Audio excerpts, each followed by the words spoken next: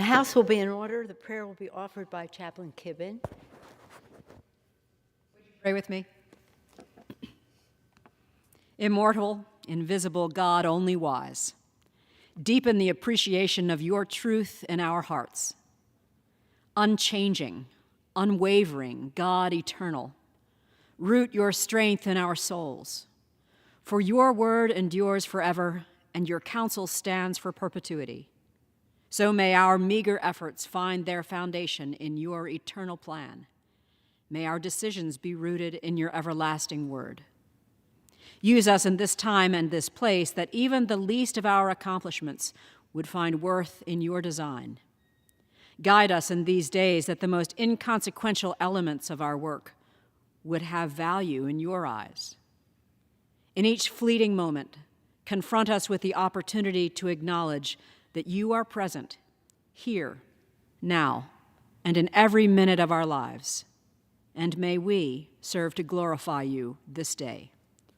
In your presence we stand, and in your name we pray. Amen. The chair has examined the journal of the last day's proceedings and announces to the chamber her approval thereof. Pursuant to Clause 1 of Rule 1, the journal stands approved. The Pledge of Allegiance will be led by the gentleman from Virginia, Mr. Klein. I pledge allegiance to the flag of the United States of America and to the republic for which it stands, one nation, under God, indivisible, with liberty and justice for all. The chair will entertain requests for up to 15 one-minute speeches on each side of the aisle. For what purpose does the gentlewoman from Texas seek recognition? Oh, gentleman from Texas seek recognition.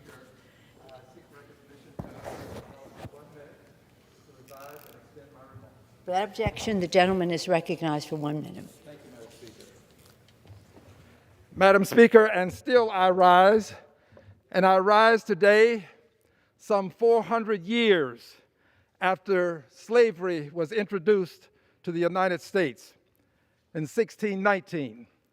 And I rise today proud of this House of Representatives because on yesterday, the House approved an historic Slavery Remembrance Day resolution. Madam Speaker, in the out years, this resolution is going to prove to be very beneficial to our country. You will find slavery remembrance commemorations going on across the length and breadth of the country. And this is because we never want to repeat the horrors of slavery. So I thank every member of this House who voted for this resolution. Each of you will receive from me a personal thank you as well as a commemorative booklet so that you can place this prominently someplace in your home, your house, because it was a historic occasion and it will make a difference in the lives of people across the length and breadth of this country. I am so proud of you, and I thank you, and I yield back the balance of any time that I have. God bless you. Thank you. For what purpose does the gentleman from California seek recognition?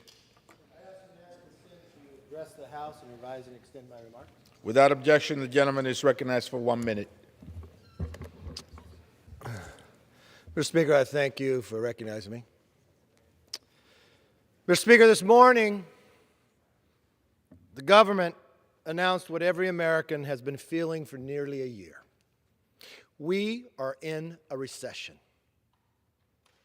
This news is a grim milestone that points towards more hardship, more suffering, and more pain for the American people. But even as we were expecting today's news, let me address what happened in the past 24 hours. The Senate passed a bill that took a small discretionary program and turned it into a $280 billion blank check, including $79 billion in mandatory spending on corporate welfare to be handed out to whoever President Biden wants. For the record, I'm a no on the Senate CHIPS bill that will come to the floor today. I was a no last week, I was a no last night, and I'll be the first no on the board later today. I urge all my Republican colleagues to join me. Reject this deeply flawed bill. Let's start from scratch. And if that wasn't enough, Senate Democrats then announced they want to spend another $500 billion during a recession. Democrats say they want to lower inflation. But you know what their new bill does? It gives you a $7,500 tax credit to buy an $80,000 electric vehicle for people making up to $300,000. They say they want to restore growth, but their new bill adds $700 billion in new taxes, including a $300 billion Made in America tax that punishes anyone who wants to build, manufacture, or invest in America. They say they want to help struggling families. But you know what their new bill does? Who do they hire? They hire 87,000 new IRS agents to audit them and spy on their bank accounts. That's what the Democrat majority wants. They say they want to lower prices, but their new bill will allow bureaucrats to decide what drugs seniors can access and destroy the hope of any new cures or treatments for diseases like cancer. And you know what? They're not done yet. Mr. Speaker, do Democrats really believe that spending hundreds of billions of tax dollars right now while pursuing and punishing productive investments in the long run will lower inflation? Policies like that don't lower inflation. They cause inflation. You're going to spend more dollars chasing the same goods with fewer jobs and lower income in the long run, all during a recession. But I know what you're going to say. It's okay, because you changed the definition of a recession now. You know, Einstein once said, and we all know it, the definition of insanity is doing the same thing over and over and expecting a different result. So what you really should do, just go with changing the definition. Maybe people won't hear you or understand it. We all know across this country what caused inflation. Democrats winning the House, Senate, and the presidency. And now you're doubling down on the same failed policies. Was the worst inflation in 40 years not enough? Are they trying to see how high they can get it? All while forcing the American people to pay the bills for your failures? Democrats just can't help themselves. They simply don't care about the consequences. Which brings me to this morning's news. The Bureau of Economic Analysis announced the GDP fell by 0.9 in the second quarter. I'm not sure, Mr. Speaker, if everybody's lined up to talk about that today. This comes after a 1.6 decline in the economy in the first quarter. So half of this year, our economy shrank. It is no wonder an overwhelming 8 in 10 Americans feel the economy is heading in the wrong direction. And the National Federation of Independent Businesses, this is a survey of small businesses, found that the confidence is at its lowest level in 48 years. But I guess that's Putin's fault. Consumers and businesses are losing hope, and there's no secret why. Every week, the American people know we are able to buy less with the money we have. Every week at the gas pump, we're paying nearly twice as much to fill up our tanks. Every month, the American people know when they get their pay stubs, they're making less in real wages. And every day, the American people understand the simple truth. We cannot afford Democrats' failed policies, but we are certainly paying for them. Of course, President Biden and Speaker Pelosi won't admit it. Their response to rising prices has been to issue dismissals, denials, distortions, and a little deceptive spin.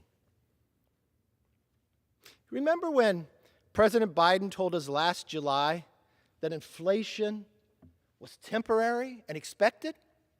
Remember that right there? Then he told us in December that inflation had peaked. No more fear. It's peaked. That was at 7.0. Democrats tried to convince us that inflation was a good thing. Remember, Secretary Yellen said this week that a recession isn't a recession, but rather our country is in a period of transition in which growth is slowing. That's weird, huh? We all learned that a recession is really easy. You take 2 quarters in a row and you have negative growth. But it's weird, beginning this week, the White House told us, I don't know, I looked in every book, but we're changing the definition now. We changed each and every place of where we went. We started, it was temporary. First, it was COVID's fault. Then, don't worry, it's transitory. It's not going to stay. Then we found out corporate greed is doing this. Then it's just a high-class problem. It's their problem, nobody else's. Then it's okay, it's peaked. But then when it went a little higher, it's the supply chain's fault now. No. Now it's Putin's fault. Eventually, America may believe something. Then it's just out of date. Now, no, it's not a recession. The economy's just slowing. You rather redefine a recession than restore a healthy economy? You know, the American people know that inflation was not temporary. Inflation hadn't peaked, and now we're in a recession. But the Democrats continue to talk down to American families, no matter the increased cost of nearly everything. But you know the worst part about all of this? And Mr. Speaker, I see people here ready to speak. Mr. Speaker, I wonder, Madam Speaker, I wonder if anyone's going to speak and show us your plan. Show us your plan to get us out of recession. Show us your plan to make our streets safe again. Show us up your plan that you're going to produce more and lower the gas price. I guess your plan is just redefine and blame something else. Their failed policies have not only made inflation worse, you created it. Democrats have increased total government spending by over $9 trillion in less than 18 months. For every American, if you wonder, do elections have consequences? Yes, they do. Oh, yes, they do. $9 trillion in 18 months. The Democrats control the House, they control the Senate, they control the White House. This is what they brought us. We have not felt this in more than 4 decades. 60% of every American has never lived through inflation above 4%. They halted energy projects, slowed down pipeline construction, and took every step to discourage American oil and gas production. You know, when they had the majority like they do right now, they brought in all the energy companies. Not one Democrat asked, how could we lower the gas price? You know what they made every CEO do? They asked them, would you promise to produce less next year? Because we want the gas price higher. We want to punish Americans. That was their question. To produce less. They want to intimidate them. And they crippled the labor market by paying people to stay home instead of going back to work, including themselves. This is the only place in America you can go and enjoy a wedding in France for some movie star and still vote on this floor and get paid for it. This is the only place in America you could be on a boat celebrating, still vote in this house or in your committee, and get paid for it. This is the only place in America, and this is the only Congress that has ever allowed it. Ever. It doesn't matter what we have ever gone through. A pandemic, a war. And you know what? Madam Speaker, I don't see one member wearing a mask, and we were only going to keep that during the pandemic. I see one. I stand corrected. But I guess the rest of you feel it's okay. If this sounds like a healthy economy to you, I hear there's an opening at the White House press office. But for the rest of us who live in reality, it's painful. I want to ask everybody in America, can you afford to give up 1 month income? Think about that. Could you afford to give 1 month of your pay up? I don't know very many people in my district can. Madam Speaker, maybe Paul Pelosi can, but nobody else that I know can.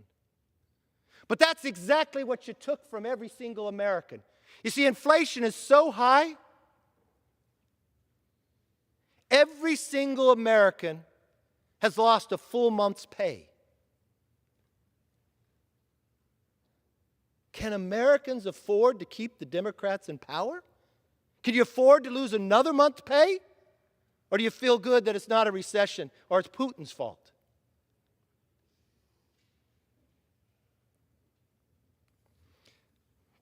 If you had a constant salary, like everybody in this body, 1 month is 8.3% of those 12 months. Inflation is higher, so you just lost a full salary. So you have less money, but you pay more at the gas pump. But it's okay. Tell everybody to go buy an electric car at $80,000. I wonder what your answer is to the homeless. Buy a house?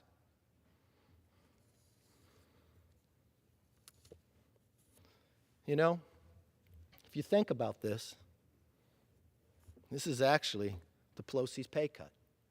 Because not one Republican voted for your $2 trillion inflation-creating bill. Not one. The Pelosi pay cut affects every American. But you know what? It's especially hard on families who have extra expenses. I don't know if you watched the clip, but I watched this clip of a 15-year-old girl named Ginger Vincent from Indiana. This poor girl was diagnosed with bone cancer. She has to travel every week for treatment. It's located more than an hour away. Last year, her parents, Keith and Annalisa, paid around $100 each week for that trip. But because of the surge in gas price, but it's okay if I listen to the Democrats, the president said it was a good thing, good thing. They're now spending more than $200 each week. They also have 2 other children. The Vincents say they simply can't afford the price hike, and they've turned to loans to cover the cost. Can you imagine having to take a loan to pay for the gas, to take your 15-year-old daughter to get cancer treatment? At the same time, losing a full month of pay? You know what's worse? In this story, that 15-year-old girl, Ginger, this is what she said. Having watched her parents say, we have to pay this bill, we have to pay that. And I'm downstairs and I hear all that. It just seems so stressful. Just seems so stressful. They shouldn't have to go through this. Madam Speaker, my question is, do Democrats agree with Secretary Buttigieg that the more pain families like the Vincents feel at the pump is a good thing? Madam Speaker, that's the Secretary of Transportation. I guess they seem to agree with him. Because rather than have a plan to lower gas prices, their answer is to tell the Vincents and others to buy a Tesla. They're borrowing money to pay for the gas, and you're telling them to buy a Tesla. But you know who's probably happy? Because their new deal, you can make $300,000, and that same taxpayer that just lost a month's salary that has to get a loan to pay for the gas, they're going to have to pay more in taxes so somebody else wealthy can get that tax break. That is not compassionate. It's cruelty. And the American people are suffering the consequences every day. You know, Americans aren't imagining that their grocery bills are higher than ever. They are. Americans aren't imagining that they have to pay more to fill up their gas tanks. They do. They aren't imagining that their savings are shrinking and their 401ks have become 201ks. They are. But let me tell you what they're actually living through and what they're afraid of. What keeps them up at night? Higher taxes and higher energy costs. the first house they'll never be able to afford because prices are rising and their incomes are falling. Retirement savings that will no longer last long enough. They're worried about how much worse it can get if Democrats' failed policies continue.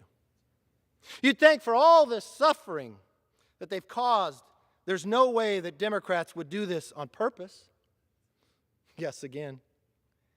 Everything about the Biden recession was predictable and avoidable. Only Democrats in Washington chose not to see it coming.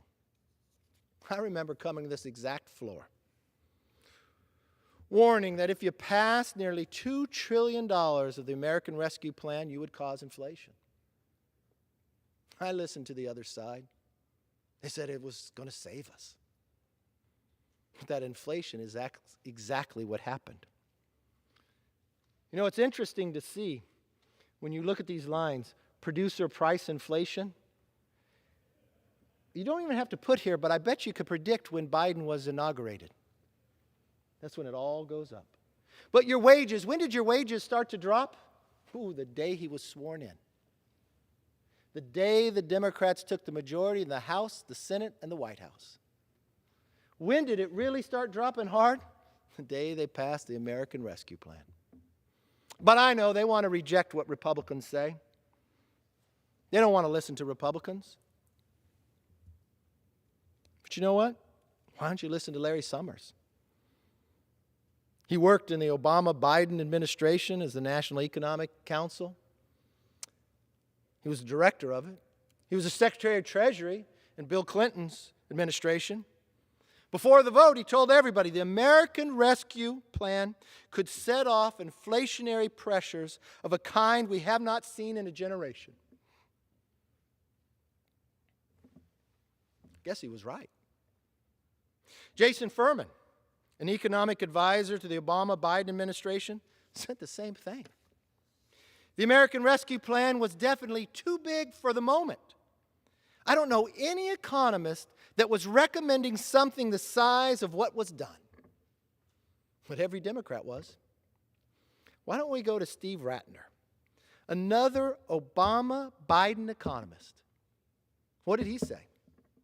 The American Rescue Plan was Democrats' original sin when it comes to inflation. Think of that. Steve Ratner, who worked in the Obama-Biden administration to try to help them during an economic crisis, especially when it came to the automobile industry, says this is the original sin, the American Rescue Plan, that caused inflation. He didn't say it was Putin's fault. He didn't say it was temporary. He didn't apologize afterwards because he didn't have to, because he warned you about it. But Treasury Secretary Yellen, I don't know how many calls she made to try to twist arms to get people to vote for it, or how many times she went on TV telling the American public that this was a good thing, this was going to put us on the right path. She admitted in May that she missed the biggest explosion of inflation in over 40 years. She said, I was wrong then about the path that inflation would take. She was wrong when she told us it was transitory. She was wrong when she told people to vote for it. Either Democrats don't see the worst inflation in 40 years coming, or they did and they still believed your suffering was worth the incredible transition. That explains why President Biden, Speaker Pelosi, and Senator Schumer are still peddling anti-energy policies, plus almost $1 trillion in new spending and new taxes on Main Street, even as these policies destroy our country. It explains why we have John Kerry, Biden's special envoy for climate, saying we absolutely don't need to produce more oil and gas in America. This is the leadership of America. We don't need to produce more oil and gas in America, so we'll stop the pipeline on the first day. We'll tell those American workers they're not going to work in America, but we're going to go over to Saudi Arabia. I guess you keep some promises in a campaign when you said you're going to shut down oil and gas in America, but you don't keep the promise about Saudi Arabia. you go there and you fist bump and hope you're going to get more? Could you produce more for America? You know what's so sad about all of this? You have no plan to fix it, but you had the plan to destroy it. And it wasn't just Republicans who warned you about it. It was your very own Democrats who were in Obama's administration, who were economic advisors, who warned you before the vote you would create inflation. Then you took that vote. Only Democrats passed that bill. Only Democrats created inflation. Only Democrats have shut down our oil and gas. And we haven't even got to defunding the police. I don't know how much time people can warn you. You can go to my home state. You go to the city of San Francisco. Republicans there are only registered at about 6.7%. They're not even the second party. But San Francisco has even had enough. They've recalled their school board against the same policies you pass on this floor. They recalled their DA. It's not just Republicans telling you it's hurting. It's America. But you still have no plan. Not one plan. We're one more day here before we're out in August. There isn't one plan proposed. Or I guess your plan is to follow the president to Saudi Arabia. But your plan you announced yesterday, the plan you're going to vote on this floor today, is only create more inflation. You're going to take another paycheck away.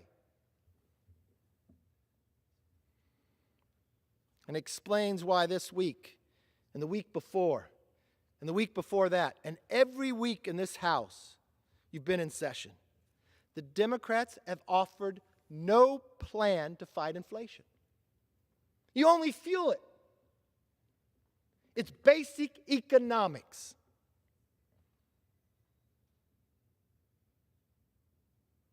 "40 years we've never experienced this. The last time we experienced this, we had a Democrat-controlled House, Senate, and White House. You have no plan to increase energy production to lower the cost of gasoline.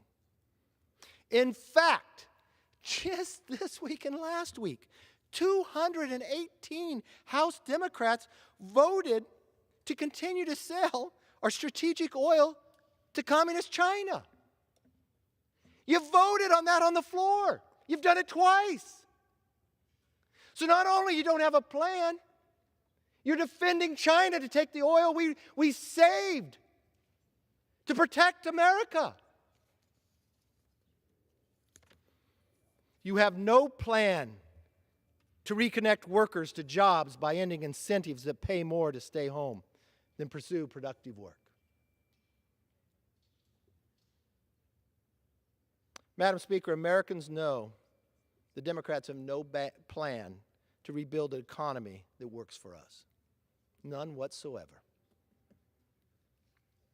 Republicans have a plan. We are prepared to build an economy that's strong, one that fights inflation by officially ending this disastrous Build Back Better, eliminates wasteful spending, and gets Americans back to work in the workforce. And you know where we'll start? Right here on this floor. You'll have to show up for work to be paid, just like every other American. No, you can't take your European trips and phone it in. And to the American public, let's just be honest. Why won't the Democrats lift the proxy voting? Because every person that votes proxy, they sign by penalty of perjury. They can't come because of COVID. I imagine if that person had COVID, they probably wouldn't have been let into that wedding in France, or on that houseboat with their family, or at the fundraiser in Ohio trying to run for the Senate. Madam Speaker, it starts by examples. If you're not willing to produce a plan, if you're not willing to have your own members show up to work, if you're not willing to be honest to the American people, get out of the way and let somebody else lead. We have an economy in our plan that will be driven by pro-growth economic policies that deliver higher paychecks that don't take them away from you. They will lower the cost, boost Main Street, and encourage innovation. An economy with lower gasoline prices, yes, by increasing production in America, with American-made energy, not begging Saudis for more. We'll approve more oil and gas pipelines here at home, and we'll prioritize reliable, resilient energy grids. You know what it'll do to not just the economy, not just more Americans working, not just lowering the fuel price that'll lower inflation, it'll improve the environment. You see, American natural gas is 41% cleaner than Russian natural gas. We will secure our supply chain, no longer dependent on China. Madam Speaker, I know the Democrats will continue to vote to defend China, to make sure they get our strategic oil, petroleum. We'll keep bringing it up. So every time I watch a Democrat on TV say they're opposed to it, but they walk into this room, or they're in their weddings, or they're on their fundraisers, and they phone in their votes, and they defend China, we'll defend America. It's time for a new direction in Washington to get our nation back on track. Americans deserve a future filled with hope, opportunity, and freedom. And Republicans stand ready to deliver. With that, Madam Speaker, I yield back and I patiently wait for one Democrat to tell me their plan to reverse inflation, to lower the gasoline price, and not celebrate the pain they are causing every American. Members are reminded to address their remarks to the chair. For what purpose does the gentleman from Massachusetts seek recognition? Permission to address the House for 1 minute to revise and extend my remarks. And point of clarification, are we doing special orders or 1 minutes? I think there's a time set aside every day for special orders. Leadership has the customary unclocked. Leadership has a customary unclocked 1 minute. Gentleman's recognized for 1 minute. Gentleman's recognized. Thank you, Madam Speaker. Madam Speaker, I stand today to pay tribute to David Trimble, an important contributor to the formation and success of the Good Friday Agreement and the original First Minister of Northern Ireland. I knew David very well, and it's unfortunate that he has left us too early. All of the political parties in the North put aside long-standing animosities and came together to make the Good Friday Agreement possible. David Trimble showed uncommon courage to ignore dissenting voices in the unionist community to achieve that historic accord. For all of us, sometimes it is difficult to say no to our own side. It was not an easy process. There were many months of negotiations. Not everybody got what they wanted, but the Nobel Prize that he and John Hume received in 1998 was a reflection of those tough decisions. As we approach the 25th anniversary of the agreement, it endures because of his patient approach coupled with a keen focus on dialogue. My deepest condolences to his wife Daphne and family, and we know today that on the island of Ireland, peace is within our sight because of the work that David Trimble contributed. For what purpose does the gentleman from Tennessee seek recognition? Madam Speaker, I ask unanimous consent to address the House for 1 minute and to revise and extend my remarks. Without objection, the gentleman's recognized for 1 minute. Madam Speaker, I rise today to celebrate the 75th anniversary of the mighty 990 radio station in Memphis. Its call letters, KWAM, stand for We Are Memphis. Over the years, legendary musicians, including Elvis Presley, have been associated with the mighty 990. Today, the radio station is owned by Memphis native Todd Starnes, who transformed KWAM into a news talk station with emphasis on developing local talent. KWAM is a strong voice for people across West Tennessee and the entire country, broadcasting from the banks of the mighty Mississippi. KWAM's roster of talent includes Todd Starnes' nationally syndicated show, Tim Van Horn, Earl Farrell, along with Chet and Dr. Sherry Hopper. Congratulations, KWAM, the mighty 990, on this historic milestone. Thank you, Madam Speaker, and I yield back. For what purpose does the gentleman from New York seek recognition? I ask ask unanimous consent to address the House for 1 minute to extend my remarks. Without objection, the gentleman is recognized for 1 minute. Thank you, Madam Speaker. Today I seek a recognition and rise to address the growing barriers to home ownership and skyrocketing rents. Families that have lived in the city of New York for generations are being pushed out. These families have significant ties to the community and contribute to the cultural exchange that New York City is known for. Home ownership is one of the best ways to gain equity and build generational wealth. Yet there are millions of Americans who aren't able to buy into the housing market. As a member of the Appropriations Subcommittee on Transportation and Housing, I am proud to have worked with my colleagues to draft a bill that will address this issue. But we must do more. The bill provides a total of $62.7 billion for HUD, which includes funding to protect housing assistance for more than 4.8 million individuals. It also expands housing choice vouchers to more than 140,000 low-income individuals and families at risk of homelessness. We must continue to enact policies that ensure all residents can live without burden by housing costs. Gentleman's Thank time you, has Madam expired. Chair, and I yield back. For what purpose does the gentleman from Virginia seek recognition? Ask unanimous consent to address the House for 1 minute, revise and extend. Without objection, the gentleman is recognized for 1 minute. Thank you, Madam Speaker. I rise today to salute and pay tribute to a member of the greatest generation in celebration of his 100th birthday. Donald Keller is a World War II veteran who has lived in Strasburg, Virginia for almost his whole life. At 21, Keller joined the Army as a radio operator, and he served in the military for almost 2 years from 1943 to 1945. During his deployment, he was awarded 2 Purple Hearts, one after being wounded in Normandy and the other when he was injured in Luxembourg during the Battle of the Bulge.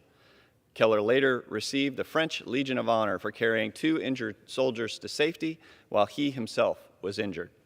After Keller fought in the war, he returned to Strasburg, where he served the city by opening his own radio repair company.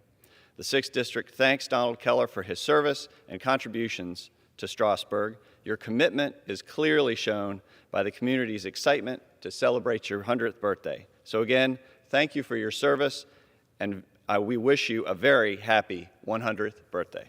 I yield back. For what purpose does the gentleman from Arizona seek recognition? Madam Speaker, I ask unanimous consent to address the House for 1 minute and revise and extend my remarks. Without objection, the gentleman is recognized for 1 minute. Thank you, Madam Speaker. Through years of hard work, we've made Arizona a global leader in the semiconductor manufacturing. It's one of our state's fastest growing industries. We've supported innovative local companies that produce base materials. We've trained a talented STEM workforce through our colleges and universities and attracted billions of dollars in investment to build semiconductor fabs in the Valley of the Sun. These days, microchips are in everything, from consumer electronics to cars, to technologies that support our national defense. And increasingly, those chips are made in Arizona. And in the future, I want more of those chips to be manufactured in Arizona.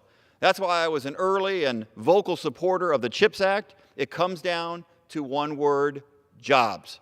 This bill will help drive down costs for consumers, lower our reliance on foreign countries, all while creating and supporting tens of thousands of high-paying jobs in my home state of Arizona. I urge my colleagues to vote yes on this bill to recharge America's economy. Thank you. I yield back.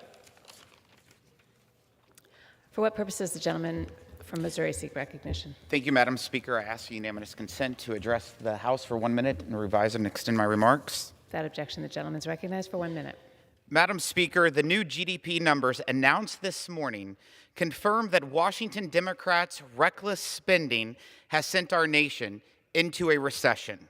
On top of paying an extra $5,200 this year because of the president's inflation crisis, Americans are now having to live in fear that they will see their paychecks cut or they'll lose their jobs.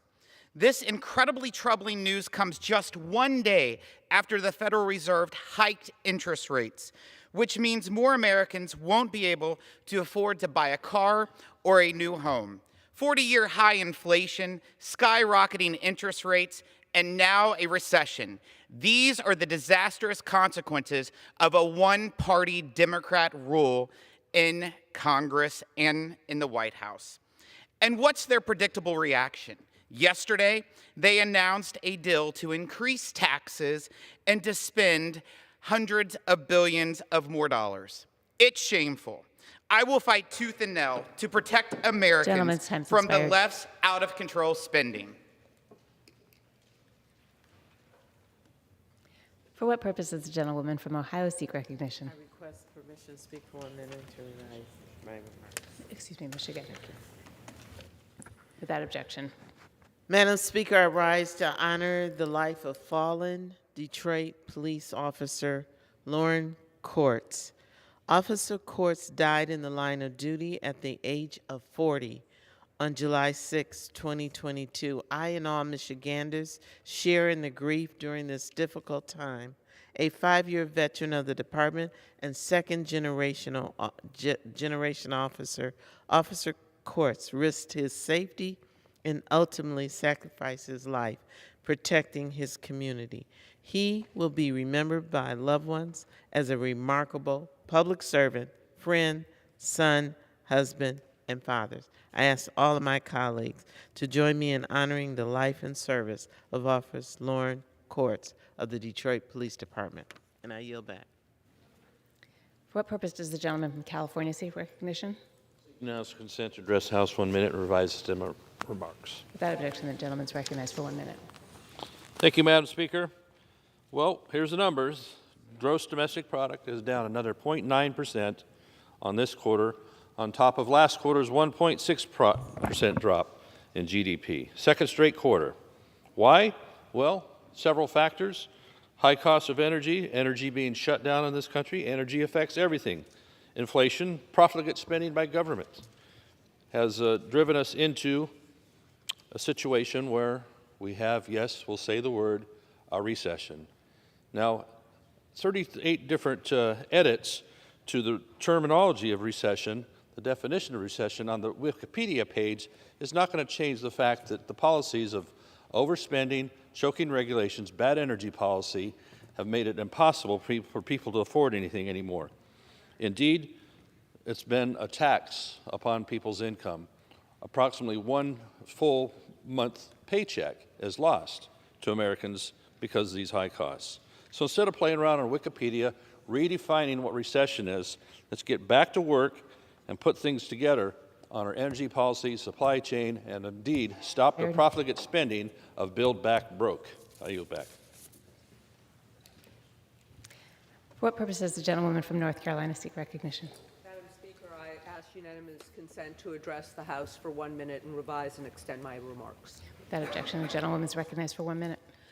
Thank you, Madam Speaker. I rise today to recognize the extraordinary achievements of the women athletes at North Carolina State University. In addition to the women's basketball team winning their third straight ACC championship, the women's cross-country team, their first NCAA AA championship. And we also have the accomplishments of many more.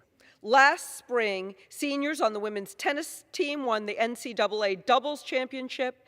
Catherine Berghoff also claimed the 100-yard backstroke national title for the second year in a row, while Caitlin Toohey stormed to victory on the track in the 5,000 meters. Last month, we celebrated the 50th anniversary of Title IX, the foundation of gender equity at educational institutions. These milestones serve as an important reminder that too often women athletes don't get the recognition they deserve. Congratulations to the Wolfpack women on these amazing accomplishments. Thank you, Madam Speaker, and I yield back. For what purpose does the gentleman from Florida seek recognition? Madam Speaker, I request to address the House for 1 minute and to revise and extend my remarks. Without objection, the gentleman is recognized for 1 minute. Madam Speaker, this past week, my sheriff and friend Grady Judd celebrated 50 years of service with the Polk County Sheriff's Department. Belovedly known as America's Sheriff, Grady is renowned for his plain-spoken style and relentless commitment to the rule of law. People from all over the world tune into his live stream press conferences to hear his Gradyisms, such as, "You can't fix stupid, but you can arrest it." Grady joined the department in 1972 at the age of 18. He rose quickly through the ranks and has served as sheriff since 2004. He's been approached many times throughout his career for running for higher office, but has always responded, "Why in the world would I want to do that? I have the best job in the world already." His half-century of service is just one example of how seriously he takes his commitments. Less than 1 month after joining the department all those years ago, he married his sweetheart, Marissa. They will celebrate their 50th wedding anniversary on September 16th and are the proud parents of 2 sons and 13 grandchildren. Thank you, Sheriff, for all you do to keep our community safe and for being such a good and decent man. I yield back. For what purpose does the gentleman from Arizona seek recognition? Unanimous consent to address the House and revise and extend my remarks. Without objection, the gentleman is recognized for 1 minute. Madam Speaker, I rise today to honor the life and sacrifice of Yavapai County Sheriff Deputy Richard Lopez, who was killed in the line of duty last month. I was incredibly humbled to attend Officer Lopez's service, to see and feel the outpouring of love and support. I saw right away that Officer Lopez left an indelible mark on Yavapai County. Beloved by his community, respected by those he served, and mourned deeply by his family and his colleagues. I saw right away that he was a wonderful person. As a former police officer and homicide investigator, I know the police work is an incredibly dangerous profession. Any arrest can turn dangerous in an instant, putting officers and all involved in jeopardy in a single moment. We must always keep our brave law enforcement officers and their families in our thoughts and in our prayers. Today, I extend my sincerest condolences to Lucinda Lopez and their 2 children, and to the men and women of the Yavapai County Sheriff's Department. And I yield.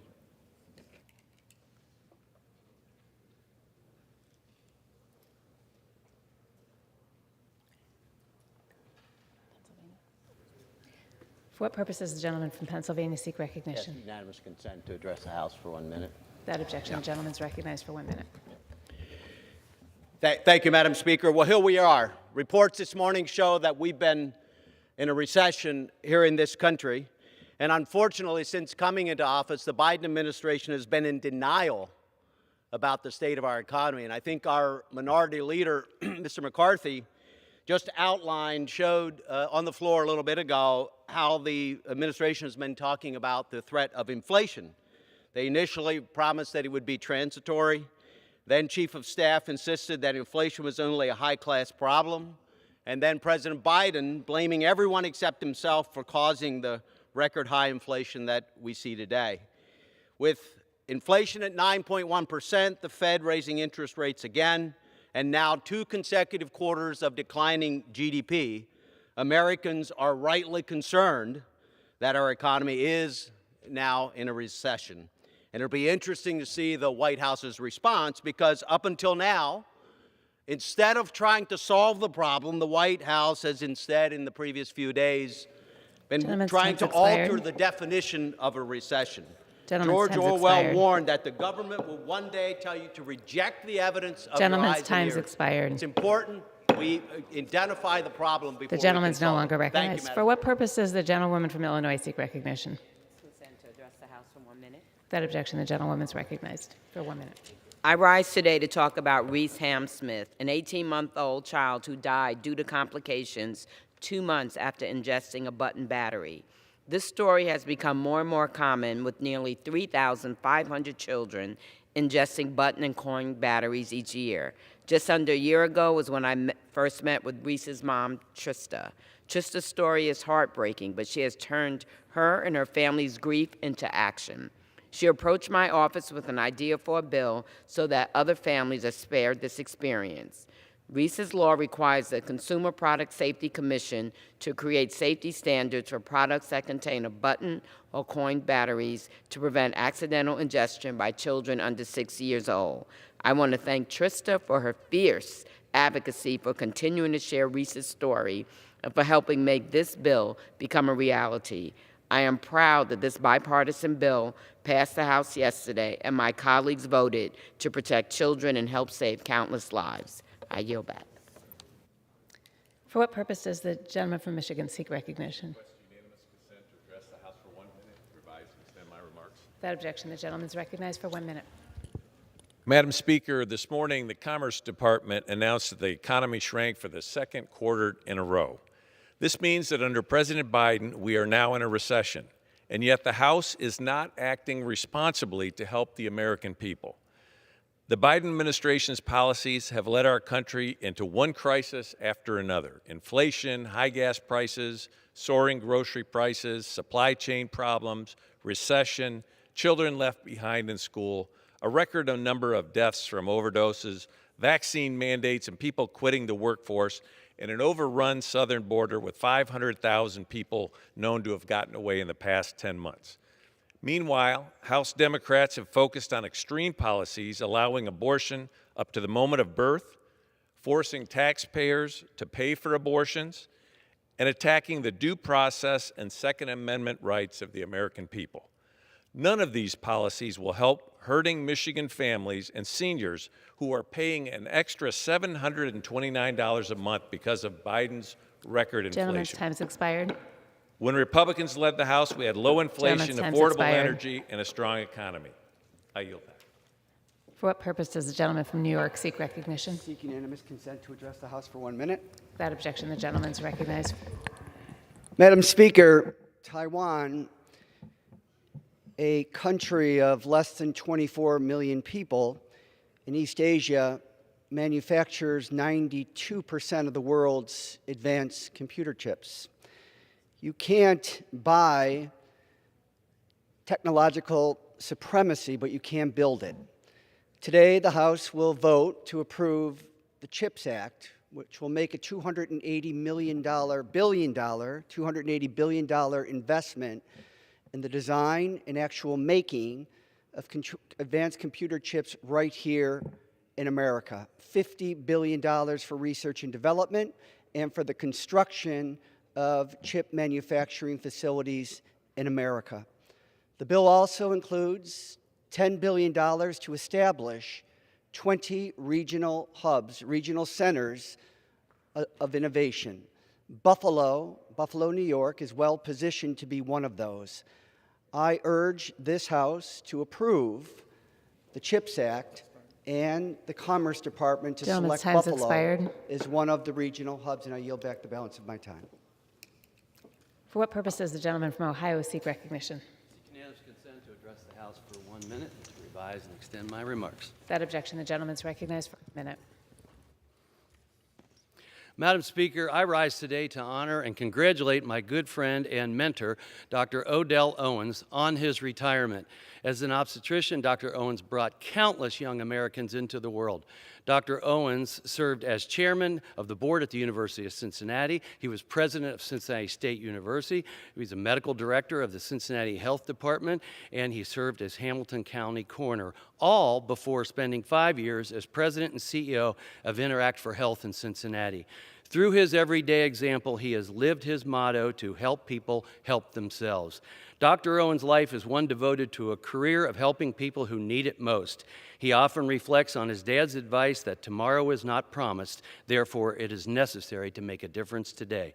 Dr. Owens, you have made a difference in so many lives, mine included. Dr. Owens, again, congratulations on your well-deserved retirement, yet I look forward to seeing what you may do next. Thank you, and I yield back. For what purpose does the gentleman from California seek recognition? Without objection, the gentleman is recognized for 1 minute. Thank you, Madam Speaker. In the first 15 months of the Joe Biden presidency, over 8.3 million jobs were created, the most in U.S. history. For the last 6 weeks, because of the relentless efforts of the White House and of Joe Biden to reduce gas prices, those gas prices have fallen every day for 6 weeks. That's because Democrats are focused on putting people over politics, and we want to lower costs, have better paying jobs, and safer communities. What are Republicans focused on? They want to end Social Security, they are attacking our democracy, and they want to criminalize women's health care decisions. In fact, just last week, House Republicans voted no on providing access to birth control pills.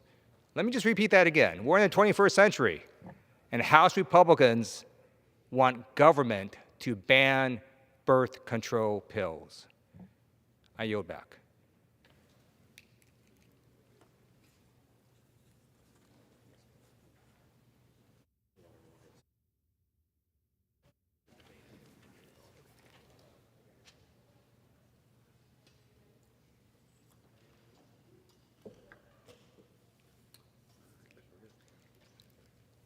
For what purpose does the gentleman from New York seek recognition? Madam Speaker, by direction of the Committee on Rules, I call up House Resolution 1289 and ask for its immediate consideration. The clerk will report the resolution.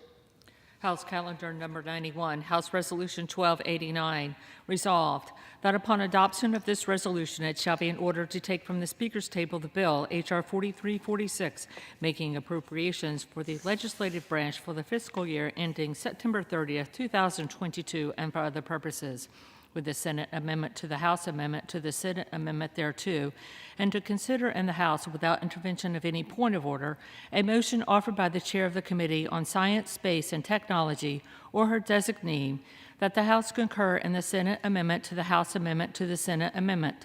The Senate amendment and the motion shall be considered as read. The motion shall be debatable for 1 hour, equally divided and controlled by the Chair and ranking minority member of the Committee on Science, Space, and Technology, or their respective designees.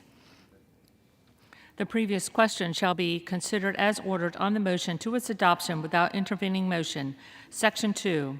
On any legislative day during the period from August 1st, 2022 through September 12th, 2022, the journal of the proceedings of the previous day shall be considered as approved. Section 3. The Speaker may appoint members to perform the duties of the Chair for the duration of the period addressed by Section 2 of this resolution, as though under Clause 8A of Rule 1. Section 4.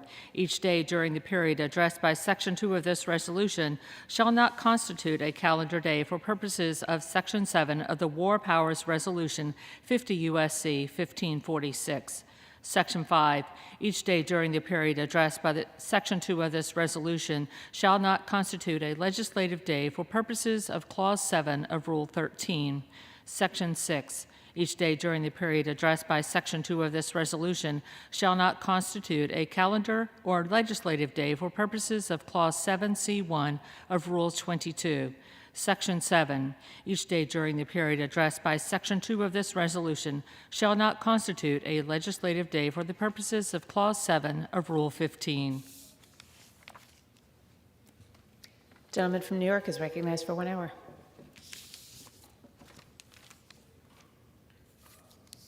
Madam Speaker, for the purpose of debate only, I yield the customary 30 minutes to the distinguished gentleman, my friend from Pennsylvania, Mr. Reschenthaler, pending which I yield myself such time as I may consume. During consideration of the resolution, all time yielded is for the purposes of debate only, and I ask unanimous consent that all members be given 5 legislative days to revise and extend their remarks. Without objection.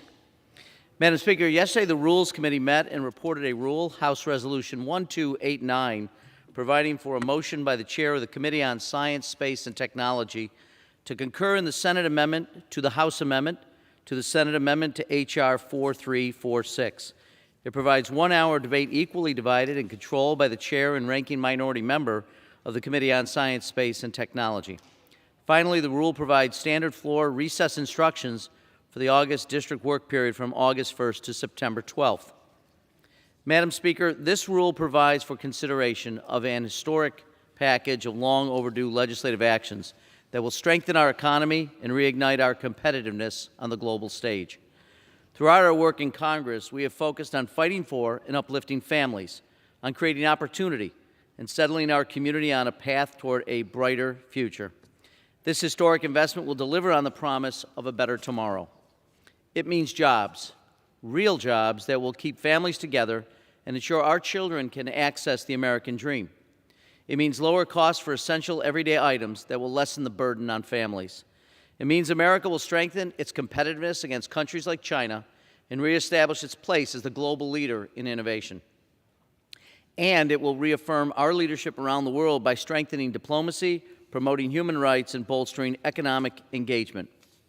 I am proud that this bill is a result of comprehensive bicameral and bipartisan negotiations, which I had the privilege of participating in as a member of the Conference Committee. America has always been known as the land of opportunity, creativity, and entrepreneurship. We're the nation that took to the stars and landed a man on the moon, the birthplace of transformational inventions like the internet and home to some of the world's greatest scientists.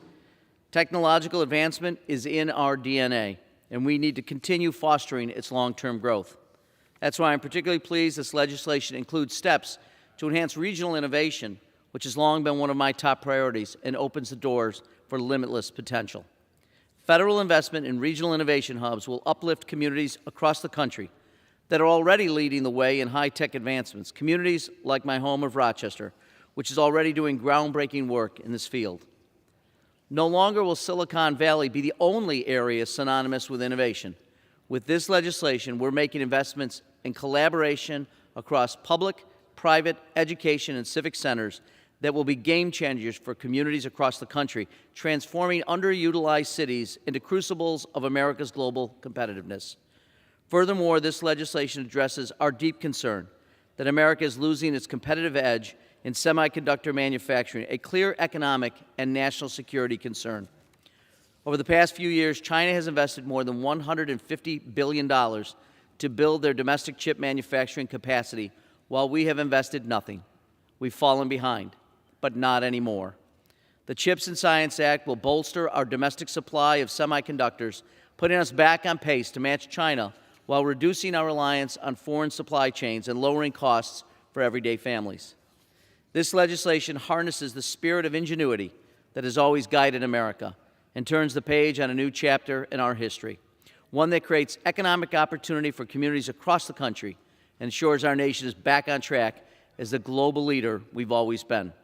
I want to extend a heartfelt thank you to all my colleagues who have helped make this legislation a reality. It has been an honor to collaborate with so many leaders, particularly the Honorable Chairwoman Johnson of the Science, Space, and Technology Committee on Regional Innovation Provisions.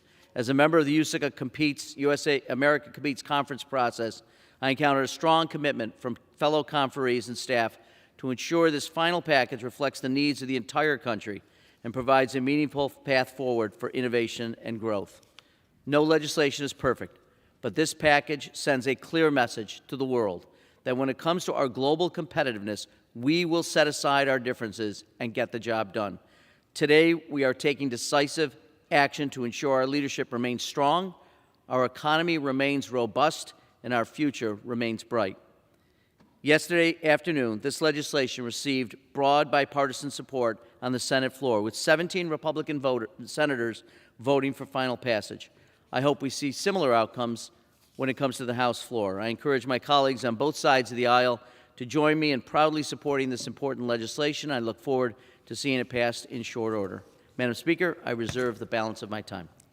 The gentleman reserves. The chair will receive a message. Madam Speaker, a message from the President of the United States. Madam Speaker. Mr. Secretary. I am instructed by the President of the United States to deliver to the House a message in writing. The gentleman from Pennsylvania is recognized. Thank you, Madam Speaker. I want to thank the distinguished gentleman, my good friend from New York, Mr. Morelli, for yielding me the customary 30 minutes, and I yield myself as much time as I may consume. The gentleman is recognized. Thank you, Madam Speaker. The rule before us today provides for consideration of the CHIPS and Science Act of 2022. After conference negotiations failed on a package to counter the malign actions of China, the Senate drafted this legislation to send billions of taxpayer dollars in the form of subsidies and tax credits to a single industry. Democrats' reckless spending policies led to this record high inflation that's crushing American families and small business. The government should not be spending hundreds of billions of dollars to provide subsidies benefiting one industry. This legislation comes to the House just one day after Senate Democrats announced a deal to tax American manufacturers and energy producers, which will increase the cost to American families and worsen our supply chain crisis. They also want to hire 87,000 new IRS agents. And let's be honest about this. Those agents will do nothing more than target American families and small businesses. They also want to spend $369 billion on their radical, far-left Green New Deal agenda. There can be no doubt that this latest iteration of Biden's Build Back Broke agenda will cause inflation to skyrocket even further. The Biden administration is deflecting on our nation's recession. They're classifying Biden's economic crisis as, I quote, a transition to slower growth, while they're doubling down on their disastrous policies that are devastating everyday Americans. It's time my colleagues across the aisle abandon their socialist pipe dream and actually work with Republicans to get our economy back on track. I therefore urge my colleagues to oppose this rule, and I reserve the balance of my time. Gentleman reserves. Gentleman from New York is recognized.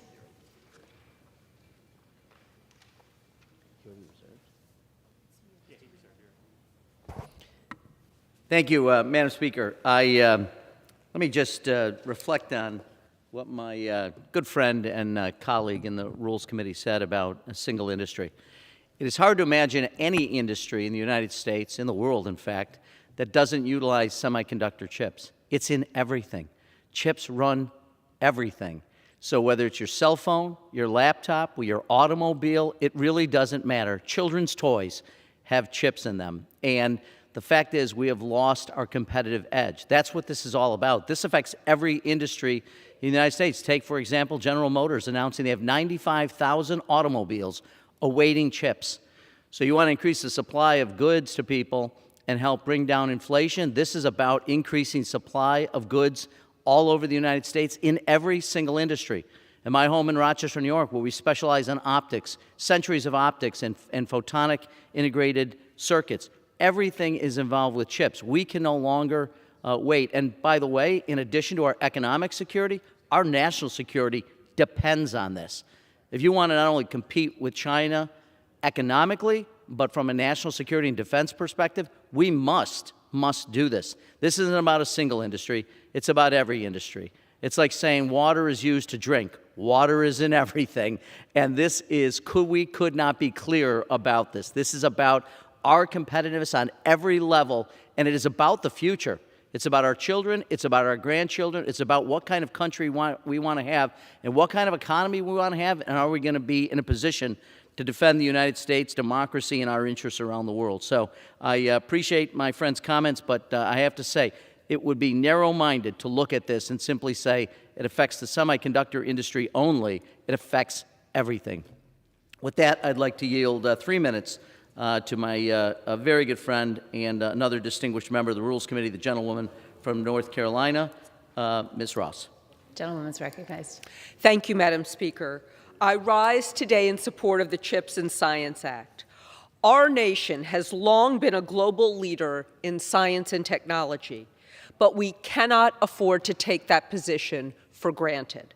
Our global standing rests not just on the ingenuity of our people, but also on our government's bipartisan commitment to supporting innovation. At this moment of unprecedented international competition, we urgently need an unprecedented investment in the groundbreaking research that powers America's economic growth. That's why the CHIPS and Science Act is so timely and so important.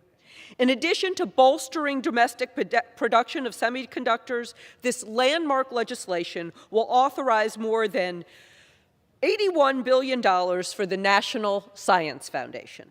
Crucially, the bill also funds research that will yield the cutting-edge clean energy technologies of tomorrow, cutting carbon emissions and helping combat global climate change.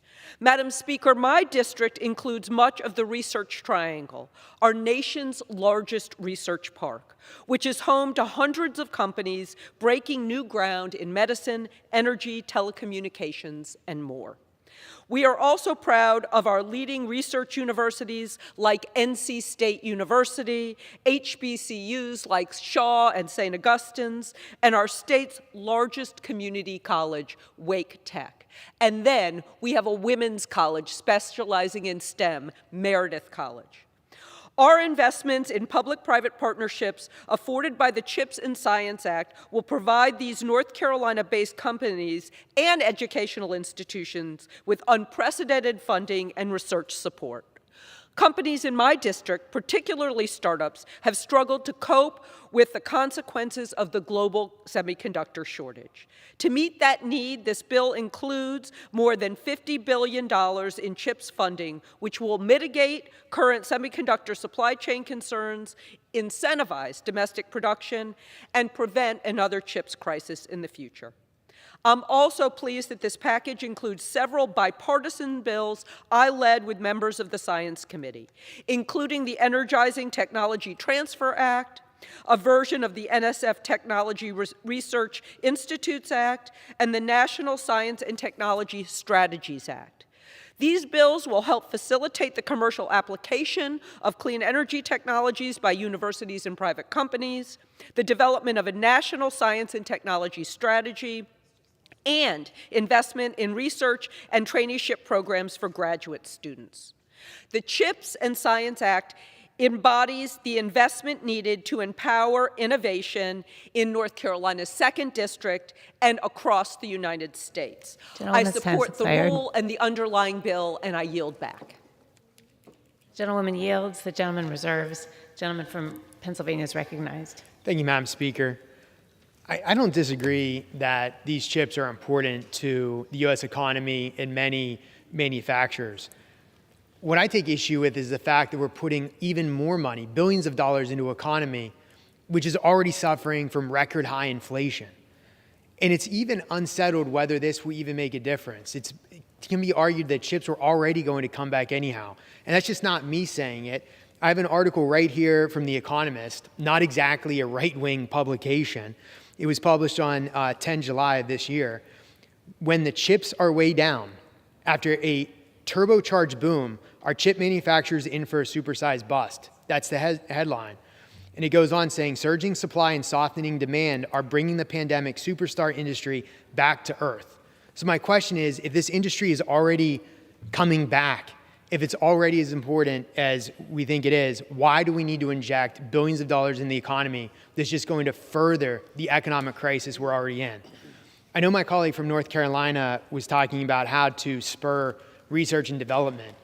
I can tell you how to do it. You cut taxes, you cut regulation. If you look at if you look at TCJA, this was a huge win for U.S. research and investment, 25% higher than in the years prior, reaching an all-time high in 2019 of $584 billion and 3% of GDP. So if you want to stimulate the economy, you can do it by reducing taxes and reducing regulation, not by picking winners and losers. To talk more about this point, I yield 3 minutes to my good friend and fellow Rules Committee member, Dr. Burgess of the great state of Texas. Gentleman's recognized. And I thank the gentleman from Pennsylvania for yielding. This morning, we're here to talk about the rule for the CHIPS Act, to provide $76 billion for semiconductor manufacturing and authorizing $200 billion over 10 years for research and innovation programs. Now, according to a long-term budget outlook released by the Congressional Budget Office just yesterday, our national debt sits at $24 trillion and will rise to $138 trillion over the next 3 decades. That's equivalent to $370,000 for every man, woman, and child in the United States. Our mandatory spending over the same period would grow from just over $4 trillion per year to over $18 trillion per year. The CHIPS Act includes billions in new mandatory spending and billions more that is authorized for appropriation. Look, we're experiencing the highest inflation in 40 years. Multiple interest rate hikes. Widely reported that the Federal Reserve hiked interest rates again, and with the statement that they have no choice but to try to slow the economy in order to tame this inflationary pressure. And then here's the ironic part of all of that. The CHIPS bill also is the key that unlocks the door for getting the long-stalled Build Back Better Act going over the United States Senate. And what does that do? Provides additional billions of dollars of stimulus spending in the economy. But the Federal Reserve said they have no choice but to slow the economy. So which is it? Is it a stimulant or is it a depressant? As a medical professional, I'll tell you, if you combine those two activities, you're going to end up with something that is just goofy. But then on top of that, the tax increases at a time of recession, and even the Obama administration in 2009 and 2010 said, we can't undo the Bush tax cuts. We've got to continue the Bush tax cuts that they'd long hoped to undo because they could not raise taxes during a recession. And yet, now we have the other body poised. Basically, their Green New Deal is to tax America back into the Stone Age. Look, I agree that semiconductors are a critical component of likely everything we use, but we cannot put our fiscal future in further jeopardy, especially when this funding will benefit one specific industry. I am also concerned that the time required to ramp up the semiconductor production will be late in trying to alleviate current supply chain constraints. As my friend from Pennsylvania just pointed out, when this industry self-corrects, the likelihood is there will be too many. But rather provide large funding to large corporations, many of whom are already undertaking significant development efforts. Let's incentivize competitiveness in all industries and continue to promote research and development and not raise taxes during a recession. I yield back. Reserve. Gentleman reserves. The gentleman is recognized. Thank you, Madam Speaker. I'm a little surprised by the conversation here, as though we don't recognize the importance of semiconductors and the entire semiconductor supply chain to literally every activity we're involved in, whether transportation, as I've also already mentioned, or communications, or medical devices, or our satellite technology. Literally every single thing we do depends on it. And the notion that we should somehow stand pat and allow other nations to invest and to build their supply chains, to me, is hard to accept, hard to understand, hard to process. If we do nothing over the next decade, China will be producing about 40% of semiconductor chips worldwide. The United States, about 6%. So if we want to put our reliance in the hands of foreign suppliers and foreign supply chains, I guess we can do nothing. But we need to invest, and that's why this bill is critical. That's why I suspect it received the support of 17 Republican senators on the Senate floor yesterday. This is critical. And as I said earlier, China is investing $150 billion in their semiconductor supply chain. And this is not just chips, it's substrates, it's packaging, it's assembly. This is the whole thing. And anytime there's a gap in a supply chain, we rely on those who fill that gap for us. So do we want to be in a position where our economic fortunes are dependent on foreign competitors for a critical part of our supply chain? Do we want to put our national security in jeopardy because those things which we need to be safe and secure are dependent upon foreign supply chains? I don't think so. I don't think that's what the American public wants. And frankly, I'm glad to have this debate because I think it shows a divide. I think it shows a contrast between what we want to do to invest in not only this generation but next generations. I also want to say that a couple of other observations I make. One is about just market forces and just allowing things to happen according to the market. But I would note, and while working on this bill, I talked a lot earlier, and I will continue to talk about regional innovation. But I also want to talk about federal investment. 2 points. First I would make is R&D investment by the United States government has fallen to 0.61% of U.S. GDP. That's the lowest mark since the 1950s. At one point, we were investing nearly 2% of GDP in research and development.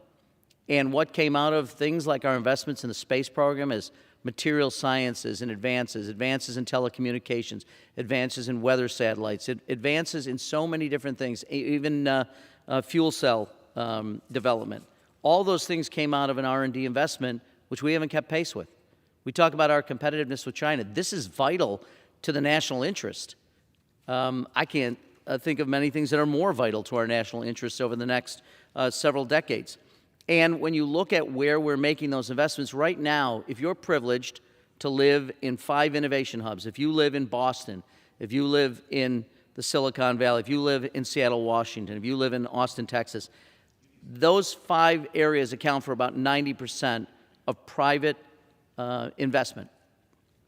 And venture capitalists will spend in those areas. But what about the rest of the country? I live in a place, Rochester, New York, which is home to the Rochester Institute of Technology and the University of Rochester, both great research facilities. There was a book recently written, Jumpstarting America, by Simon Johnson and John Gruber, 2 MIT economists. They rated 130 different communities across the country that are falling behind despite the fact that they have great innovation ecosystems, but they lack for investment. And the public investment, which we're talking about making through our regional innovation hubs, will drive private investment, because private investment will partner with the investments being made by the U.S. government in our innovation, in our entrepreneurship, in advancing our interests for the long term. So we have to do this. This isn't something that we could decide to wait a year or 2 years. This is an investment we must make now. We've fallen behind, and we can no longer afford to fall further behind. So our economic interests, our national security interests are intimately tied together, and that's why this legislation is so vital, and that's why I hope we will have a strong bipartisan support when the bill comes to the floor. And with that, I reserve.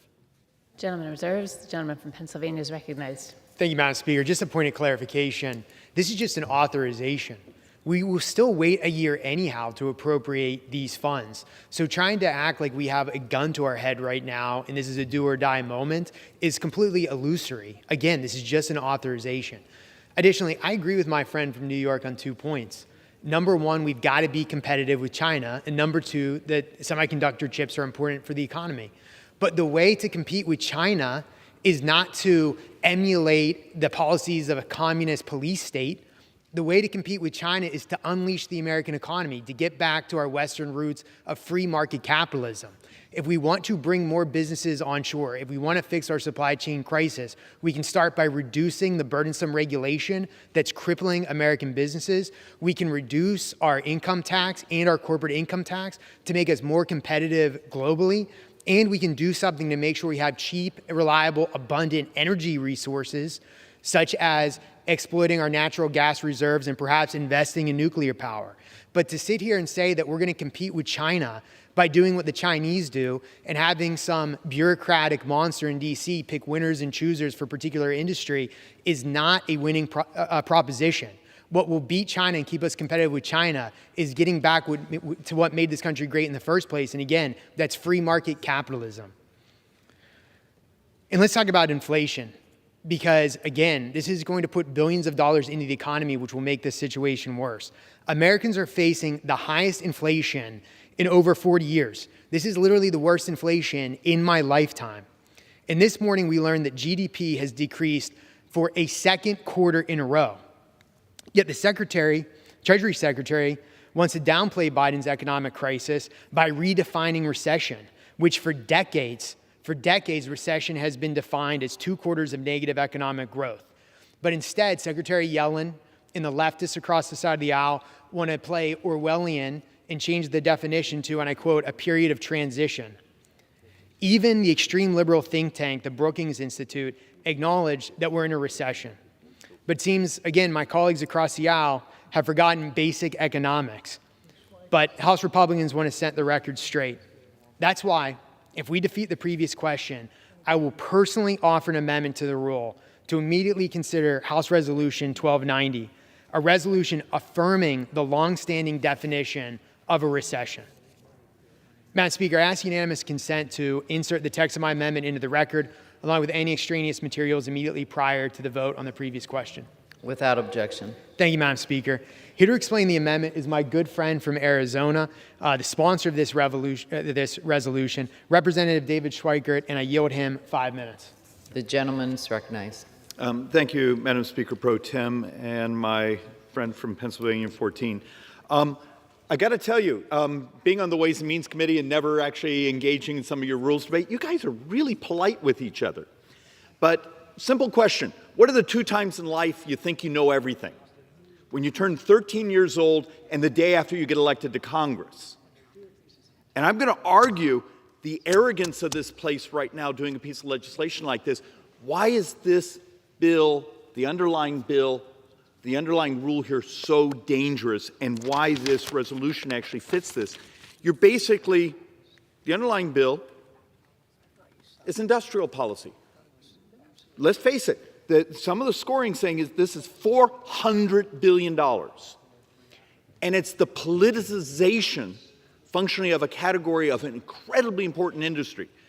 Grants that you saw the president a couple days ago talk about, now you're going to have to come in front of me. Do you understand how dangerous that is for an economy? That arrogance of the political class thinking you understand what the next disruption is. The controlling of intellect, the controlling of taking risk. If you actually gave a darn about American competitiveness, of where chips and who knows, quantum and all the other possibilities of data management, data movement, of processing are going, you fix the tax code, you fix the regulatory code. If you care about China, deal with the Made in America tax, where the fact they refund the VAT, and when we export, they put the VAT back on and makes us not competitive. You also now have to deal with the reality. When The Economist is writing articles that we're heading towards a glut of chips. And look, I'm from Arizona. On the side of my district, I have a $16 billion investment from Taiwan Semiconductor. Down the street, I have Intel. I think they're spending $18 billion. It's coming. But the brain trust around here is we're going to do industrial policy. We're going to control the money. It'll be great for fundraising. And the concept, once again, is we've politicized everything. So think of the debate we've had now the last couple days. Is 2 quarters of negative GDP, well, that's not a recession. Okay, technically it might not be, because the definition of recession now is a committee that's politicized. Could we at least have some benchmarks here in Congress, here in Washington, that we know what the rules are? And I don't mean your type of rules, I mean the rules for society, the rules for tax policy, the rules for how we allocate capital. Because you're offering right now functionally $400 billion of subsidies, controls, management, and industrial policy. Government, why don't you just nationalize the chip industry? Because you're pretty much heading that direction. This is a simple amendment. In some ways, it's actually very symbolic of we can't even agree anymore on what a recession is. Okay, fine. Let's just make it a rule. Instead of making it a committee of individuals that get to express their opinion and their feelings, you know, I would love to actually offer something more complex. Maybe we should go back to the old misery index debates of how many people can't afford living anymore. You do realize the inflation from just the last 12 months, you, my constituents, I represent the highest inflation in the nation.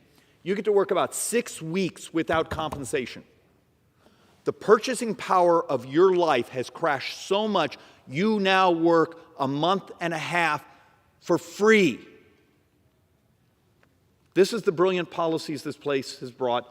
It's time we actually start to set some benchmarks of what the rules are. Simple amendment, just saying, hey, we'll call it a recession when we have 2 consecutive quarters, and we can stop the politicization of everything here in Washington. And with that, I yield back. The gentleman from Arizona yields. The gentleman from Pennsylvania reserves, and the gentleman from New York is recognized. I'll admit, Madam Speaker, I'm a little mystified by what I'm hearing here. So let me try to unpack a lot of what I've just heard. In the first instance, a number of my colleagues have repeatedly suggested that regular order in the House is for the authorization of legislation and then appropriators to identify how much money can be spent to those things authorized under law. That's exactly what we're doing here today. We're authorizing much under the CHIPS legislation. And that is the way we do regular order. It is identifying those things that we authorize and then identifying the dollars necessary to meet that authorization. But let me just read from the actual report on the bill. Division A, CHIPS Act of 2022, Section 101, short title. This act may be cited as the CHIPS Act of 2022. Section 102, creating helpful incentives to produce semiconductors for America Fund, the CHIPS Fund.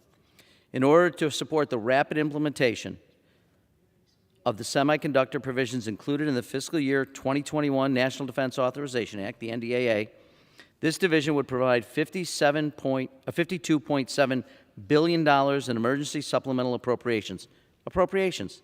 This bill has nearly $53 billion included in it, $50 billion allocated over 5 years for a CHIPS for America fund.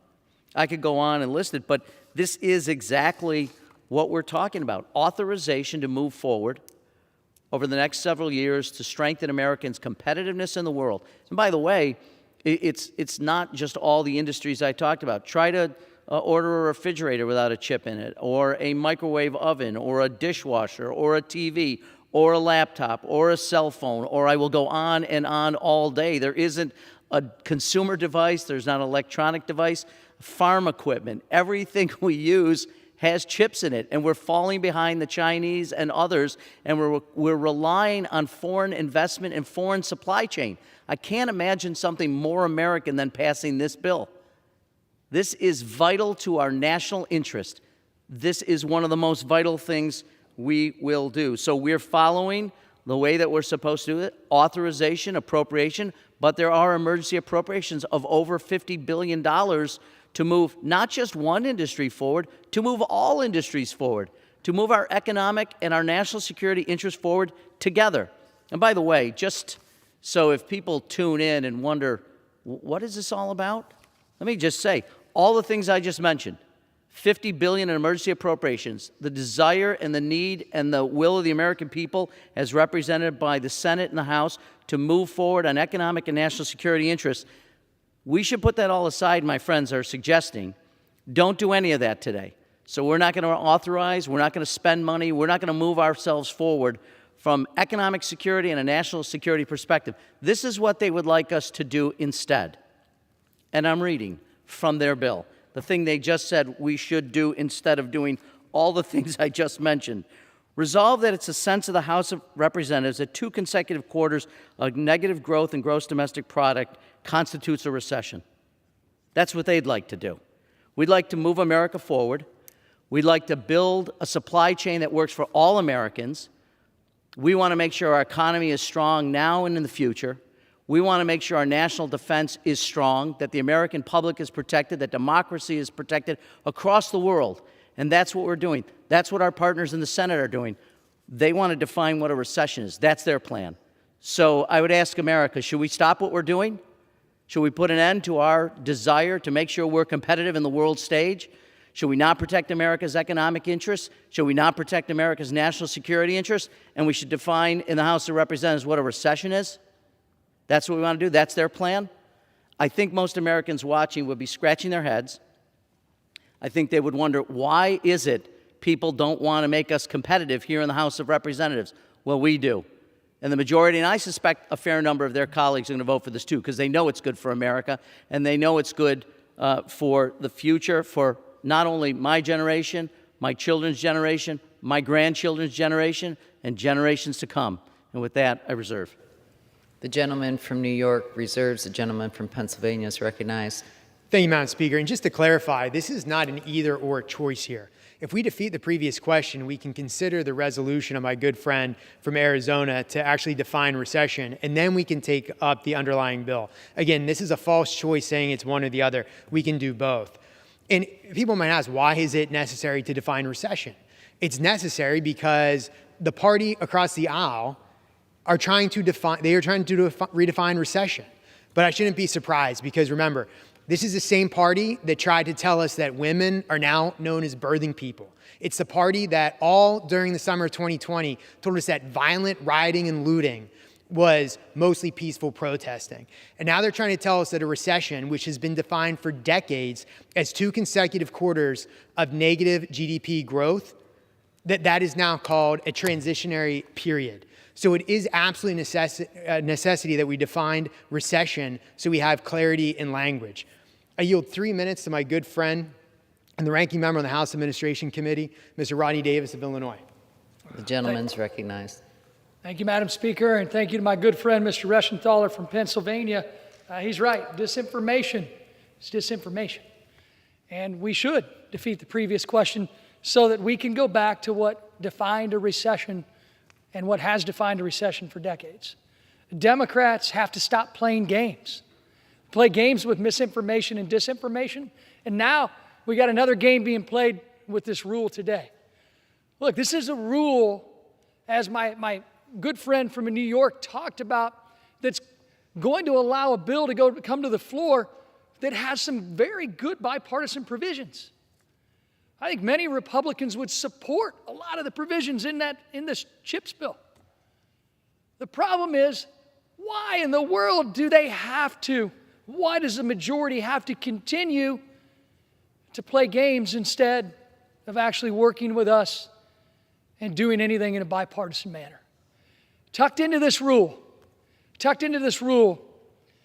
is a provision that will completely eviscerate the intent of a rule that was negotiated in a bipartisan way by Republicans and Democrats, that if a member of Congress was able to secure 290 co-sponsors on a bill, he or she would have then been given the right, as a member of this institution, to have that bill debated and voted on the floor of the House of Representatives. I remember Democrats and Republicans standing up and touting this provision. This is going to bring power back to every member of Congress. Until today, when the Rules Committee decides to turn this provision off, to deny the 294 co-sponsors of the Social Security Fairness Act that is in place because all 294 of us, we want fairness for our retired teachers, our retired firefighters, our retired police officers. They're turning off this rule for one reason and one reason only: to not have a hearing or to not have a vote on the floor like they promised us they would do. We followed their rules. And what do Democrats do? They change the rules in the process. Do you want Republicans to vote for legislation in a bipartisan way when you play games like this? Well, don't be surprised when there's a lot of no's popping up on the board today for a piece of legislation that I think a lot of Republicans would normally support. It's games like this that hurt the retirees the most. Democrats for decades have promised retired teachers, firefighters, police officers, and other public employees, they promised those individuals that they would do something to fix these egregious provisions, the government pension offset and the windfall elimination provision in the Social Security Code. This is their shot. This is your shot, Madam Speaker, to get the majority, 30 seconds. Madam Speaker, I'd like to yield an additional minute to my good friend from Illinois. Gentleman's recognized. This is the majority shot to live up to the promises that Democrats have made for decades to those who have been begging for a solution. All you got to do, take this rule back, remove this turn-off provision, allow the consensus calendar to continue as it was intended to continue when this rule change was negotiated. If I was a bipartisan member of the Problem Solvers Caucus, I'd be coming to the floor screaming. And what I want to do is I want every single co-sponsor of H.R. 82, the Social Security Fairness Act, I want you to consider, all 293 others besides me, I want you to consider voting against this rule.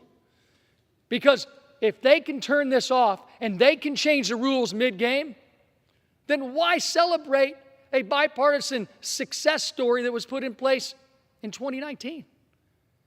Stop playing politics. Madam Speaker, Madam Speaker, members of the majority, quit playing games.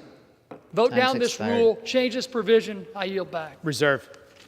The gentleman from Illinois yields, the gentleman from Pennsylvania reserves, and the gentleman from New York is recognized.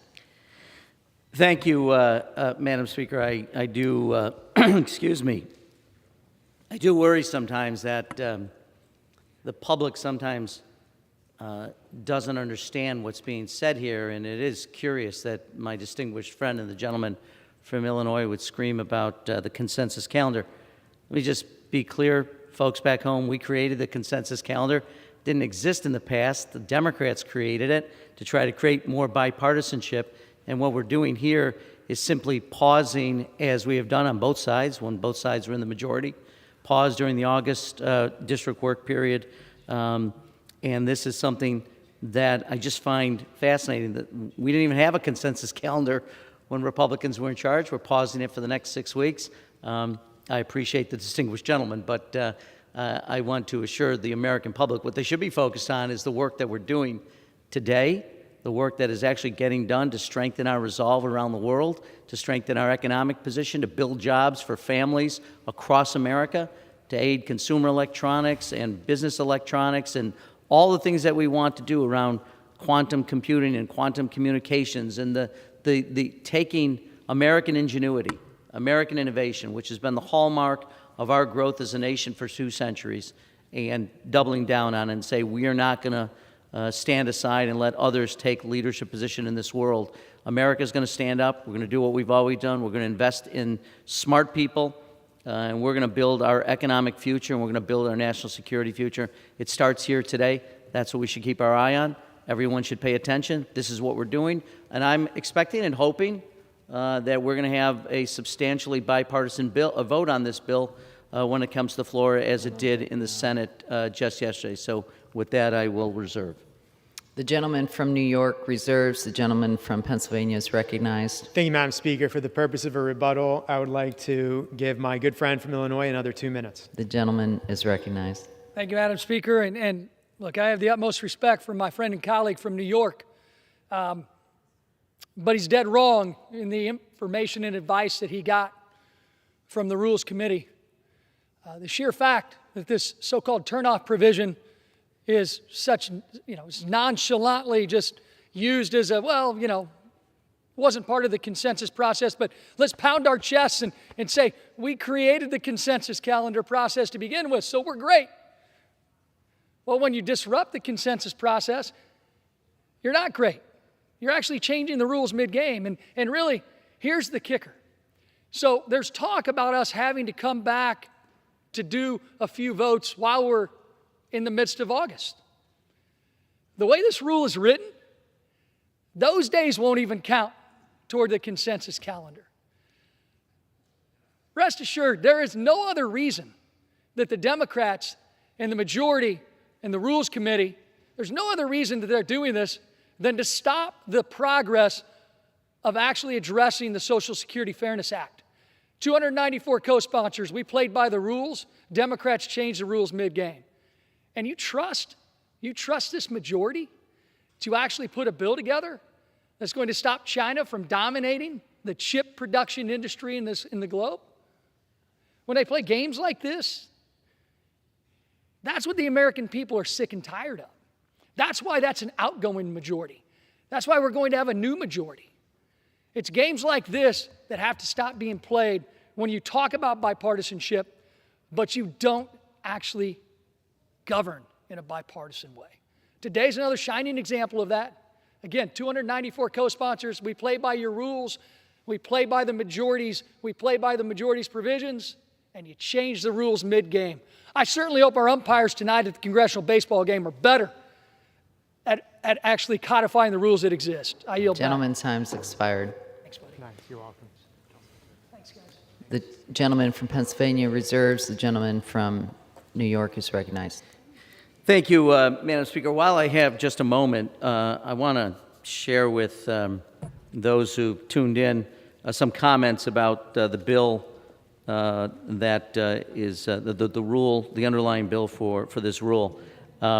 This funding will help kickstart domestic production of these semiconductors in a way that will prevent a vulnerability of our supply chain. One other benefit to this bill is that it would create roughly 185,000 jobs every year as these new facilities are constructed. That was said by John Cornyn from Texas yesterday on the floor of the U.S. Senate. Or from Roy Blunt, a Republican senator from Missouri, who said, "This bill includes targeted investments in technological developments and manufacturing that will strengthen our position in the global economy. The bill expands the successful Manufacturing USA program by creating new innovation hubs and helps ensure we have the right federal policy in place to support the research and development of emerging technologies." I was proud to be a part of this effort, and I urge our House colleagues to get this bill to the President's desk. Shelley Moore Capito, Republican from West Virginia, said this: "America can never be replaced as a global economic and innovation leader.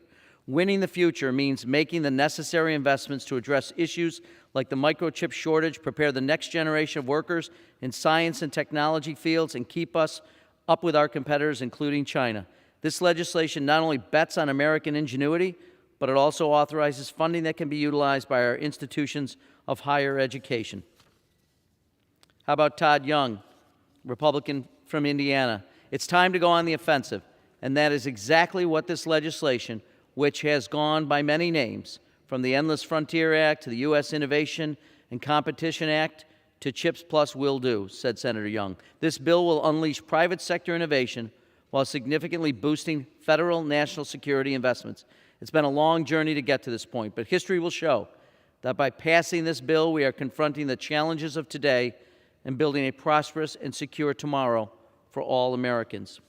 Rob Portman, Republican from Ohio: "Today's passage of the CHIPS Act is critical in the effort to bring semiconductor manufacturing back to the United States, protect our national security, and create thousands of high-paying jobs in Ohio. I was proud to help lead efforts in the Senate to pass this legislation and ensure that Intel's planned semiconductor plant in Central Ohio remains on track and reaches its full potential. I urge the House to act quickly on this bipartisan legislation so the President can sign it into law, and I look forward to attending the groundbreaking for this transformational project in the months to come. The reviews keep coming, and they're all positive. And we've got to move this today in the House. We've got to get it to the President's desk. We have not a moment to lose in the race for America's future and to make sure that we are secure for generations to come. With that, I reserve. The gentleman from New York reserves. The gentleman from Pennsylvania is recognized. Thank you, Madam Speaker. I'm prepared to close, and I'd like to yield myself the balance of our time. The gentleman's recognized. Thank you, Madam Speaker. My good friend from New York was talking about jobs and the promise of more jobs with this act. We've heard this before, the American Rescue Plan. We sat here and debated that, and we were told by the leftists across the aisle this was going to create 4 million new jobs. You know what didn't happen? We didn't create 4 million new jobs. And that's not me saying that. That's a study from the American Enterprise Institute, which found that the American Rescue Plan failed to create any of the 4 million new jobs that big government Democrats had promised. While we're talking about stats and figures, let's put a real cost to the inflation and the pain that's being caused on the American people by injecting billions of dollars into the economy. So let's put real numbers on it. Inflation will cost the average American household more than $6,000 a year. That's so high that if you've had a constant salary for the last year, you've essentially worked for more than a month without pay. So let me ask this. If you're sitting here watching at home, could you take one paycheck from this year, one paycheck, and just throw it out the window? Probably not. Now, if you're part of the coastal elite and the woke, yuppie Zoom class that is the base of the Democratic Party, you might be able to afford that. You might just go to 2 Pilates classes a week instead of 4. You might not go to that second trip to Europe. You might scale back at Whole Foods. You have that luxury if you're part of the woke Democratic base. But if you're somebody in Pittsburgh who's a retired steelworker that's on a fixed income, this hurts you. You don't have that disposable income. If you're a natural gas driller in Oklahoma that has to drive to a drill site every day to actually produce something, you have to fill your tank with gas. You don't have the option to sit at home and pretend you're working on Zoom. If you're a woman that has to drive, for example, to a diner to work a shift, you don't have the luxury of not doing that. You have to bear the burden of the inflation. Again, the inflation that's being caused by the radical left policies of the Democratic Party. Yet despite this real economic pain, Democrats continue to want to put billions of dollars in the economy, billions in corporate handouts. They want to undo Republican tax cuts and policies that actually led to the lowest unemployment rates we've had in 50 years. So rather than forcing Americans to pay for their radical socialist agenda, my colleagues across the aisle should use the time to work with Republicans on policies that American families will benefit from and allow American companies to actually compete in the global economy. And we can do that all by simply reducing regulation, reducing taxation. And how about we unleash our domestic energy supply? So I urge my colleagues to vote no on the previous question and no on the rule, and I yield back the balance of my time. The gentleman yields. The gentleman from New York is recognized. Thank you, Madam Speaker, and I want to thank my great friend and colleague. I always appreciate the opportunity to engage in a thoughtful conversation about issues where we may agree, we may disagree, but always appreciate him. And I would just note, though, that all the conversations I've had over the last many, many months about American competitiveness has largely been with my Chamber of Commerce, with business leaders, the CEOs of companies who are desperate that we continue to move forward in repairing the challenges of our microelectronics supply chain. And so I haven't heard from any socialists about it. They may have different communication with people, but I've heard from the business community. I've heard from economic drivers. I've heard from innovators. I've heard from entrepreneurs about the need to make this go. So, Madam Speaker, I want to, first of all, thank my colleagues who have spoken in support of the rule. I want to thank those who have put this bill before us. Support for this rule showcases a commitment to American leadership in research, manufacturing, and innovation for decades to come. It showcases a commitment to lowering costs for families, creating job opportunities, and building long-term economic stability that will uplift families across this country. It showcases a commitment to investing in regional innovation and leveraging the significant untapped potential that so many communities hold, including my own in Rochester, New York. We can't afford to wait any longer to make these critical investments. We must join our colleagues in the Senate and show the American people we are committed to taking on China and reestablishing our place on the global stage as a force to be reckoned with. This is a pivotal moment in our nation's history. We must meet it head on and deliver investments that will ensure every family in every community has the opportunity to achieve the American dream. This legislation will do just that. Madam Speaker, I urge a yes vote on the rule in the previous question. I yield back the balance of my time, and I move the previous question on the resolution. The gentleman from New York yields. The question is on ordering the previous question on the resolution. Those in favor say aye. Aye. Those opposed say no. In the opinion of the chair, the ayes have it. Request What the yeas and nays. purpose? Gentleman from Pennsylvania. I'd request the yeas and nays, Madam Speaker. Okay. The yeas and nays are requested. Those favoring a vote by the yeas and nays will rise. A sufficient number have risen. The yeas and nays are ordered. Members will record their votes by electronic device. Pursuant to Clause 9 of Rule 20, the chair will reduce to 5 minutes the minimum time for any electronic vote on the question of the adoption of the resolution. This is a 15-minute vote.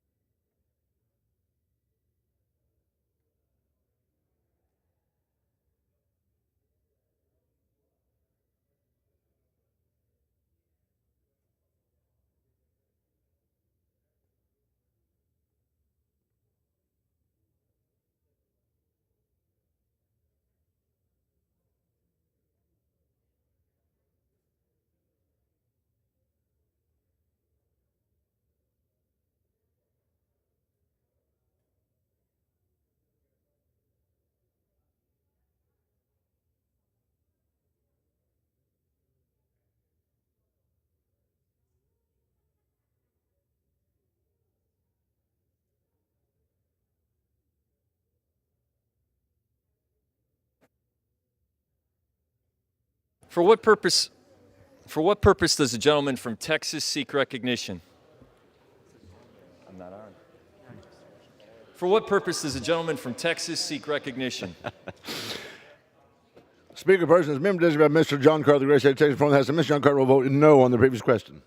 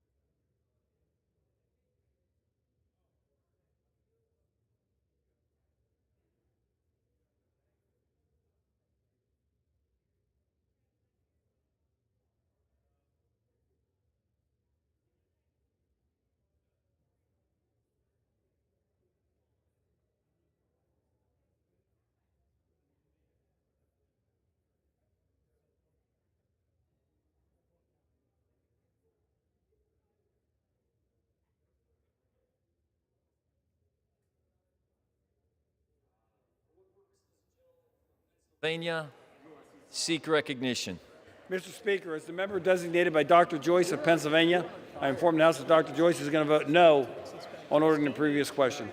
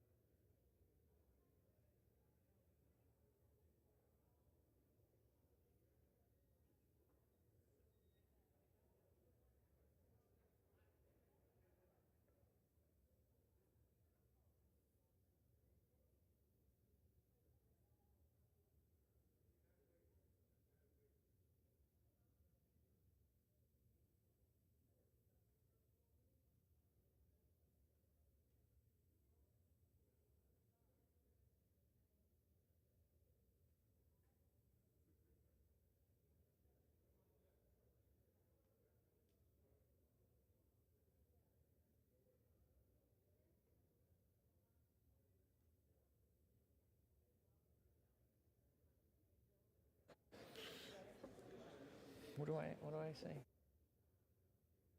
For what purpose does the gentleman from Arkansas seek recognition? Mr. Speaker, as the member designated by Mr. Stewart from Utah, inform the House that Mr. Stewart will vote no on H.Res. 1289.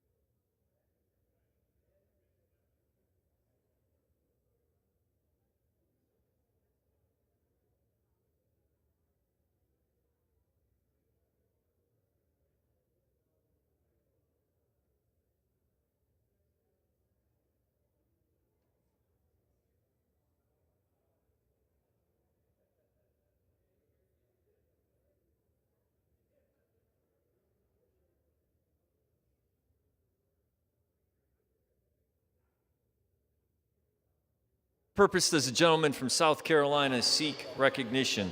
Mr. Speaker, as member designated by Mr. Joe Wilson from South Carolina, I inform the House that Mr. Wilson will vote nay on the previous question.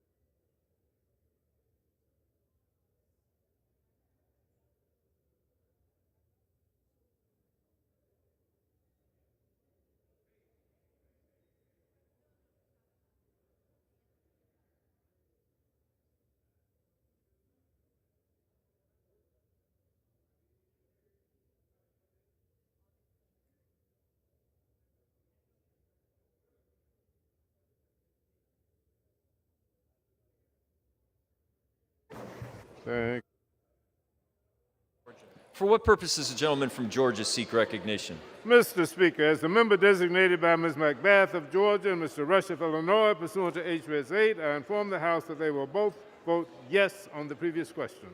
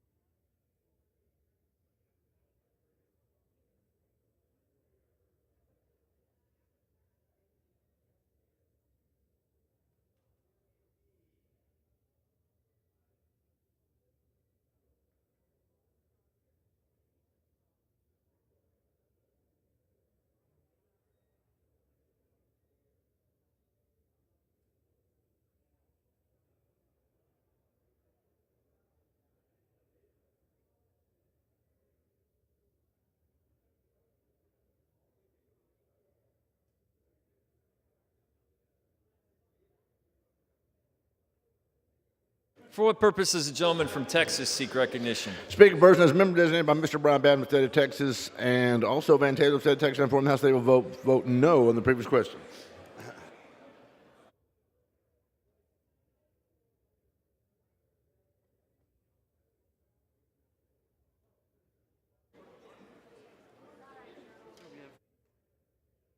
Purpose does the gentlelady from New Hampshire seek recognition?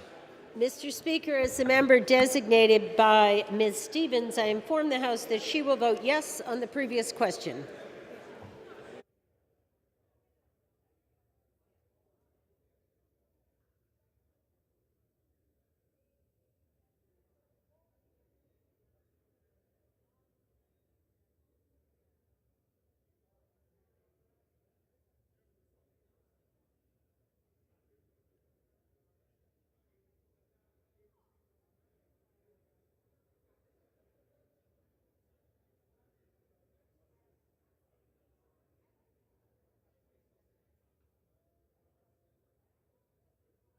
Purpose does the gentlewoman from Florida seek recognition? Mr. Speaker, as the member designated by Mr. Crist of Florida, I inform the House that Mr. Crist will vote yea on ordering the previous question.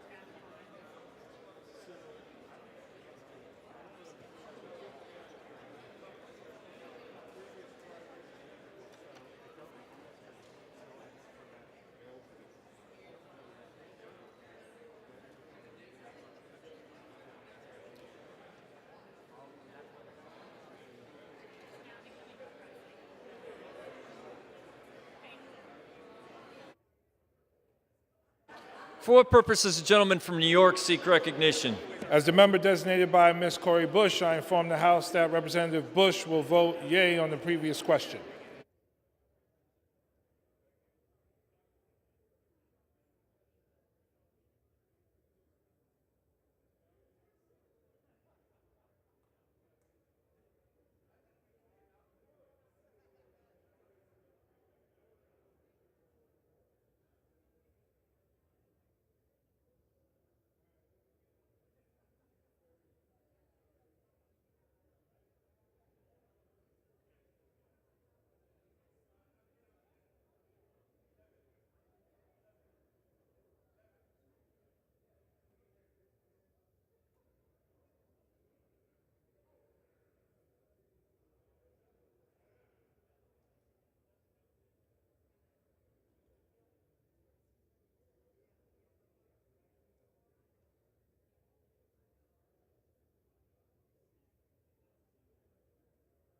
For what purpose does the gentleman from Michigan seek recognition? Mr. Speaker, as the member designated by Mr. Rice of South Carolina, I inform the House Mr. Rice will vote nay on the previous question.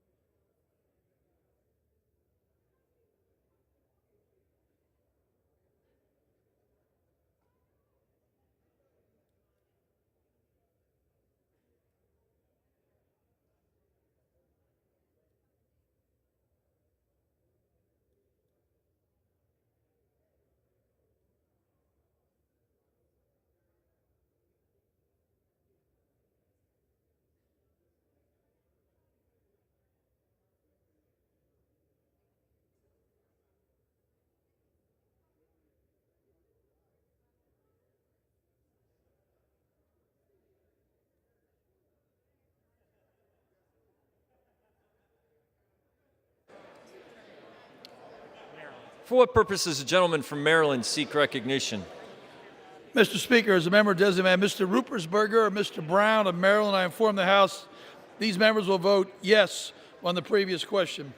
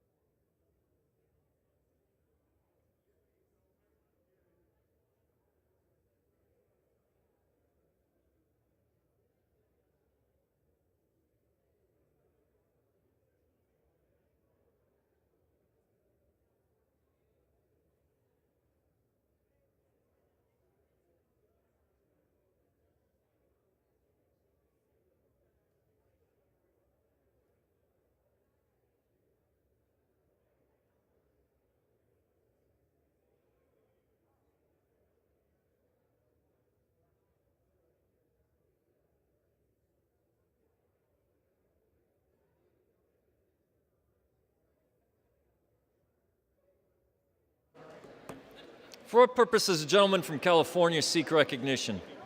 Mr. Speaker, as member designated by Congress members Cahaley, Bordeaux, Vargas, and Andy Levin, I inform the House that these members will vote yes on the previous question.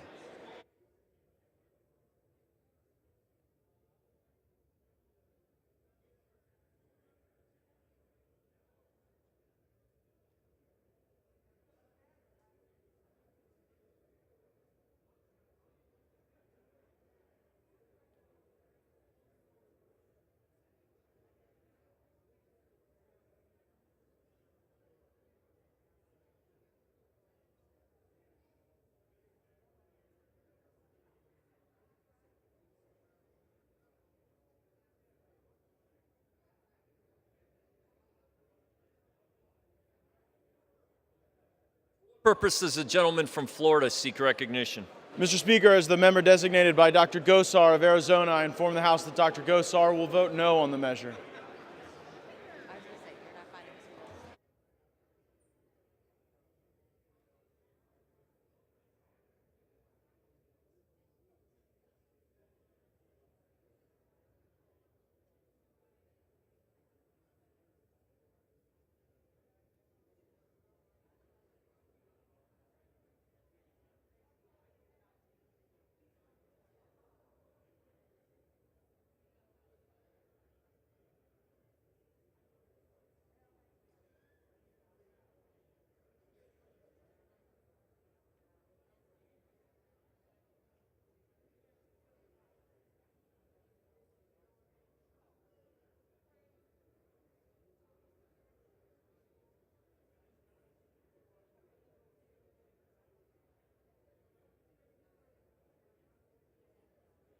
For what purpose does the gentleman from Tennessee seek recognition?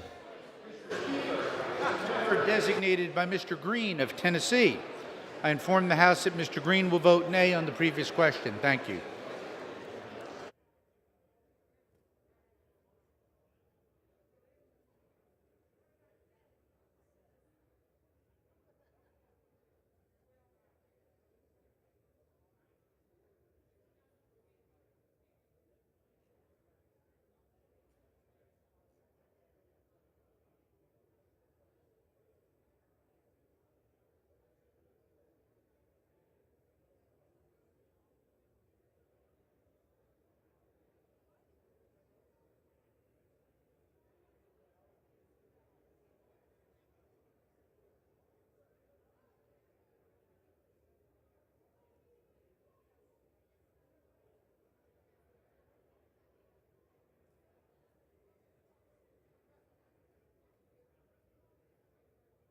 Purpose does the gentleman from Kentucky seek recognition? Mr. Speaker, as the member designated by Mr. Guthrie from Kentucky, I inform the House that Mr. Guthrie will vote no on the previous question.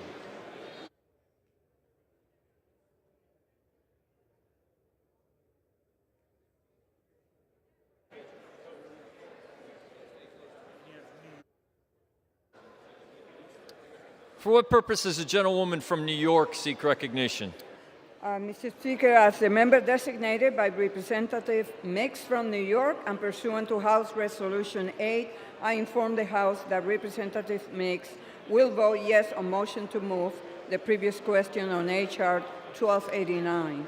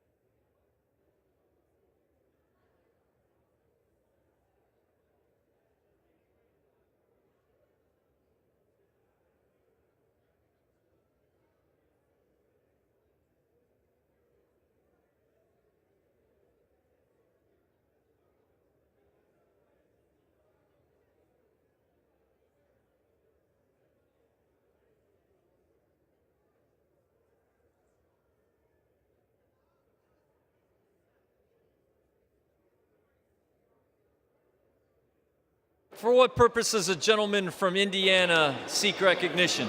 Mr. Speaker, as a member designated by Ms. Walorski of Indiana, I inform the House Ms. Walorski will vote no on the previous question.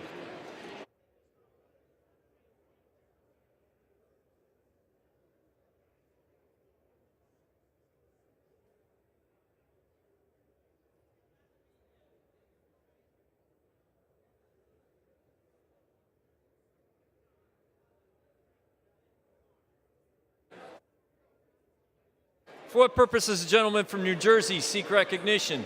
Mr. Speaker, as the member designated by Mr. Alvio Series, Ms. Ann Kirkpatrick, and Mr. Jerry McNerney, I inform the House that these members will vote yes on the previous question.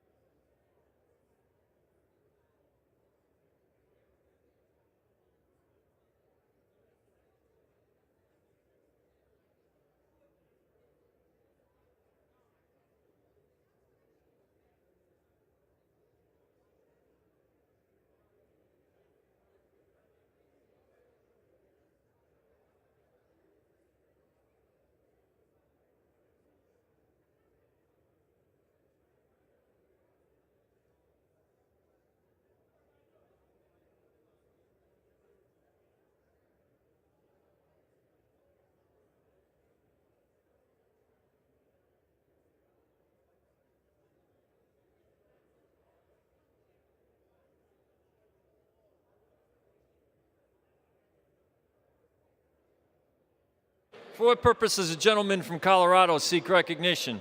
Mr. Speaker, as the member designated by Ms. Williams, Ms. Sherphyllis McCormick, Ms. Bass, Mr. Huffman, Mr. Boyle, Mr. Carter, and Ms. Strickland, I inform the House that those members will vote yes on the previous question.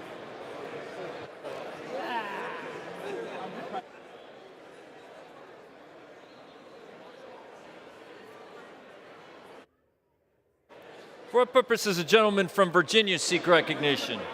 Mr. Speaker, as a member designated by Ms. Porter, Mr. Evans, Mr. Blumenauer, Mr. Thompson of California, Mr. DeSaulnier, Ms. Moore of Wisconsin, and Mr. Jones of New York, I inform the House that these members will vote yes on the previous question.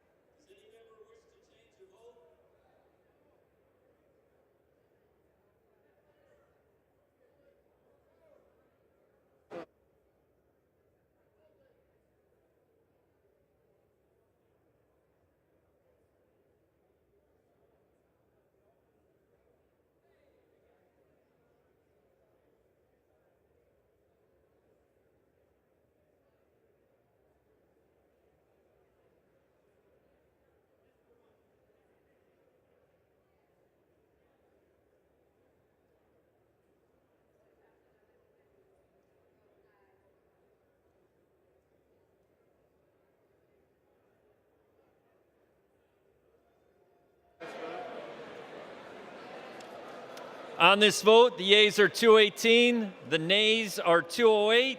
The previous question is ordered. The question is on adoption of the resolution. Those in favor say aye. Those opposed say no. In the opinion of the chair, the ayes have it. Mr. Speaker. For what purpose does the gentleman from Pennsylvania seek recognition? Thank you, Mr. Speaker. On that, I'd request the yeas and nays.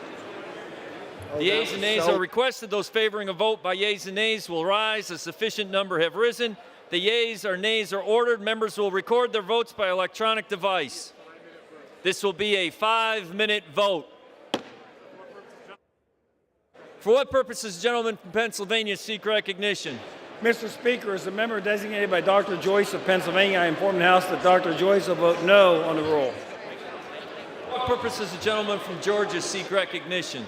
Mr. Speaker, as the member designated by Ms. Macbeth of Georgia and Mr. Rush of Illinois, pursuant to H.Res. 8, I inform the House that they will both vote yes on H.Res. 1289. For what purpose does the gentleman from Tennessee seek recognition? Mr. Speaker, as the member designated by Mr. Green of Tennessee, inform the House that Mr. Green will vote nay on the rule. Thank you. For what purpose does the gentleman from New Jersey seek recognition? Mr. Speaker, as the member designated by Mr. Jerry McNerney, Ms. Ann Kirkpatrick, and Mr. Albio Series, inform the House that these members will vote yes on H.Res. 1289. For what purpose does the gentleman from Michigan seek recognition? Mr. Speaker, as the member designated by Mr. Rice of South Carolina, I inform the House Mr. Rice will vote nay on the rule. For what purpose does the gentleman from California seek recognition? Mr. Speaker, as member designated by Congress members Cahaley, Bordeaux, Vargas, and Andy Levin, I inform the House that these members will vote yes on H.Res. 1289. For what purpose does the gentleman from Indiana seek recognition? Mr. Speaker, as a member designated by Ms. Walorski of Indiana, I inform the House that Ms. Walorski will vote no on the rule.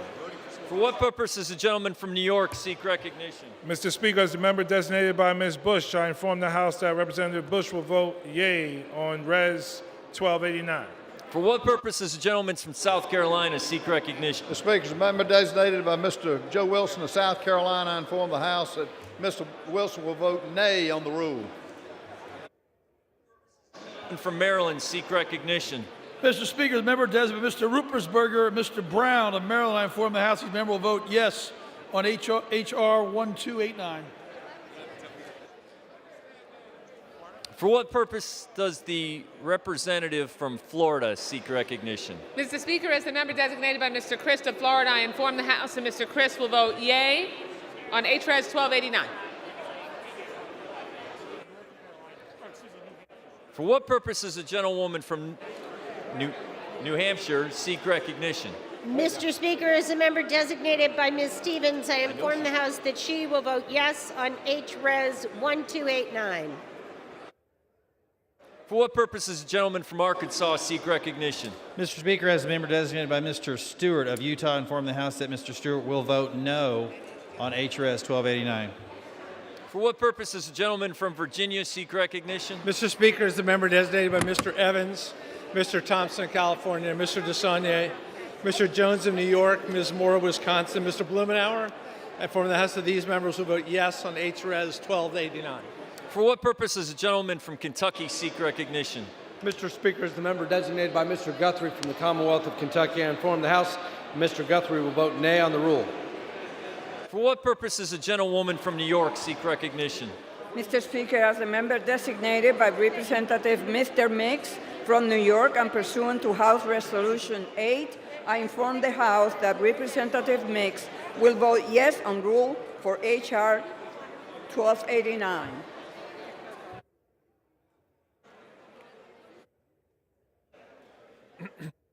Purpose does a gentleman from Colorado seek recognition? Mr. Speaker, as the member designated by Ms. Williams, Ms. Shafirlis McCormick, Ms. Bass, Mr. Huffman, Mr. Boyle, Mr. Carter, Mr. Sablan, I inform the House that those members will vote yes on H.Res. 1289.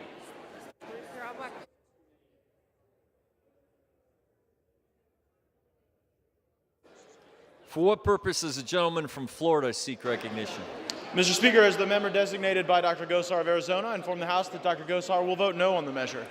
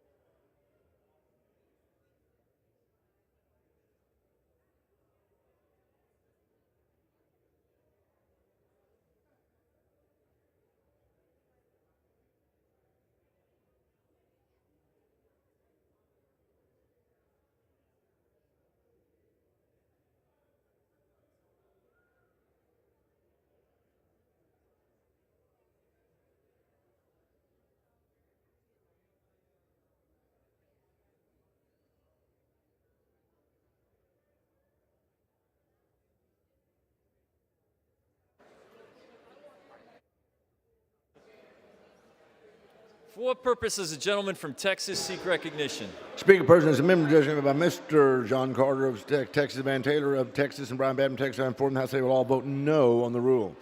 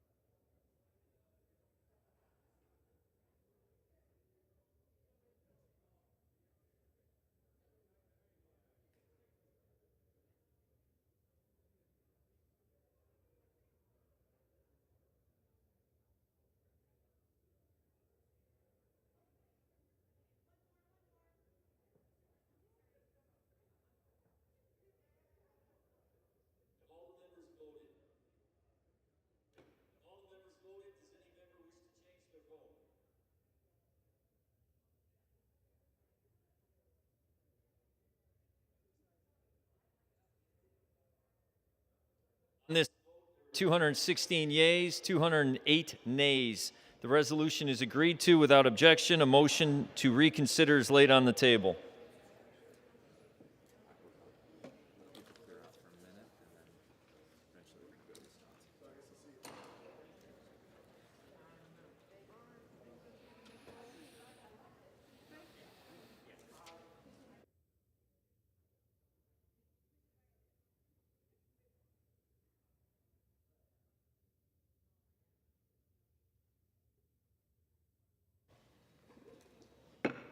The House will be in order.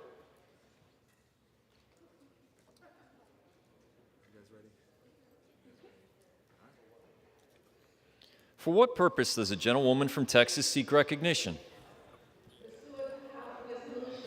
1289, I call up H.R. 4346 with the Senate amendment to the House amendment to the Senate amendment thereto, and I have a motion at the desk.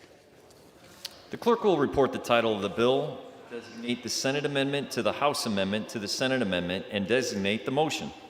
H.R. 4346, an act making appropriations for legislative branch for the fiscal year ending September 30th, 2022, and for other purposes. Senate amendment to House amendment to Senate amendment. Ms. Johnson of Texas moves that the House concur in the Senate amendment to the House amendment to the Senate amendment to H.R. 4346. Pursuant to House Resolution 1289, the motion shall be debatable for 1 hour, equally divided and controlled by the chair and ranking minority member of the Committee on Science, Space, and Technology and their respective designees. The gentlewoman from Texas, Ms. Johnson, and the gentleman from Oklahoma, Mr. Lucas, will each control 30 minutes. The chair recognizes a gentlewoman from Texas. Thank you, Mr. Speaker. I ask unanimous consent that all members may have 5 legislative days to revive and extend their remarks and to include extraneous materials on H.R. 4346, the bill now under consideration. Without objection, members, please take your conversations off the floor. Mr. Speaker, I yield myself such time as I may consume. I stand before you today to strongly urge support for the CHIPS and Science Act. The CHIPS Act and the bipartisan Science, Space, and Technology Committee provisions that form this package are vital to ensuring a bold and prosperous future for American science and innovation, maintaining our international competitiveness, and bolstering our economic and national security. These provisions were built with rigorous input from the scientific community, industry, academia, and other stakeholders on what they need most to succeed in the 21st century. This final product is a result of months of bipartisan negotiations. It is also the result of dedicated efforts and long hours put in by the committee's staff, and I want to thank each of them for helping us to get where we are today. With this legislation, we will bring about solutions for the climate crisis, enhance our semiconductor research and manufacturing, create jobs, increase regional innovation, and so much more. We will also take historic and much-needed action to build a strong and diverse STEM workforce and ensure that we're able to make use of all the brain power and talent we have in our great nation. With bipartisan STEM pieces in this bill, we will create a bright future for all of those who wish to pursue STEM, no matter their race, gender, or zip code. We are ushering in a strong future for our premier scientific agencies with transformational funding at NIST, NSF, and DOE. We also authorize important activities at NASA and address other discrete research topics across the government's scientific agencies. The United States has long been a beacon of excellence in science and innovation. And it is far past time that we revitalize federal support for the initiatives that the federal government has supported for the initiatives and have enabled us to lead. I'm proud of this package, and I'm especially proud of the bipartisan provisions in Division B that began in the Science Committee. I want to thank Ranking Member Lucas for his partnership in this effort. I know that this package does not have everything that everyone wanted. It doesn't have everything I wanted. But in the nature of compromise and the result of urgency of this situation, we must pass this legislation immediately to ensure that the United States remains global leader in science, technology, and innovation, and to bolster our economic and national security. I urge all members to put aside politics and support this thoughtful and balanced bipartisan package. I reserve the balance of my time. The gentlewoman reserves. The gentleman is recognized. Mr. Speaker, I yield myself as much time as I might consume. Without objection. Thank you, Mr. Speaker. Just 24 hours ago, I expected my remarks on CHIPS and the Science Act to be very different. I have worked on this bill for more than 3 years. When I first took leadership of the House Science Committee as ranking member in 2019, developing legislation to strengthen American science and technology was my highest priority. After extensive work in January of 2020, I introduced a comprehensive bill that created a long-term strategy for investment in basic research and infrastructure to protect the economic and national security of the United States. Our committee's chairwoman, Eddie Bernice Johnson, shared my desire to refocus, revitalize, reinvest in American science. And so we worked together for 2 years, gathering extensive stakeholder feedback and technical advice, while holding multiple hearings with expert witnesses to chart a path forward. This has been an exemplary bipartisan process. Chairwoman Johnson and her staff have put in countless hours of work with my staff to find strong consensus policies to support federal R&D. I'd like to thank the chairwoman for her partnership and leadership and her staff for their diligence. I also want to thank my committee staff members who put long hours and hard work to craft what I believe could be a transformational science policy. I particularly want to thank Jennifer Wicker, who led this process for us from the very beginning. The Science Committee's efforts over the past few years and the bipartisan legislation we produced is truly an incredible example of what we can achieve when we work together as responsible legislators in regular order. Unfortunately, not everyone shares our commitment to that process. Mr. Speaker, I was frustrated last year when Democratic leadership put off conferencing our competitiveness legislation with our colleagues across the Hill in favor of focusing on the doomed Build Back Better Act. I was frustrated when the proposed funding for the semiconductor manufacturing jumped from $24 billion to $52 billion with no explanation. I was frustrated when, after finally starting on a conference negotiations, the other body tied our research policy to reconciliation. I was frustrated when negotiations were shut down, and I was even more frustrated when the House was shut out of discussions once they picked back up. So maybe I shouldn't be surprised, but I'm frankly, in all fairness, disgusted by the developments over the last 24 hours. House Republicans have been working in good faith this entire time to come to consensus legislation that could be passed by both chambers. But time and time again, we've been thwarted by Democratic leadership that has moved the goalpost, shut down the process, chosen their divisive partisan policies over a smart bipartisan bill that would benefit our country for generations. I understand why people on my side of the room are furious. I share those concerns. And I've been around here long enough to know that this is not the way to do things. For better or for worse, it's very clearly for the worse, I would note. The CHIPS and Science Act has been irrevocably tied to a massive tax hike and spending spree in reconciliation.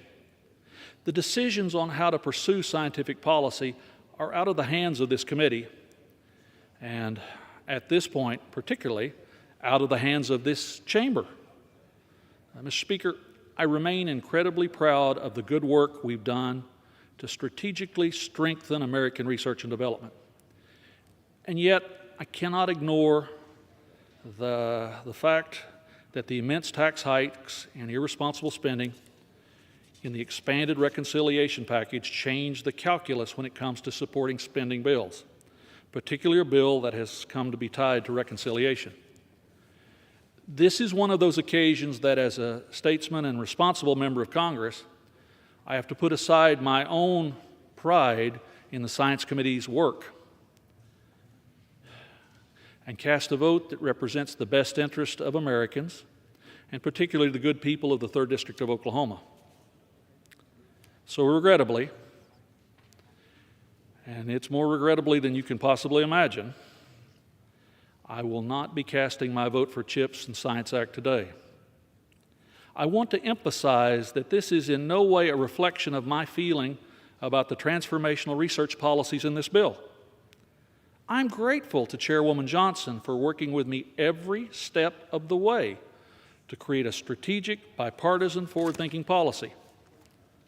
I just wish other legislators in both chambers would follow our examples instead of forcing indefensible votes like we have today. With that, Mr. Speaker, I reserve the balance of my time.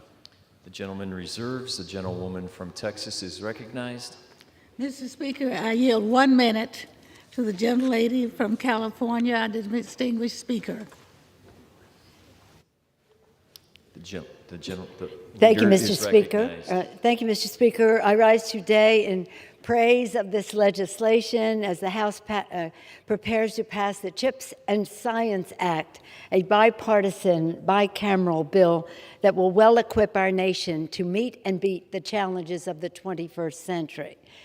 With monumental investments in this legislation, we take key steps to strengthen our families and our nation's economic future, remove roadblocks to developing scientific talent, unleash research investment in every corner of America, now and for generations to come. Let us salute the outstanding leadership of the House negotiators who tirelessly fought and secured many major victories for American families and the American economy in this package. Thank you in particular to two terrific champions, Chairwoman Eddie Bernice Johnson of the Science, Space, and Technology Committee, Chairman Frank Pallone of the Energy and Commerce Committee, as well as other chairs who were involved in this legislation. And I want to also acknowledge the leadership of the ranking member, Mr. Lucas. Mr. Lucas, it was a joy and inspiring to behold your very informative and impressive presentation in favor of this legislation at the Rules Committee yesterday. The fact that half a dozen of the bills contained in this legislation are Republican bills. I want to particularly join you in commending the staff on this and pay special tribute to Jan Wicker, who has been remarkable in building bipartisanship in this legislation. My understanding she's recovering at home. I send her best wishes and prayers for a speedy recovery, but deep gratitude for her bipartisanship in putting this legislation together, which you so eloquently supported in the Rules Committee yesterday. For generations, Americans has offered a beacon of excellence in science, innovation, and engineering. Our research has generated ground-changing discoveries. Our industry has powered unprecedented prosperity. Our technology has altered the course of history, and our workforce has been the envy of the world. I'm so happy that in this legislation, there are up to 100,000 Davis-Bacon jobs that will be created. But in recent years, many other nations have followed our blueprint, investing in R&D and manufacturing and education. Their rise not only threatens America's status as the world leader in innovation, but also the economic security of America's families.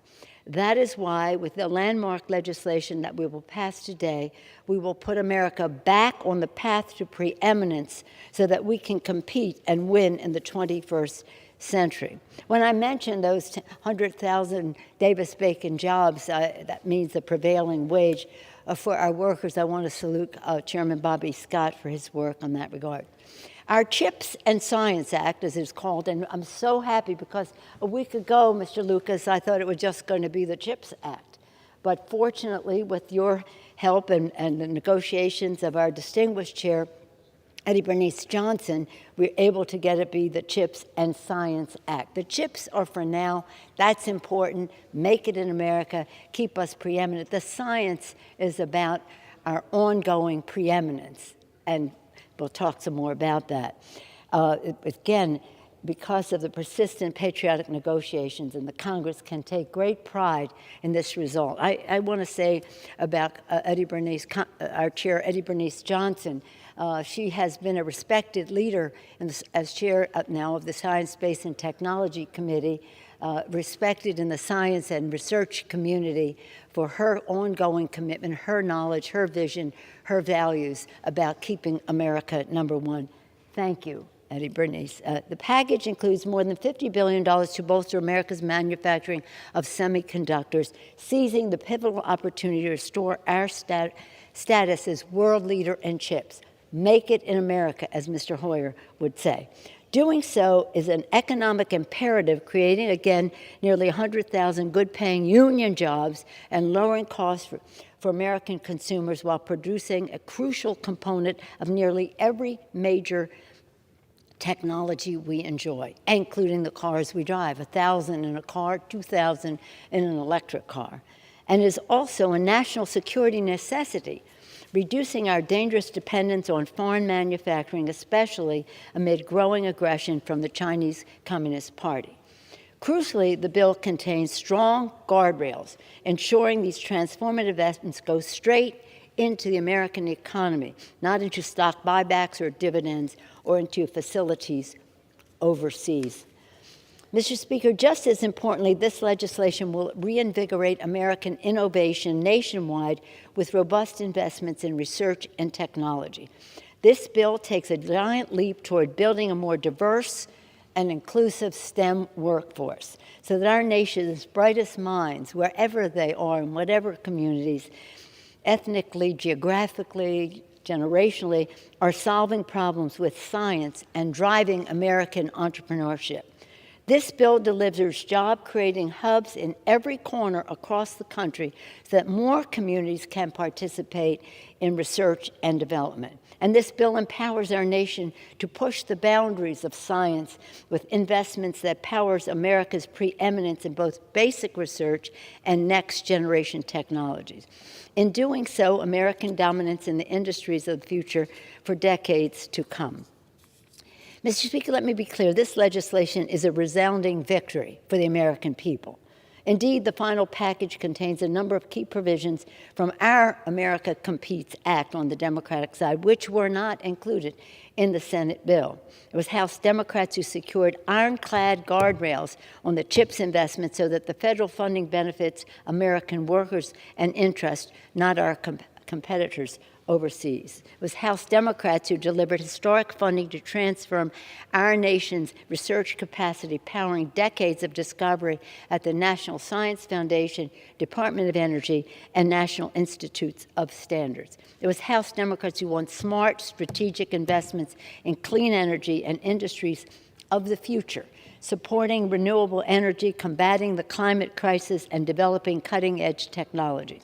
And it was House Democrats who fought to broaden participation in the innovation economy, building a STEM workforce that better reflects the beautiful diversity of our nation while bringing recompete grants, thank you, Mr. Kilmer, to persistently distressed communities across the nation.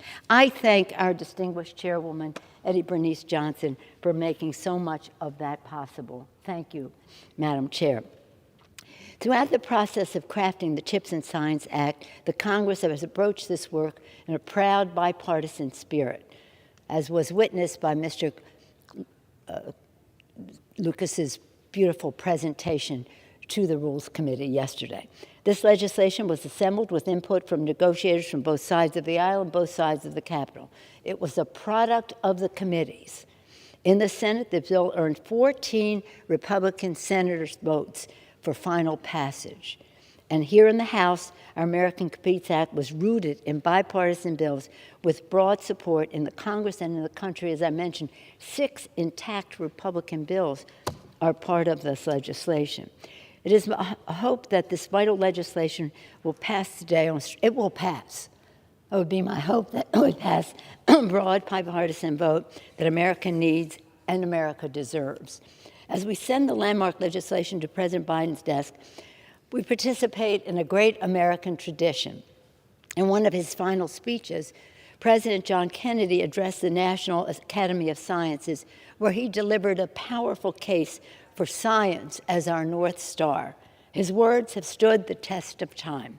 He said, "I believe that the power of science and the responsibility of science have offered mankind a new opportunity, not only for intellectual growth, but for moral discipline, not only for the acquisition of knowledge, but for strengthening of our nerve and our will." He knew then, and we know now, science serves as our nerve and our will to boldly seize the opportunities and tackle the challenges of our time. With this legislation, President Biden and the Democratic Congress, and I would hope in a bipartisan way, proudly charge ahead in this all-American spirit with science, science, science, and science leading the way. People say to me, well, science or faith? I said, I believe that science is an answer to our prayers. With that, I urge a strong and bipartisan vote for the CHIPS and Science Bill. I thank all who are involved in this, including Mr. Lucas and our distinguished chair and other chairs on both sides of the Capitol and members on both sides of the aisle. With that, I yield back the balance of my time and urge an aye vote. Thank you. I reserve. Gentlewoman from Texas reserves. The gentleman from Oklahoma is recognized. Mr. Speaker, I yield 2 minutes to the gentleman from Texas, the ranking member of Ways and Means, Mr. Brady. Thank you, Ranking Member Lucas. Thanks for your leadership on science, so much important to our country as well. It is official. We are in a recession. Joe Biden's economy is a cruel economy. Americans are finding this out more and more each day. This morning's economic report shows negative economic growth. Inflation is crushing our families, our small businesses, and our entire economy. And now Democrats have confirmed that CHIPS is a green light for higher taxes, corporate welfare, and even worse inflation in the future. They are insisting on hundreds of billions of tax increases on companies that build and make in America. They're insisting on unleashing 80,000 new IRS agents on American families, farmers, and small businesses. Who in their right mind raises taxes as you are entering a recession? And now even sponsors, Republican sponsors of the CHIPS bill in the Senate are urging a no vote. You know, good people can disagree on the contents of semiconductor issues here. My view is that the original bill misses the mark on national security and provides tax subsidies that aren't warranted. China is targeting 10 of our American technologies and industries, including robotics, biotech, artificial intelligence, on and on. It's a mistake and a missed opportunity to subsidize one and help one while ceding 9 of our industries and technologies to China. I believe our approach should be to lift all of our industries up so they can compete and win against China. I also believe we have the strongest semiconductor industry on this planet. No one sells and ships more around the world than we do. We sell nearly half of all the chips. The sales of chips in America, the market in the world, we sell nearly half of it. Our production's been growing for 20 years. It is one of our biggest exports, and we have reliable supply chains because almost half of our chips for America are made here in America. I think there's a smarter way to tackle this issue. I am, like others, stunned by the turnaround, I think the deceit among Senate Democrats on taxes and tying it, unfortunately, to this bill. With that, Mr. Speaker, I yield back. From Oklahoma reserves. The gentlewoman Mr. from Speaker. Texas is recognized. I yield 2 minutes to the gentleman from New Jersey. The gentleman from New Jersey is recognized. Thank you, Mr. Speaker, and I want to thank the gentlewoman from Texas, the chairwoman, for all her work on this bill. I rise in support of H.R. 4346, the CHIPS and Science Act, that will lower costs for consumers, create good-paying American jobs, and end our dangerous dependence on foreign manufacturers of critical goods. I'd like to focus on two key initiatives from the Energy and Commerce Committee. The American people may not know it, but semiconductors are integral to their everyday experiences. They are microchips that are used in automobiles, consumer electronics, and washing machines. Over the past 30 years, America's share of semiconductor production has plummeted, jeopardizing our national security and economic welfare. The COVID-19 pandemic laid bare the vulnerability of our semiconductor supply chains. As a result, automakers, medical supply companies, and manufacturers of heavy machinery faced severe disruptions, which drove up prices. The CHIPS and Science Act appropriates over $52 billion to ensure more semiconductors are produced right here in the United States, ending our reliance on other countries and lowering costs for consumers. But our competitiveness faces challenges elsewhere.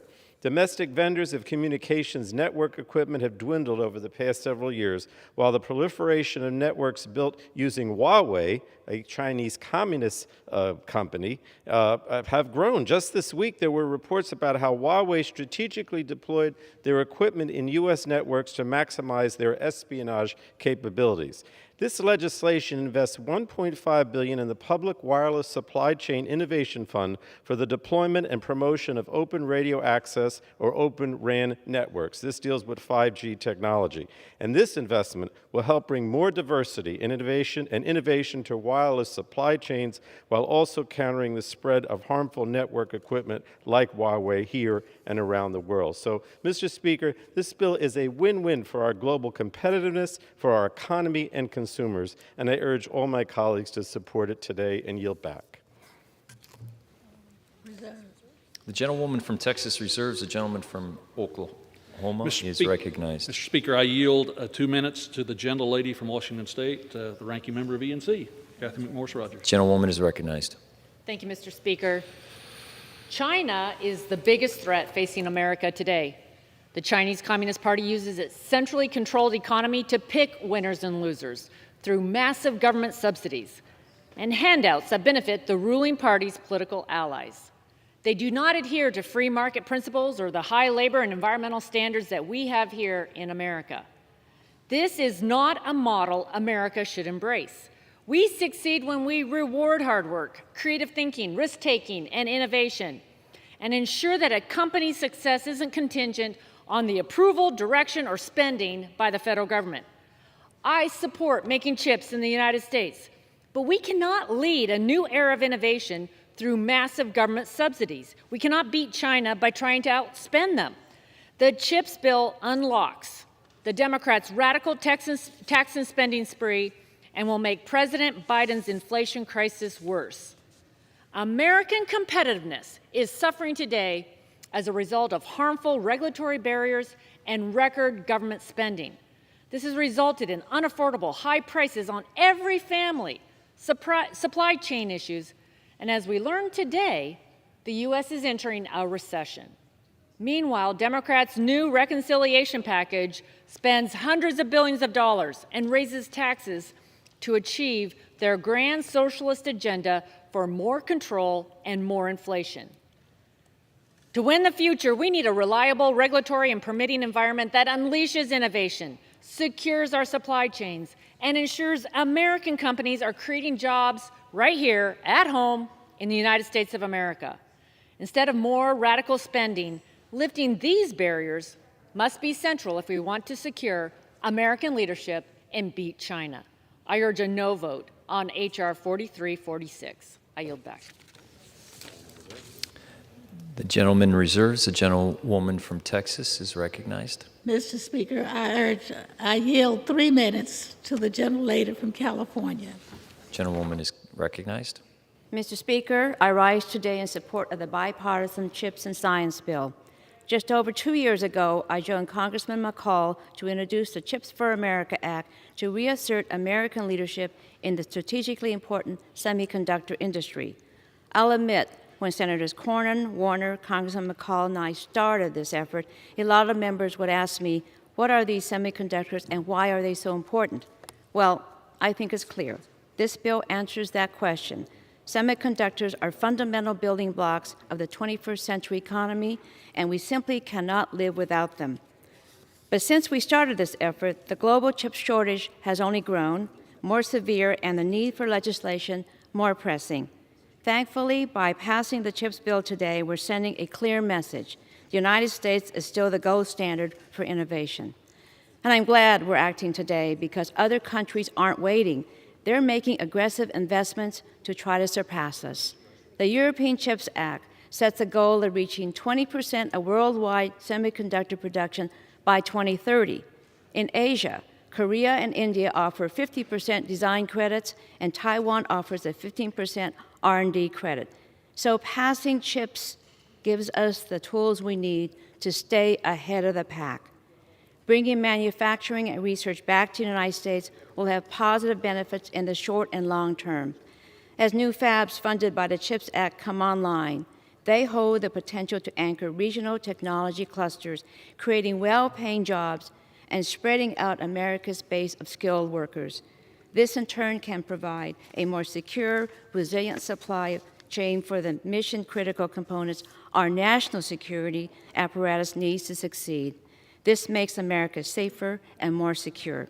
I'm also thrilled to help author legislation included in this package that will supercharge American 5G networks with more resilient supply chains through the Open RAN investments.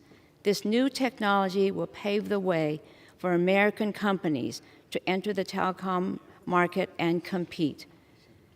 As an author of both CHIPS and Open RAN funding bills, I know these critical economic drivers will drive innovation and create American jobs and opportunities for years to come. I urge my colleagues to support the CHIPS and Science Act. With that, I yield back the balance of my time. The gentleman from Oklahoma is recognized. Thank you, Mr. Speaker. I yield 2 minutes to the gentleman from Nebraska, member of the Ways and Means Committee, Mr. Smith. The gentleman from Nebraska is recognized. Thank you, Mr. Speaker. I rise today in opposition to this legislation. When I recently visited with a manufacturer in my district whose products are highly dependent on the access to chips, they told me that chips only comprise 5% of their supply chain challenges. Chips are one of 10 sectors where China is seeking to break American dominance. This bill does not address our issues with China. It certainly doesn't address issues with the other 9 issues that also China is seeking to break American dominance.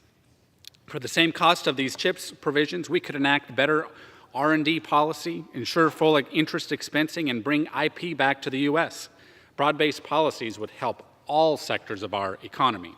I'm disappointed also by what's not in this bill, as I am disappointed with what is in it.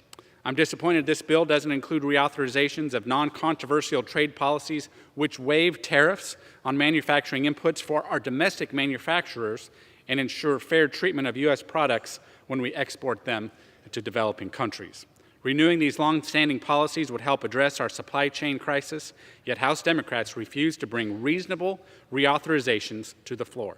This bill falls short. It's the wrong bill at the wrong time, and I will be voting no. I urge my colleagues to do the same, and I yield back. The gentleman from Oklahoma reserves. The gentlewoman from Texas is recognized. I yield 1 minute to the gentleman from Massachusetts. The gentleman is recognized. We want to thank the chairwoman for her good work. Mr. Speaker, I rise in support of the CHIPS Science Act. We are here to put people over political discussions, lower costs, create jobs, and supercharge our domestic manufacturing. Domestic manufacturing from time to time has lagged, and in this legislation we will reinvigorate our chip production nationwide. Through sensible tax credits, we will incentivize further research and development and bring 100,000 jobs, good-paying jobs, to the American family. I don't understand how the other side can be opposed to this. This is an argument about national security. That's what this is about when everything is pushed back. We have this opportunity here to put aside the theatrical discussion, proceed with sensible, substantive legislation. Let's get on with voting for the CHIPS and Science Act, and I yield back my time. Thanks, Eddie. Thank you, folks. Gentlewoman reserves. Gentleman from Oklahoma is recognized. Mr. Speaker, I yield 2 minutes to the gentleman from New York, Mr. Katko. I want to thank the ranking member Lucas for yielding. And Mr. Speaker, I rise today in strong support of the CHIPS Plus Act. This legislation has the potential to bring transformational investments to my district in central New York and will take long overdue steps to shore up our domestic supply chain for semiconductors. Significantly, this measure has a support of pillars from the previous administration on national security and economic matters. Mike Pompeo, former Secretary of State, supports it. Wilbur Ross, former Secretary of Commerce, supports it. Mark Esper, former Secretary of Defense, supports it. Robert Lighthizer, former U.S. Trade Representative, supports it. And Robert O'Brien, former National Security Advisor, supports it. That is impactful to me, and it should be impactful to all Americans. All of these former administration officials recognize the inherent danger of ceding ground on technological development to the malign Chinese Communist Party. And, like me, I am sure none of these officials will support the partisan reconciliation package that Democrats are cooking up to raise taxes. We can't control that. We're not in the majority. This is a separate bill, and we need to focus on what we're voting on today, not tomorrow, not next week, not next month. It is vital that we pass this, and I urge my colleagues to join me in supporting CHIPS Plus, and I will note this in closing. Whatever we invest today, we will get back many times more by the private investment and all the economic growth it's going to spur. And with that, I yield back. Gentleman reserves. The gentlewoman from Texas is recognized. I yield 1.5 minutes to the gentlelady from New York. The gentlewoman is recognized. I rise in support of the CHIPS and Science Act, a historic bill that should have strong bipartisan support because it will lower costs for American families and restore American leadership in industries that are critical to our economic and national security. This bill is a strong response to countries like China that aim to threaten our industrial base, supply chains, intellectual property, and technology security. This bill will help ensure that America cannot be threatened and will no longer accept the outsourcing of critical industries. We took an important step to address this in the President's Infrastructure Act, which included an important measure I championed to ensure personal protective equipment is made in America. Never again would New York health workers be forced to wear trash bags to protect themselves from a deadly pandemic because China was blocking shipments of personal protective equipment. The CHIPS and Science Act ensures we're making it in America, creating 100,000 good-paying jobs to manufacture critical semiconductor components right here in the U.S., employing Americans. It also turbocharges our research and development investment and workforce to ensure America is leading in next-generation innovations. I am so proud of the work of the Oversight and Reform Committee to support this legislation and proud to cast my vote for it today. I thank you, and I yield back. Gentlewoman reserves. The gentleman from Oklahoma is recognized. Mr. Speaker, I yield 2 minutes to the gentleman from Oklahoma, Mr. Hearn. Mr. Speaker, I'd like to thank my good friend, a member of my delegation, and my colleague, Mr. Lucas, for his leadership on this bill. No one has worked harder on this issue, and the fact that he is willing to stand up against it today is a testament to the importance of stopping the Build Back Broke plan. America is in crisis. Even Obama's economic advisors agree that wasteful government spending is what got us into this mess. And yet, the Democrats continue to push for more. We're staring down the barrel of another useless, wasteful, Build Back Broke plan that will only make our problems worse. We should not pass one more bill on this floor until we see a bill that reins in government spending, lowers taxes, and unleashes American energy and gets Americans back to work. When the government spends more, the American people have less. The time to fight is now. I hope all of my colleagues will join me in the opposition to this legislation, and I yield back. Gentleman reserves. The gentlewoman from Texas is recognized. Mr. Speaker, I yield 1 minute to our distinguished majority leader, Mr. from Maryland. The majority leader is recognized. The majority leader is recognized. Thank you very much, Mr. Speaker.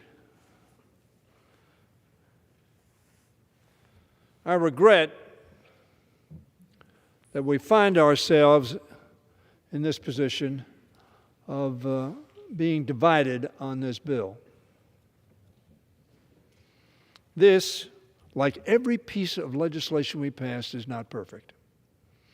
And very frankly, if we made a judgment on every piece of legislation that we considered that I don't like some other bill,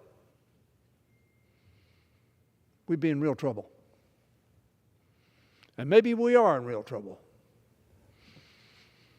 There was a manifesto put out by Xi and Putin when they met some months ago. And essentially what that manifesto said is the dictatorships, the authoritarian regimes are going to win because you democracies cannot make decisions. You're too divided. You're too slow.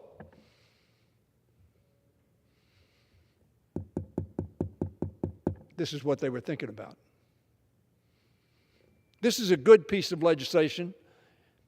It's not the piece of legislation that I would have written. But it is a good piece of legislation that does good things for America. And more importantly, good things for our competitive status in the world. Mr. Speaker, the pandemic has taught us many lessons. One of those lessons, reinforced by Vladimir Putin's criminal war against Ukraine, is that we cannot and must not rely on the unreliable. Let me repeat that. America must not rely on the unreliable. We saw in the pandemic how reliable we were for so many of the things we needed to meet the crisis of the pandemic. The minority leader, who told us all that he was going to urge all of his colleagues to vote no on this bill, talked about inflation.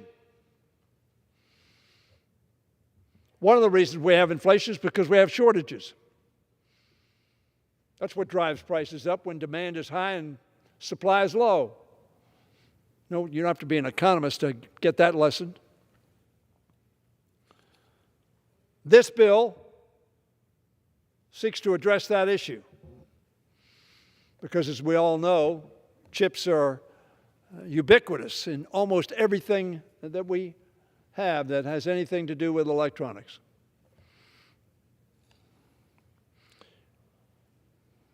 Every day, Americans see examples of why we must take steps to make our supply chains more secure and more unreliable. This deals with that. But yet, my Republican friends urge a no vote. Not because they think this bill is bad, they may, but because they don't like another bill. That's what Xi and Putin are counting on. That's what the autocrats and authoritarians around the world are counting on, that democracies come to a halt. Because as democracies, they debate and they differ, and they can't make decisions. Even when a significant number of the minority party is for this bill. A third of the United States Senate, Republicans, voted for this bill because they thought it was good for competition between us and China, but between us and everybody else. And that's why it's so sad for me to come here seeing this division on a partisan basis because of another bill. And so America, if we don't prevail on this bill, we'll see our competitive edge squandered. Because as the Secretary of Commerce says, there are a lot of other countries going to put money on the table and say, come to me. I'm ready. You build your factory here. You build your chips here. And if America needs chips, if our manufacturers need chips, well, they can come to us. Not good.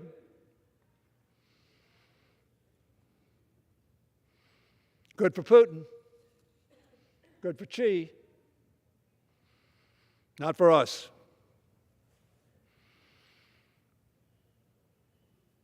We must not rely on hostile foreign competitors to supply critical components that sustain America's manufacturing base. Chips are at the heart of that. That's what this bill is about. That's why we bellied up to the bar. That's why we're putting a lot of money on the table. This is not the reconciliation bill. This is about America, not about Republicans or Democrats. This is about America, American workers, American competitiveness, American manufacturers, American technology. Thank the chair for the extraordinary investment she has led in making our research and development compete with China in a way that we will win. And we winning, our workers and our people will win. Microchips. In 2022, microchips are in nearly every product, as I said, from phones to cars to children's toys. At the same time, advanced semiconductors are becoming more and more integral to high-tech advanced manufacturing process, making them critical to our economy. Yes, we can wait, maybe tomorrow, maybe until January, when the minority party takes over. So they think. Maybe we'll wait till then. Or maybe that won't happen. We'll wait 24 months. And Xi and Putin will be saying, hey, yeah, you go to it. They're lobbying against this bill. They are lobbying, paying to defeat this bill. Do not be their handmaiden. America needs a unified Congress if it's going to compete. Indivisible. One nation. One of the best ways for us to ease inflation and bring costs down for American workers and consumers is to remove these supply pressures by making more of these critical components here in our country instead of relying on importing them from abroad. That's what we heard over and over and over again from the United States Senate. We are making materials here at home, creating jobs, and streamlining our supply chains with this bill. This bipartisan legislation, 17 Republicans, a third of the United States Senate Republicans voted for this bill.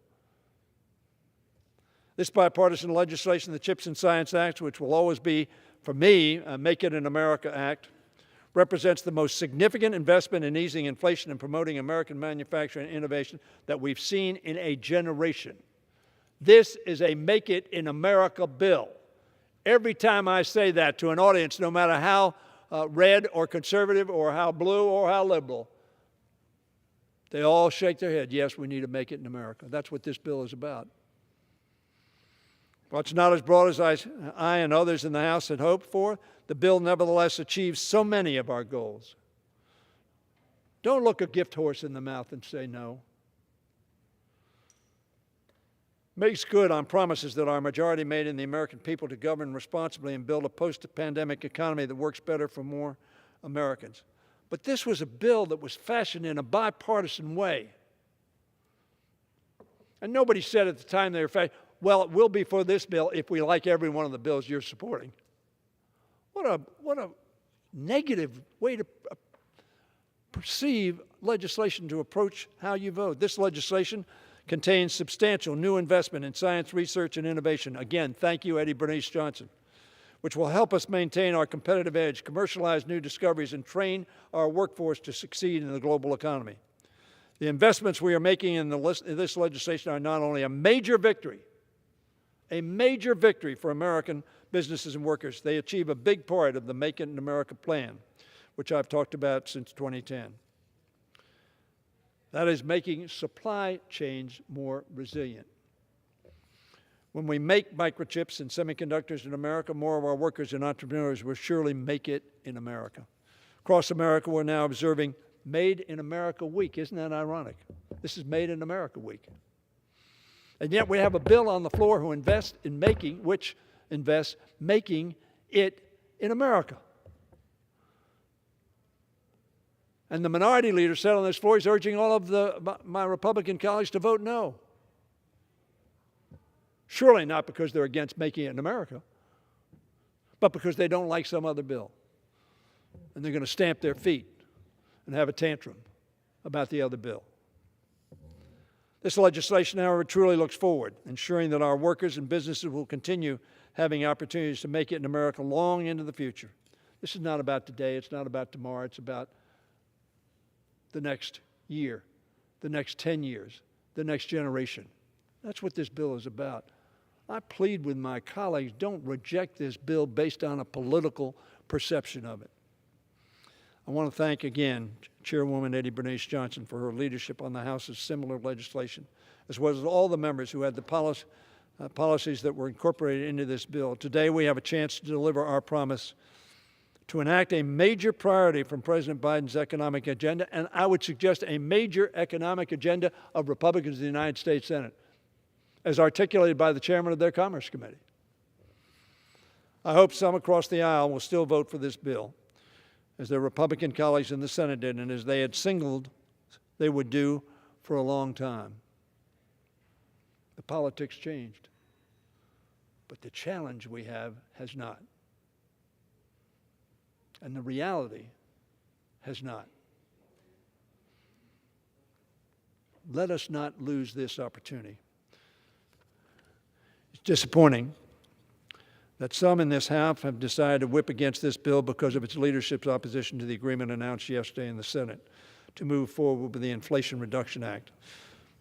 Whether you like that bill or not, do not pay the price of this bill. Do not pay the price of setting our competition with others aside. One would hope that all of us would be for investment in American competitiveness and for reducing inflation and the deficit. Sadly, that seems not to be the case. Nevertheless, I hope we will have a bipartisan vote today on this bill. Let's come together to make our supply chain stronger, protect our national security, invest in our innovation-driven economy, and advantage American workers so they can make it in America. My colleagues, we talk about the loyal opposition.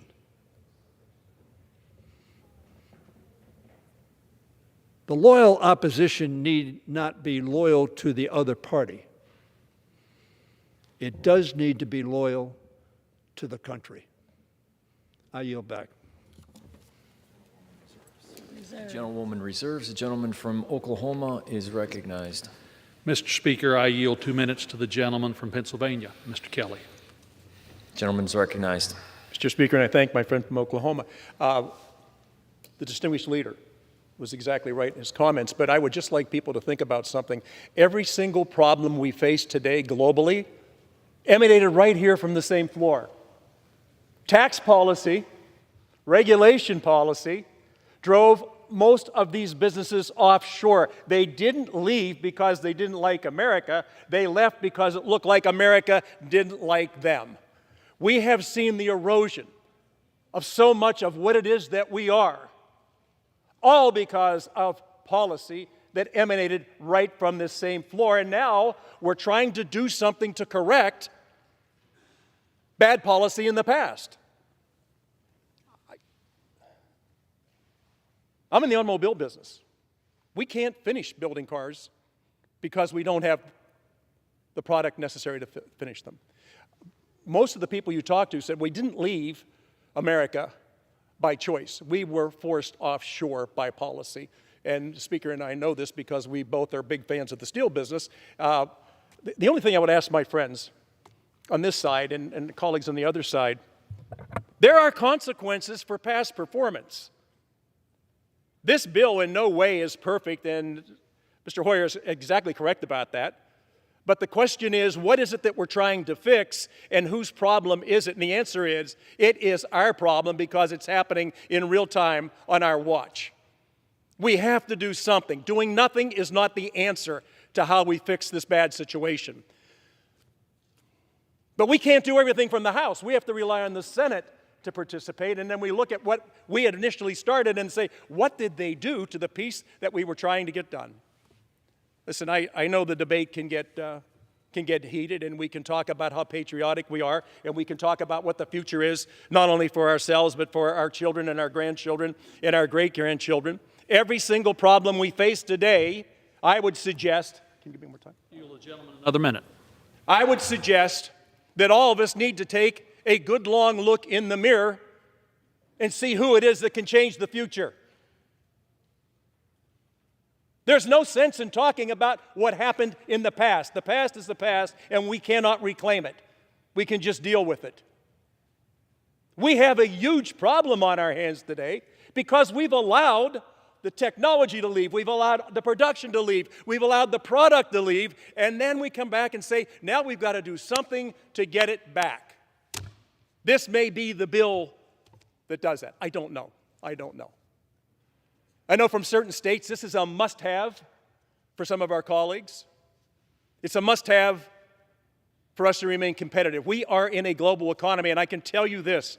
I wish this was the same bill that we had proposed back when General Motors was facing bankruptcy, because we know then this body, not us, we weren't here, we lent them the money to stay alive, and they paid it all back in full with interest. This is not that same process.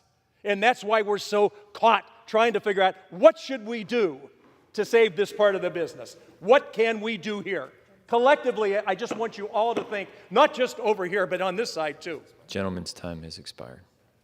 Just give me 30 seconds to the gentleman. Wow. 30 seconds to the gentleman. 29, 28. Here, it comes down to this. Look, we're not Republicans and Democrats, libertarians or independents in this House. We are truly the American people. It's up to us to fix problems that are bad, even if we started them ourselves.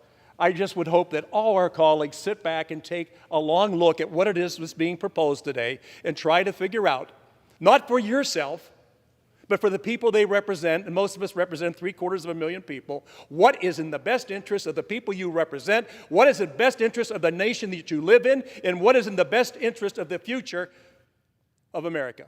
And with that, I yield back. Mr. Chairman, thank you so much. It's my time, Mr. Speaker. Gentleman reserves. Gentlewoman from Texas is recognized. Mr. Speaker, I yield 2 minutes to the gentlelady from Oregon. Thank you. Mr. Speaker, I rise in strong support of the CHIPS and Science Act, and I thank Chairwoman Johnson for her leadership to bring this bill to the floor today. The pandemic has underscored how important our domestic semiconductor supply chain is to transportation, the energy sector, national security, and scientific achievement and advancement. And with this bill, we will make a vital investment in domestic manufacturing and in workers in Oregon and across the country. I'm also grateful that this legislation includes 2 of my bipartisan bills. I'm the co-chair of the House Oceans Caucus, and my Coastal and Ocean Acidification Research and Innovation Act will help protect the health of our ocean while supporting coastal resiliency. Acidification of the ocean and estuaries destabilizes coastal communities, causing long-term economic harm. This bill will strengthen investments in research and monitoring, provide resources to mitigate, and increase our understanding of the socioeconomic consequences of inaction. And my Building STEAM Education Act will expand resources and grant opportunities to integrate art and design into STEM education programs, which will better engage students, prepare an innovative workforce full of creative and critical thinkers, and enhance the diversity of the STEM workforce. And overall, Mr. Speaker, the CHIPS and Science Act will grow U.S. leadership, strengthen our scientific enterprise, bolster research and development, grow our domestic semiconductor manufacturing base, and onshore critical supply chains. Importantly, it will also support workers and create many quality jobs in Oregon and across the country. Thank you to the tireless committee staff also for all of their work to bring this bill to the floor today. Mr. Speaker, I strongly urge all of my colleagues to put American leadership above politics and support this important bipartisan bill. And I yield back the balance of my time. The gentleman from New York controls the time and will reserve. The gentleman from New York controls the time and will reserve. The gentleman from Oklahoma is recognized. Reserve. At this time, Mr. Speaker, I have no additional speakers, so I would reserve my time. Gentleman reserves. The gentleman The gentleman from New York is recognized. Thank you, sir. I yield myself 2 minutes. Mr. Speaker, I'm excited to advance this legislation that will ensure our nation's economic growth and security for generations to come. And it's a major response to and a solution for inflation. For over 30 years, our nation's share of global semiconductor manufacturing has steadily declined to dangerously low levels. This technology powers our cars, our phones, and critical infrastructure like traffic lights and military communications. The global chip shortage is not only a national security concern, but it continues to drive inflation when industries cannot secure the chips necessary to get their products to market. The CHIPS and Science Act tackles two pressing issues of the day: strengthening U.S. competitiveness and lowering costs for consumers. I am proud of the role the House has played in the development of this legislation. Tireless work in the House that has secured meaningful guardrails that would prevent companies from investing in our overseas competitors and funds from being used for stock buybacks. These are very critical improvements. I also want to thank Chair Johnson and the House Science Committee for its work on Division B of this package to support much-needed boosts to United States research and development. This includes the Bipartisan Micro Act, which complements CHIPS funding by accelerating microelectronics research at the Department of Energy. I want to recognize Ben Callen of the Science Committee staff and Darian Harbeck of my staff for their hard work to develop and enact this critical legislation. Now is the time to recommit to boldly and strategically investing in our nation's future, to promote America's economic strength, the well-being of our communities, our national security, and our leadership around the world. This transformative legislation will indeed ensure that America can outcompete any nation for decades to come. Let's fight inflation, let's grow jobs, let's make certain that we respond fully to the needs of the day. With that, I yield back, Mr. Does the gentleman reserve? I'll continue to reserve. Gentleman reserves. The gentleman from Oklahoma is. Mr. Speaker, I continue to reserve. The gentleman reserves. The gentleman from New York is recognized. Yes, Mr. Speaker, I yield 1 minute to the gentlelady from Michigan. The gentlewoman is recognized. Thank you, Mr. Speaker. I rise today in strong support of the CHIPS and Science Act. Semiconductor chips help power nearly every sector of our economy. And I have witnessed firsthand how the global chip shortage has led to idle plants and layoffs and continues to hurt the auto industry, union workers, and our nation's competitiveness by the hour. The reality is that we need to make more chips, and we need to make them in America. We're at an inflection point where we can and must cement U.S. leadership and keep America at the forefront of innovation and technology. The CHIPS and Science Act will support long-term investments in domestic semiconductor manufacturing, including $2 billion for mature node semiconductor chips that are critical for the automotive industry, advance research and development, and create good paying American jobs. These provisions will assist in revitalizing our state's economies that have been constrained by supply chain vulnerabilities, reducing production, and driving up prices. This isn't just a manufacturing jobs issue, it's of vital importance to our national security, and I urge my colleagues to support this legislation.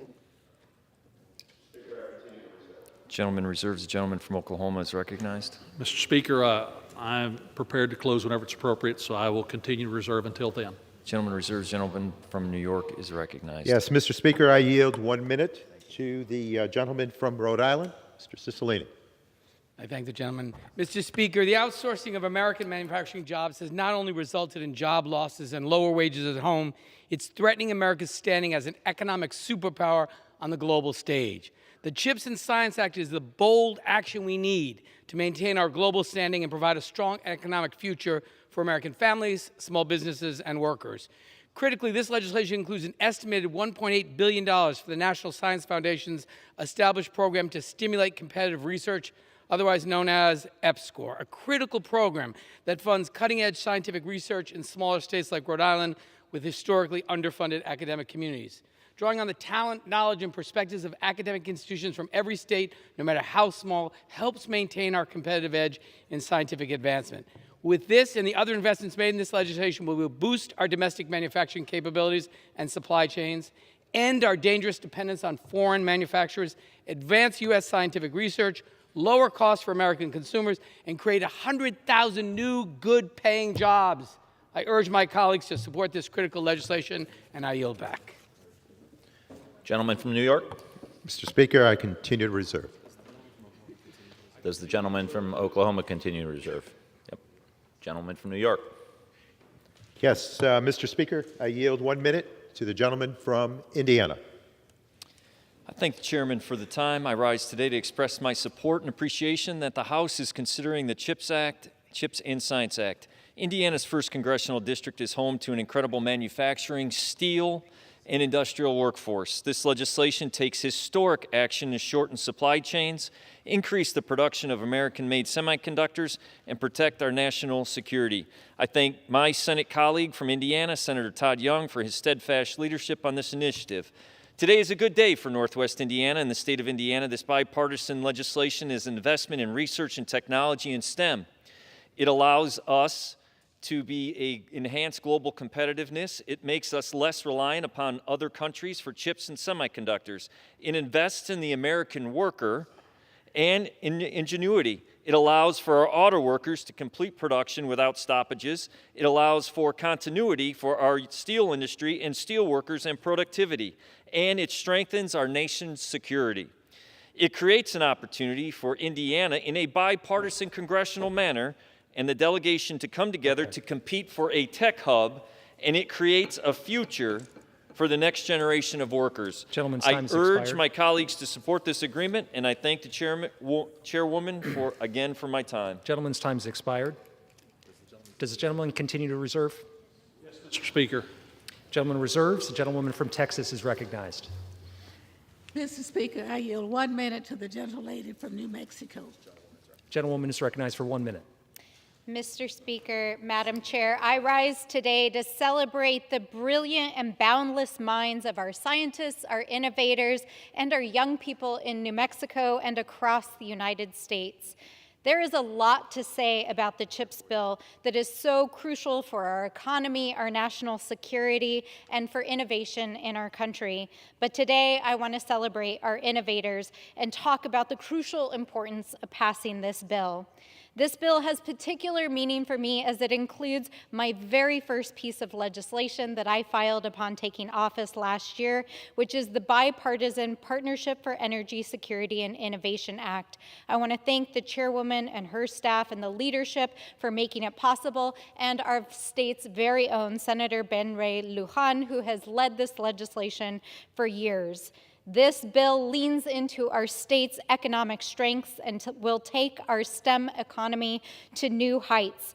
It will help to create a nonprofit foundation associated with the Department of Energy to harness the knowledge and innovation of our national labs, our universities, our tribal colleges, our HBCUs, and Hispanic-serving institutions to solve our challenges at the highest levels. I want to thank, again, the leadership. The gentlewoman's time has expired.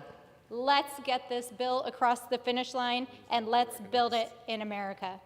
Thank you, and I yield back. Gentleman from Oklahoma continues to reserve. Woman from Texas is recognized. Thank you, Mr. Speaker. I yield 1 minute to the gentleman from Pennsylvania. Gentleman's recognized for 1 minute. Thank you, Madam Chair, and thank you, Mr. Speaker. I rise in support of this bill, not only for the important semiconductor provisions, but for some of the provisions that are less noticed, including the text of the Super Act offered by Representative Gonzalez of Ohio and myself, which focuses on how to get the carbon emissions out of steelmaking. It's often the people from steelmaking parts of the country that stand up in support of provisions like this, but this is important for every American.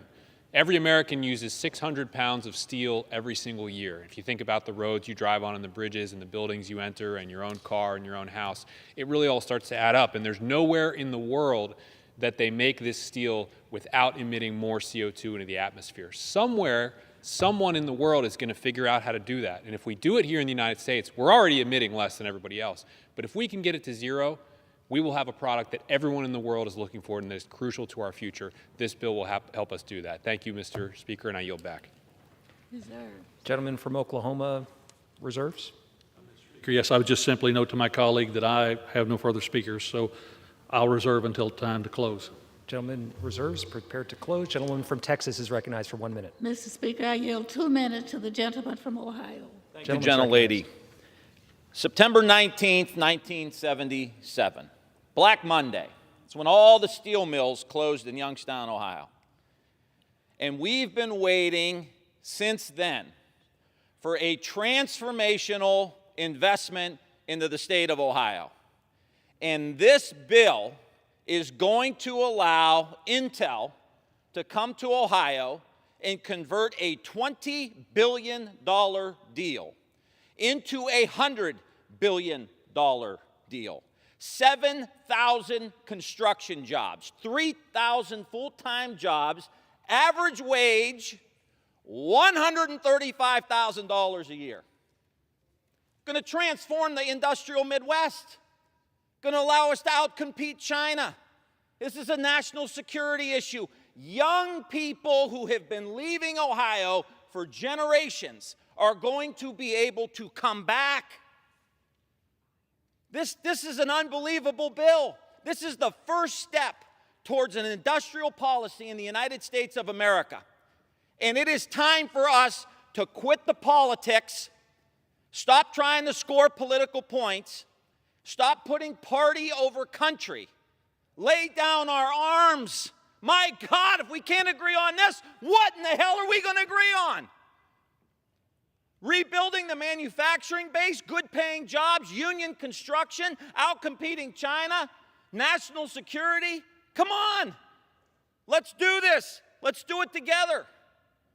But we have a small group of people who have hijacked the Republican Party, and the leadership in this House on the Republican side is more concerned with defeating Democrats than doing something that's best for the United States of America. We just saw it in the Senate with the burn pits legislation.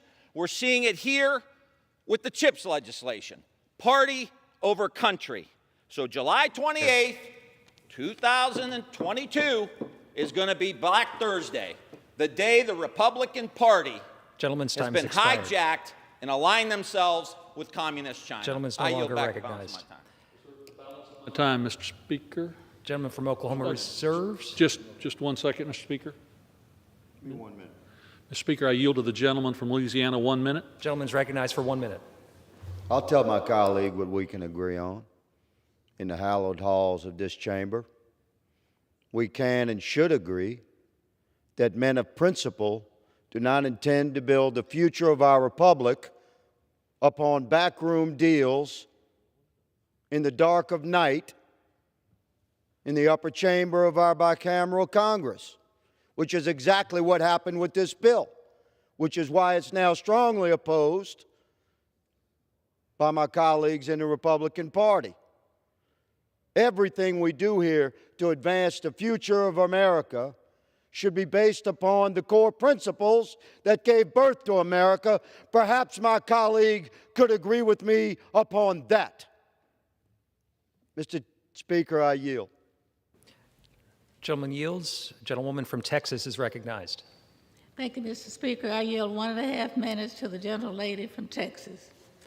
Gentlelady from Texas recognized for 1.5 minutes.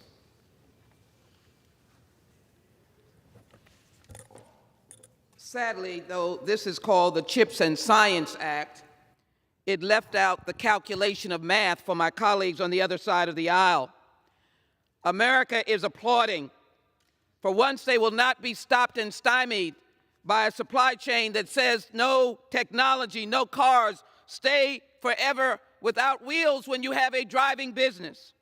This bill is expected to create 100,000 jobs, and I'm excited in particular about the addition of NASA's reauthorization, and to specifically note that NASA Johnson will be doing the Orion program funded, Gateway program funded, extracurricular, extra-vehicle activity and human space mobility funded, Orion Gateway and EHP funded, These are individual programs that we funded for one of the most prominent centers there. In addition, we are going to move to manufacturing chips in this nation, including Houston, where the Democratic Republic of the Congo has precious metals. Where do they want to send them? To the United States of America. They want us to produce. They want us to be able to transport. And out of this bill, with the amazing amount of research coming forward in science, it is going to be a testimony.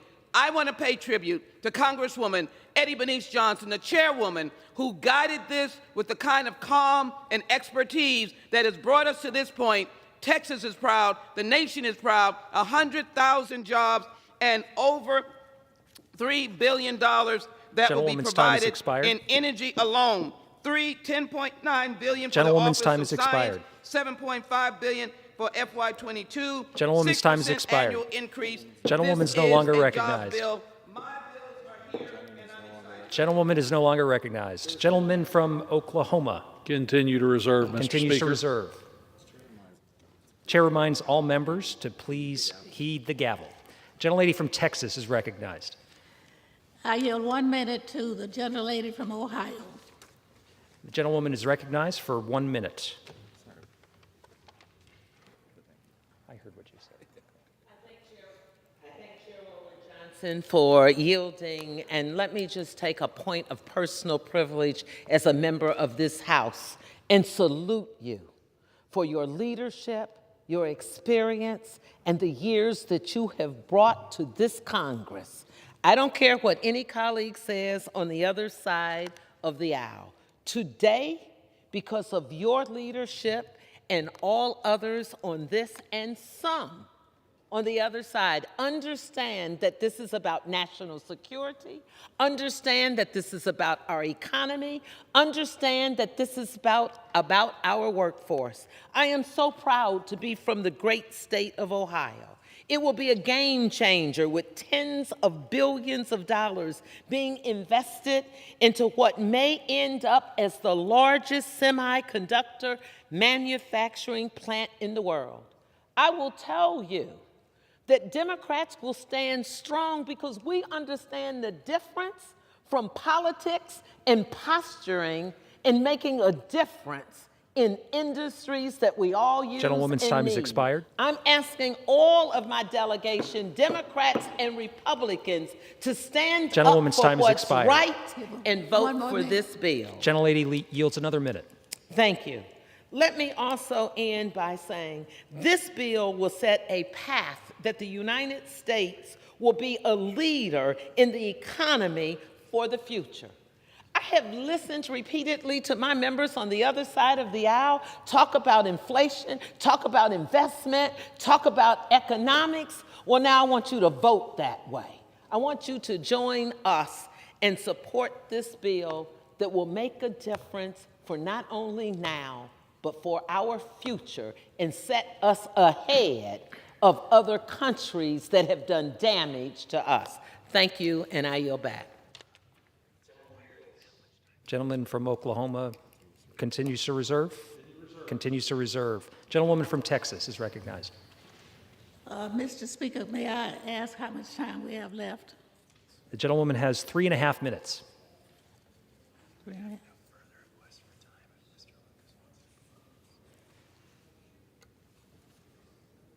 Do we have any more questions? Mr. Speaker, we have no more requests for time, and I'm prepared to close. Gentlewoman reserves. Gentleman from Oklahoma is recognized. Thank you, Mr. Speaker. I have no additional speakers, and I, too, am prepared to close, and I yield myself the remainder of my time. Gentleman is recognized.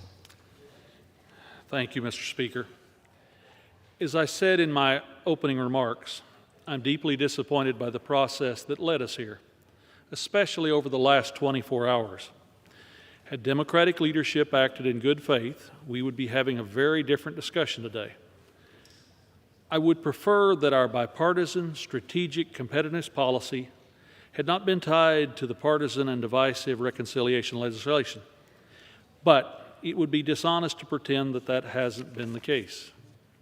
And after long and careful thought over what reconciliation will mean to the economy, the expanded government, and the American people, I cannot in good conscience vote for the $52 billion in mandatory spending while knowing that hundreds of billions in taxes and partisan spending are about to bulldoze us.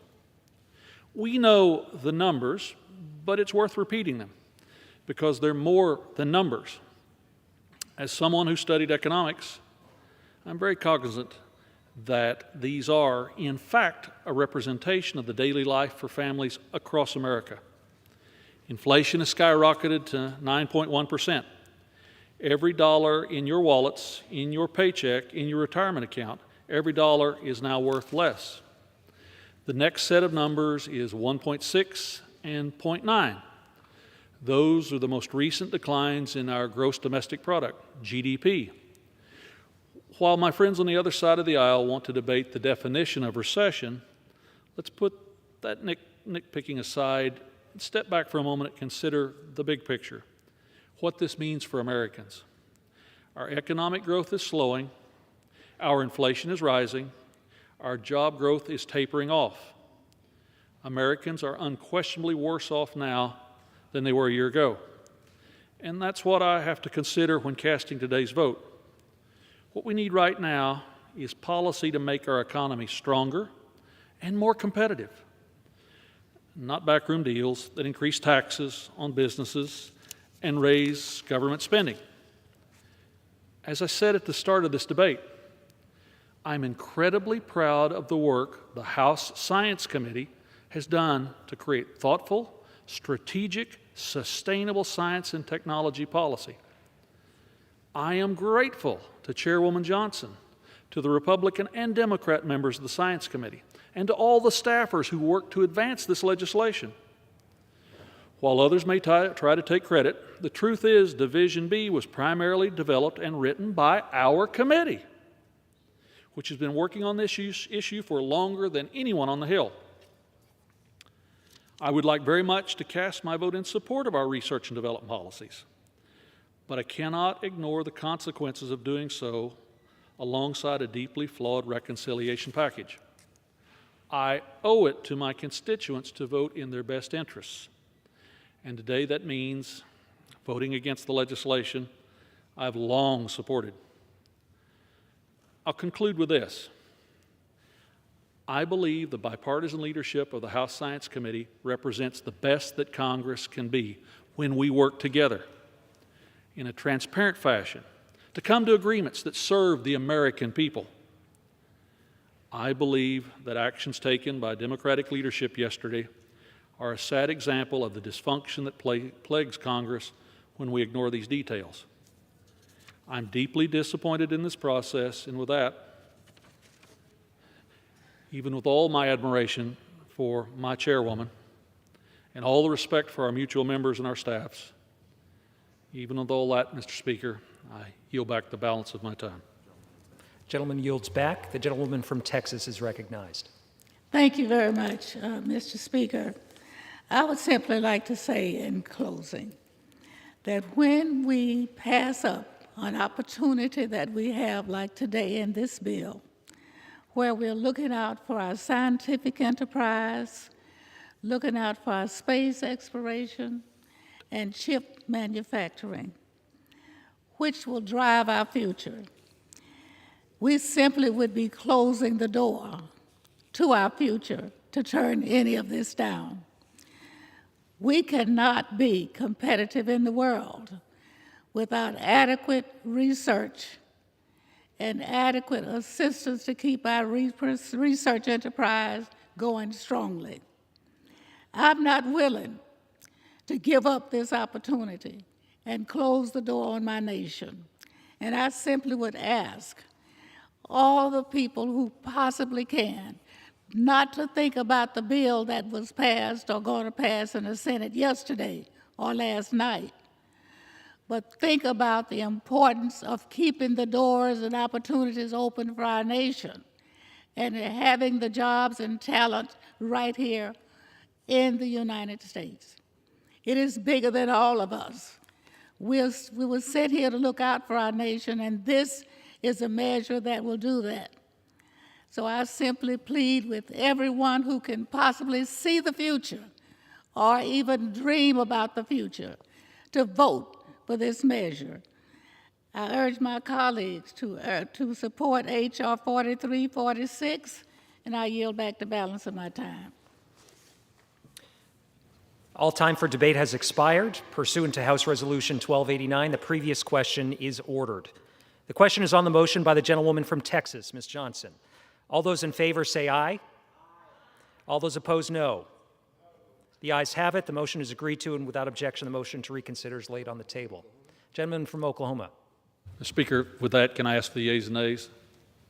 The yeas and nays are requested. Those favoring a vote by the yeas and nays will rise. A sufficient number having risen, the yeas and nays are ordered. Members will record their votes by electronic device. This is a 15-minute vote. Okay.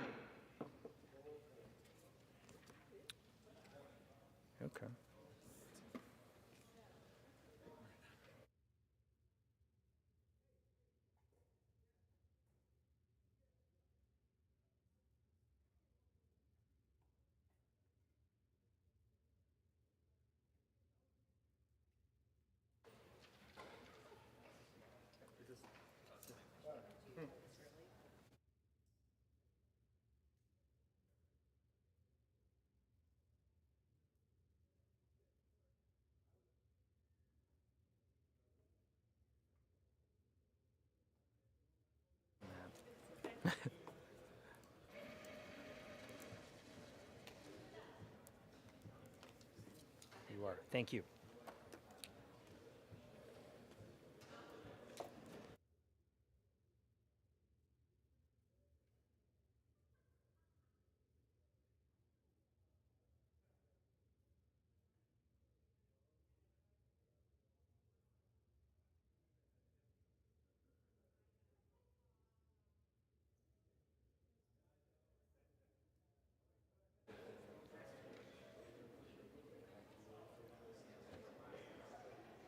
Is there another vote in this series?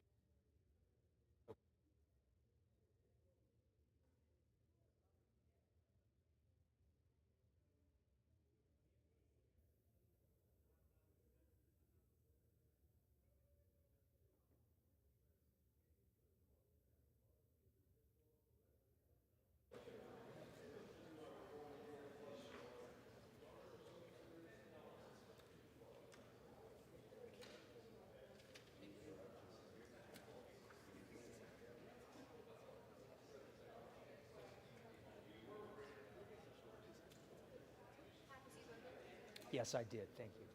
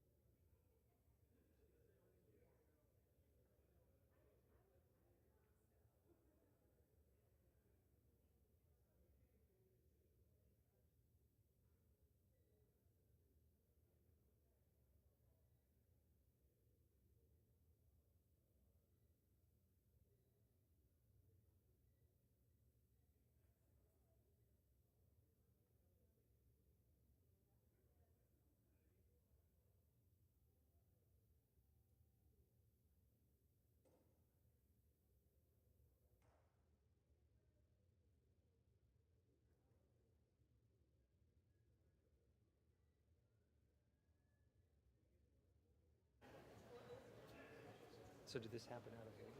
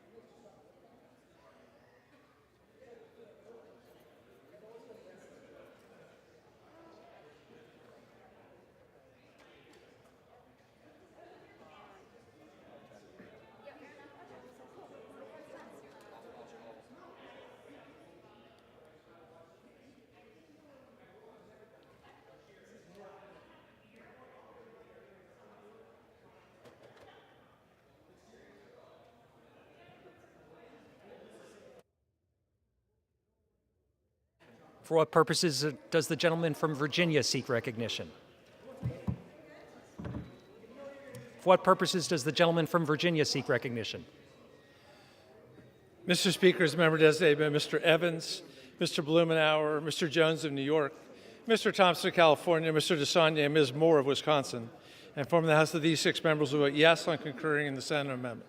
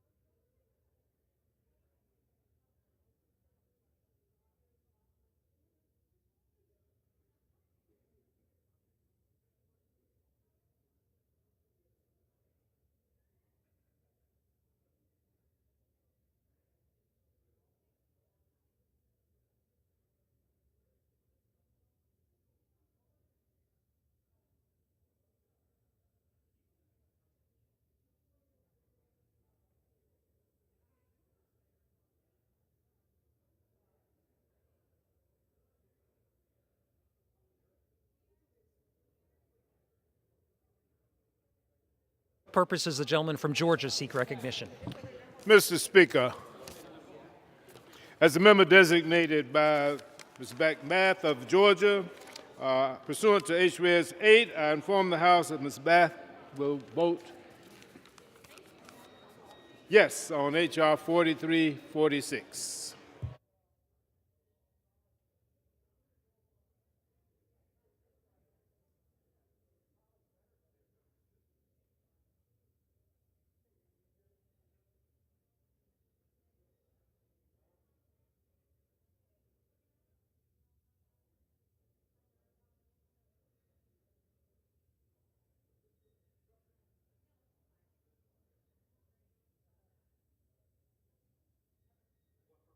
Gentleman from Colorado seek recognition. Designated by Representative Diana DeGette, I inform the House that Diana DeGette will vote yes on concurring on the Senate amendment. Why did it take you so long to say that? I just had to read it, you know, it takes me. The gentleman from Arkansas seek recognition. For what purposes does the gentleman from Arkansas seek recognition? Mr. Speaker, as a member designated by Mr. Stewart of Utah, inform the House that Mr. Stewart will vote no on H.R. 4346.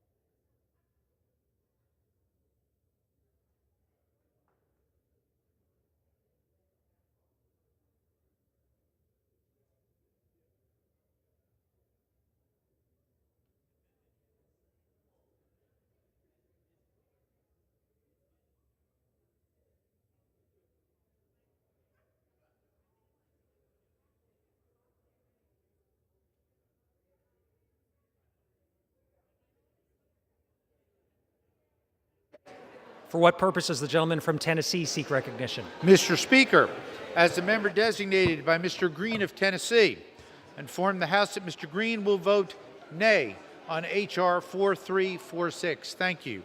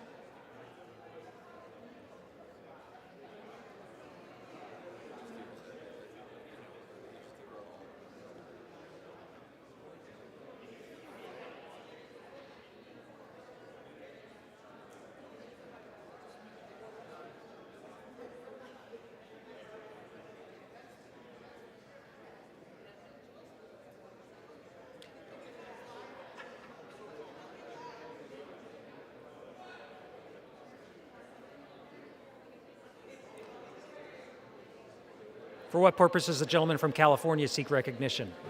Mr. Speaker, as member designated by Congress members Cahaley, Bordeaux, Vargas, Andy Levin, and Barragan, I inform the House that these members will vote yes on concurring on the Senate amendment.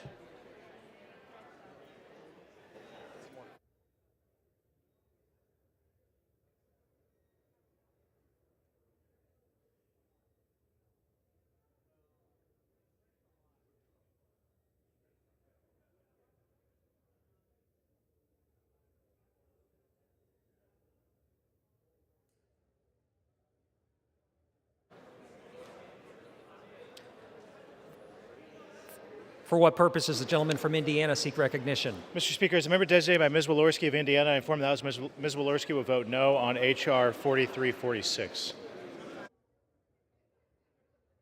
Gentleman from Texas seek recognition. Speaker Person, as a member designated by Mr. Brian Babb of the great state of Texas and Mr. John Carter of the great state of Texas, I inform the House that they will both vote no on H.R. 4346.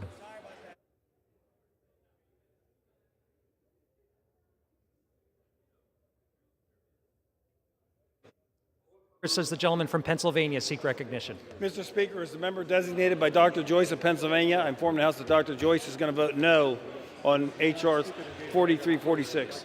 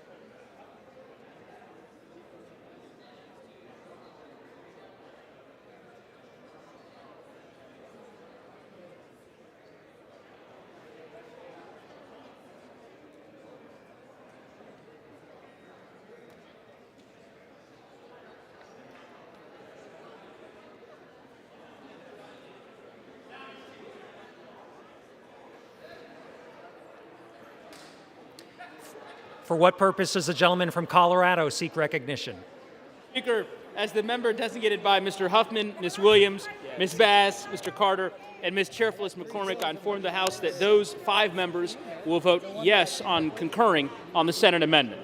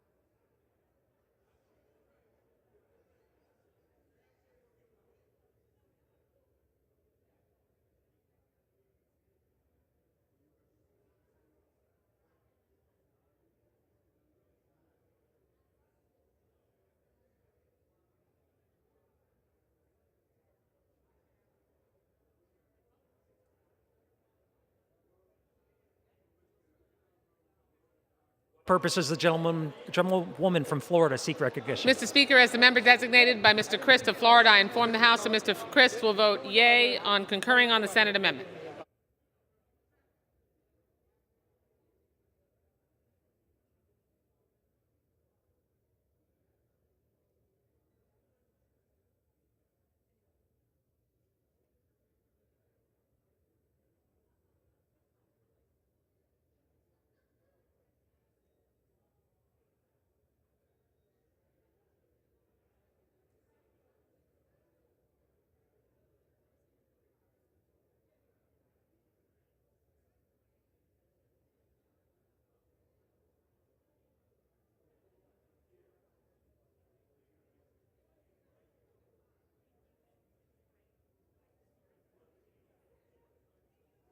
Purposes the gentleman from Florida seek recognition. Mr. Speaker, as the member designated by Dr. Gosar of Arizona, I inform the House that Dr. Gosar will vote no on the measure.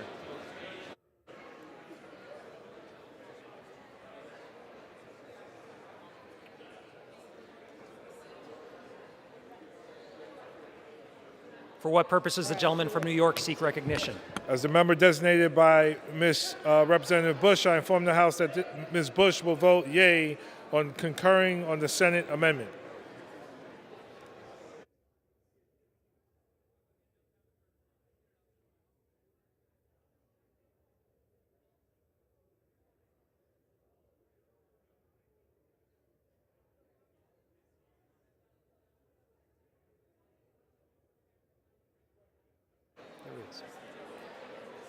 For what purposes the gentleman from New Jersey seek recognition? Mr. Speaker, as the member designated by Mr. Albio Series, Ms. Ann Kirkpatrick, and Mr. Jerry McNerney, inform the House that these members will vote yes on concurring on the Senate amendment.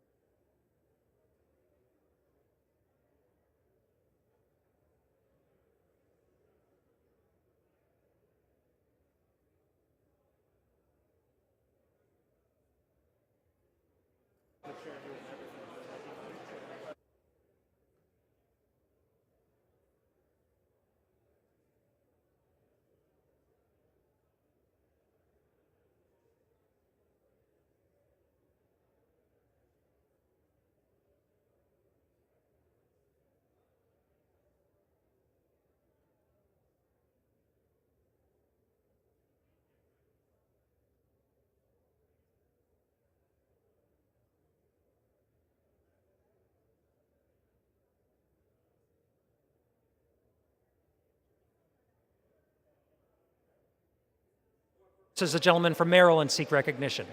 Mr. Speaker, as a member designated by Ms. Trahan of Massachusetts and Mr. Rupersberger of Maryland, I inform the House these members will vote yes on concurring with the Senate amendments.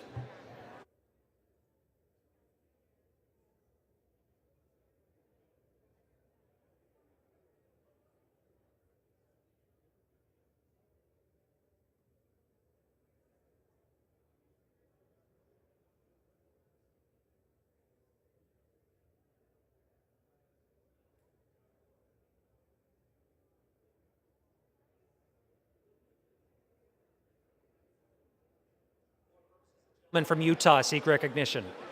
Member designated by Ms. Hartzler from Missouri, I inform the House Ms. Hartzler will vote nay on H.R. 4346.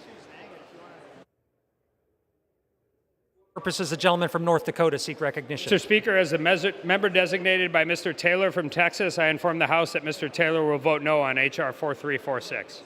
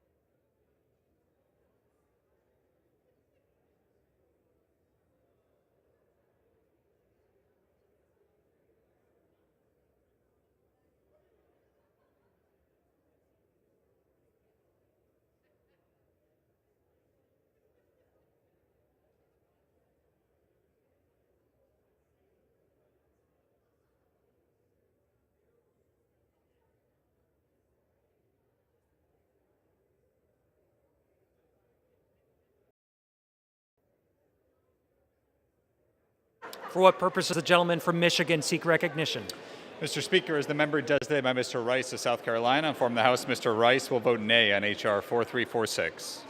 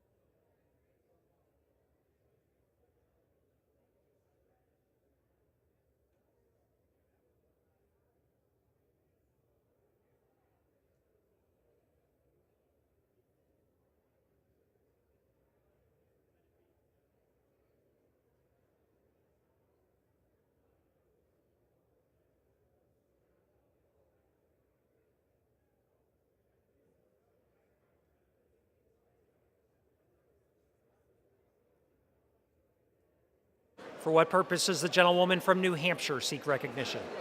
Mr. Speaker, as a member designated by Ms. Stevens, I inform the House that she will vote yes on concurring on the Senate amendment.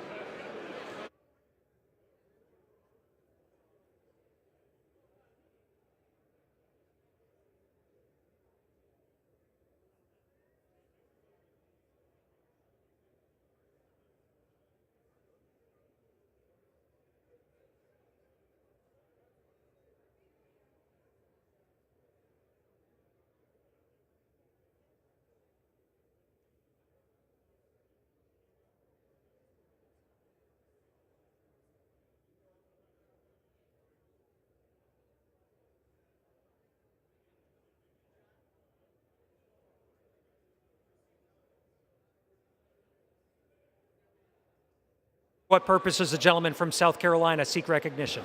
Mr. Speaker, as a member designated by Mr. Joe Wilson of South Carolina, inform the House that Mr. Wilson will vote nay on House Resolution 4346.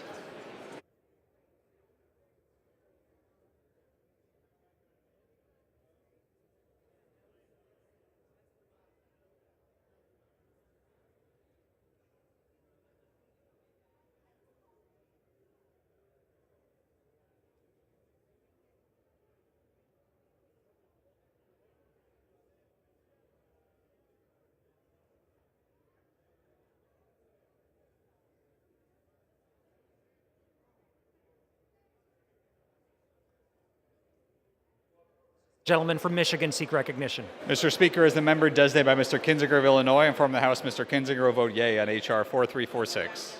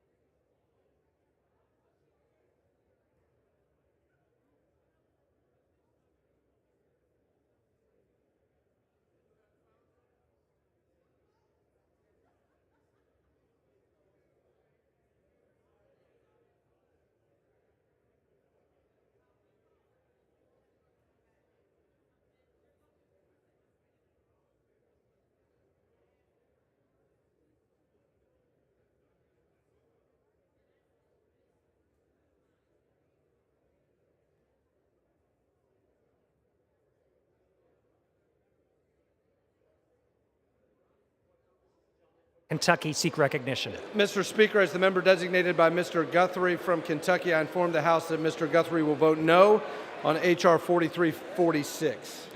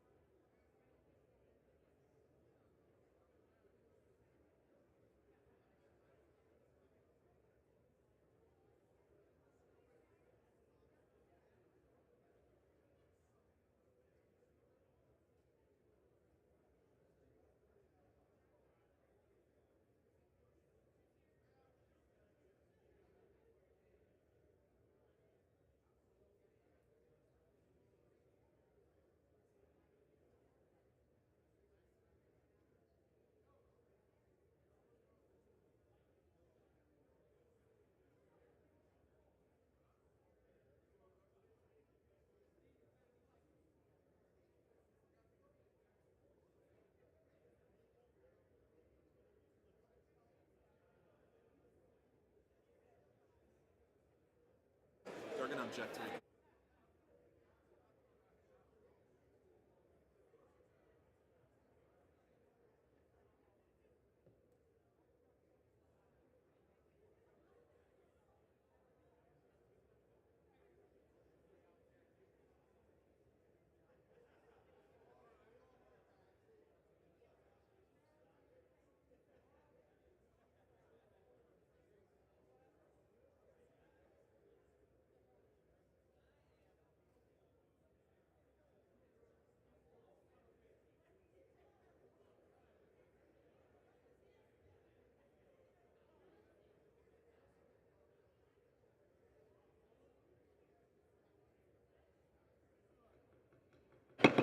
Have all members voted? Does any member wish to change his or her vote? Off aye on no for Mr. Simpson and Mr. Muser.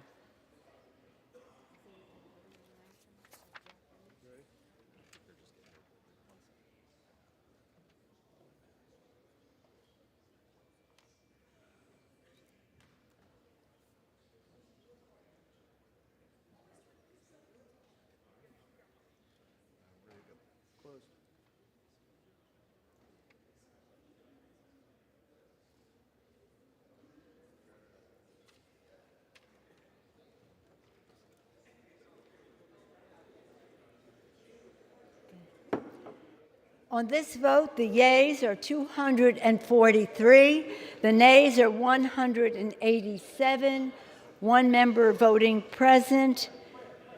The motion is adopted. Without objection, a motion to reconsider is laid upon the table. Okay.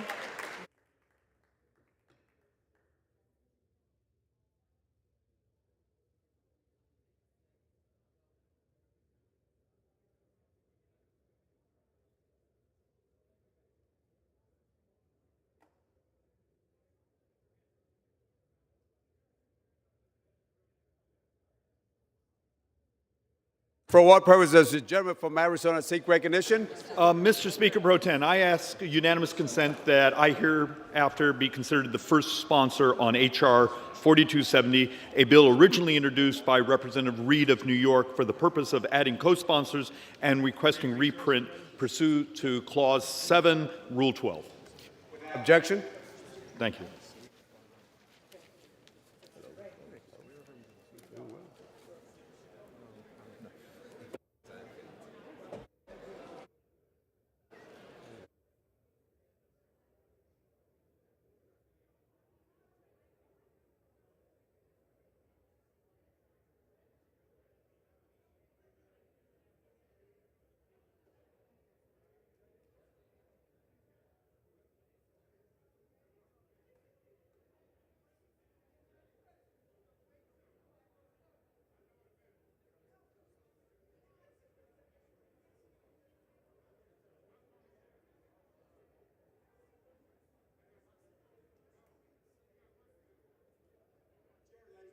What's the message?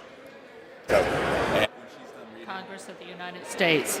Section 202D of the National Emergency Act, 50 U.S.C. 1622D, provides for the automatic termination of a national emergency unless, within 90 days prior to the anniversary date of its declaration, the President publishes in the Federal Register and transmits to the Congress a notice stating that the emergency is to continue in effect beyond the anniversary date. In accordance with this provision, I have sent to the Federal Register for publication the enclosed notice stating that the national emergency with respect to Lebanon declared in Executive Order 13441 of August 1, 2007 is to continue in effect beyond August 1, 2022.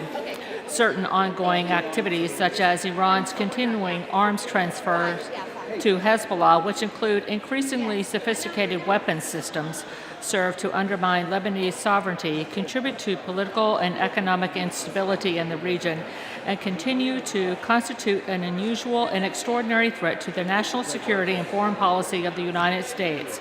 Therefore, I have determined that it is necessary to continue the national emergency declared in Executive Order 13441 with respect to Lebanon. Signed sincerely, Joseph R. Biden, Jr., The White House, July 28, 2022. Committee on Foreign Affairs, an order printed. It's going to be a minute before we can do anything else. Clean.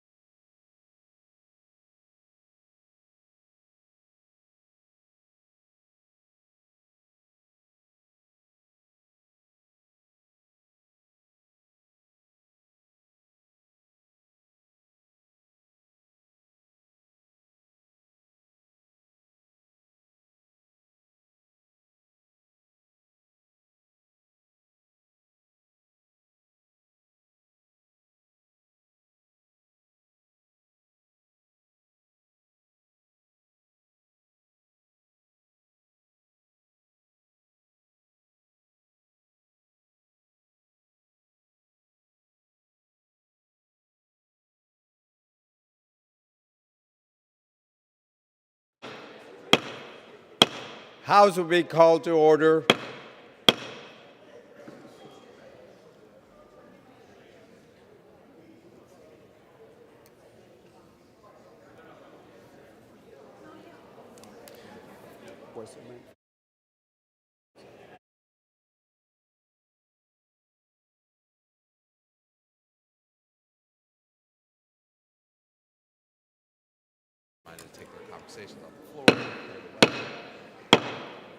Members are reminded to take their conversations off the well.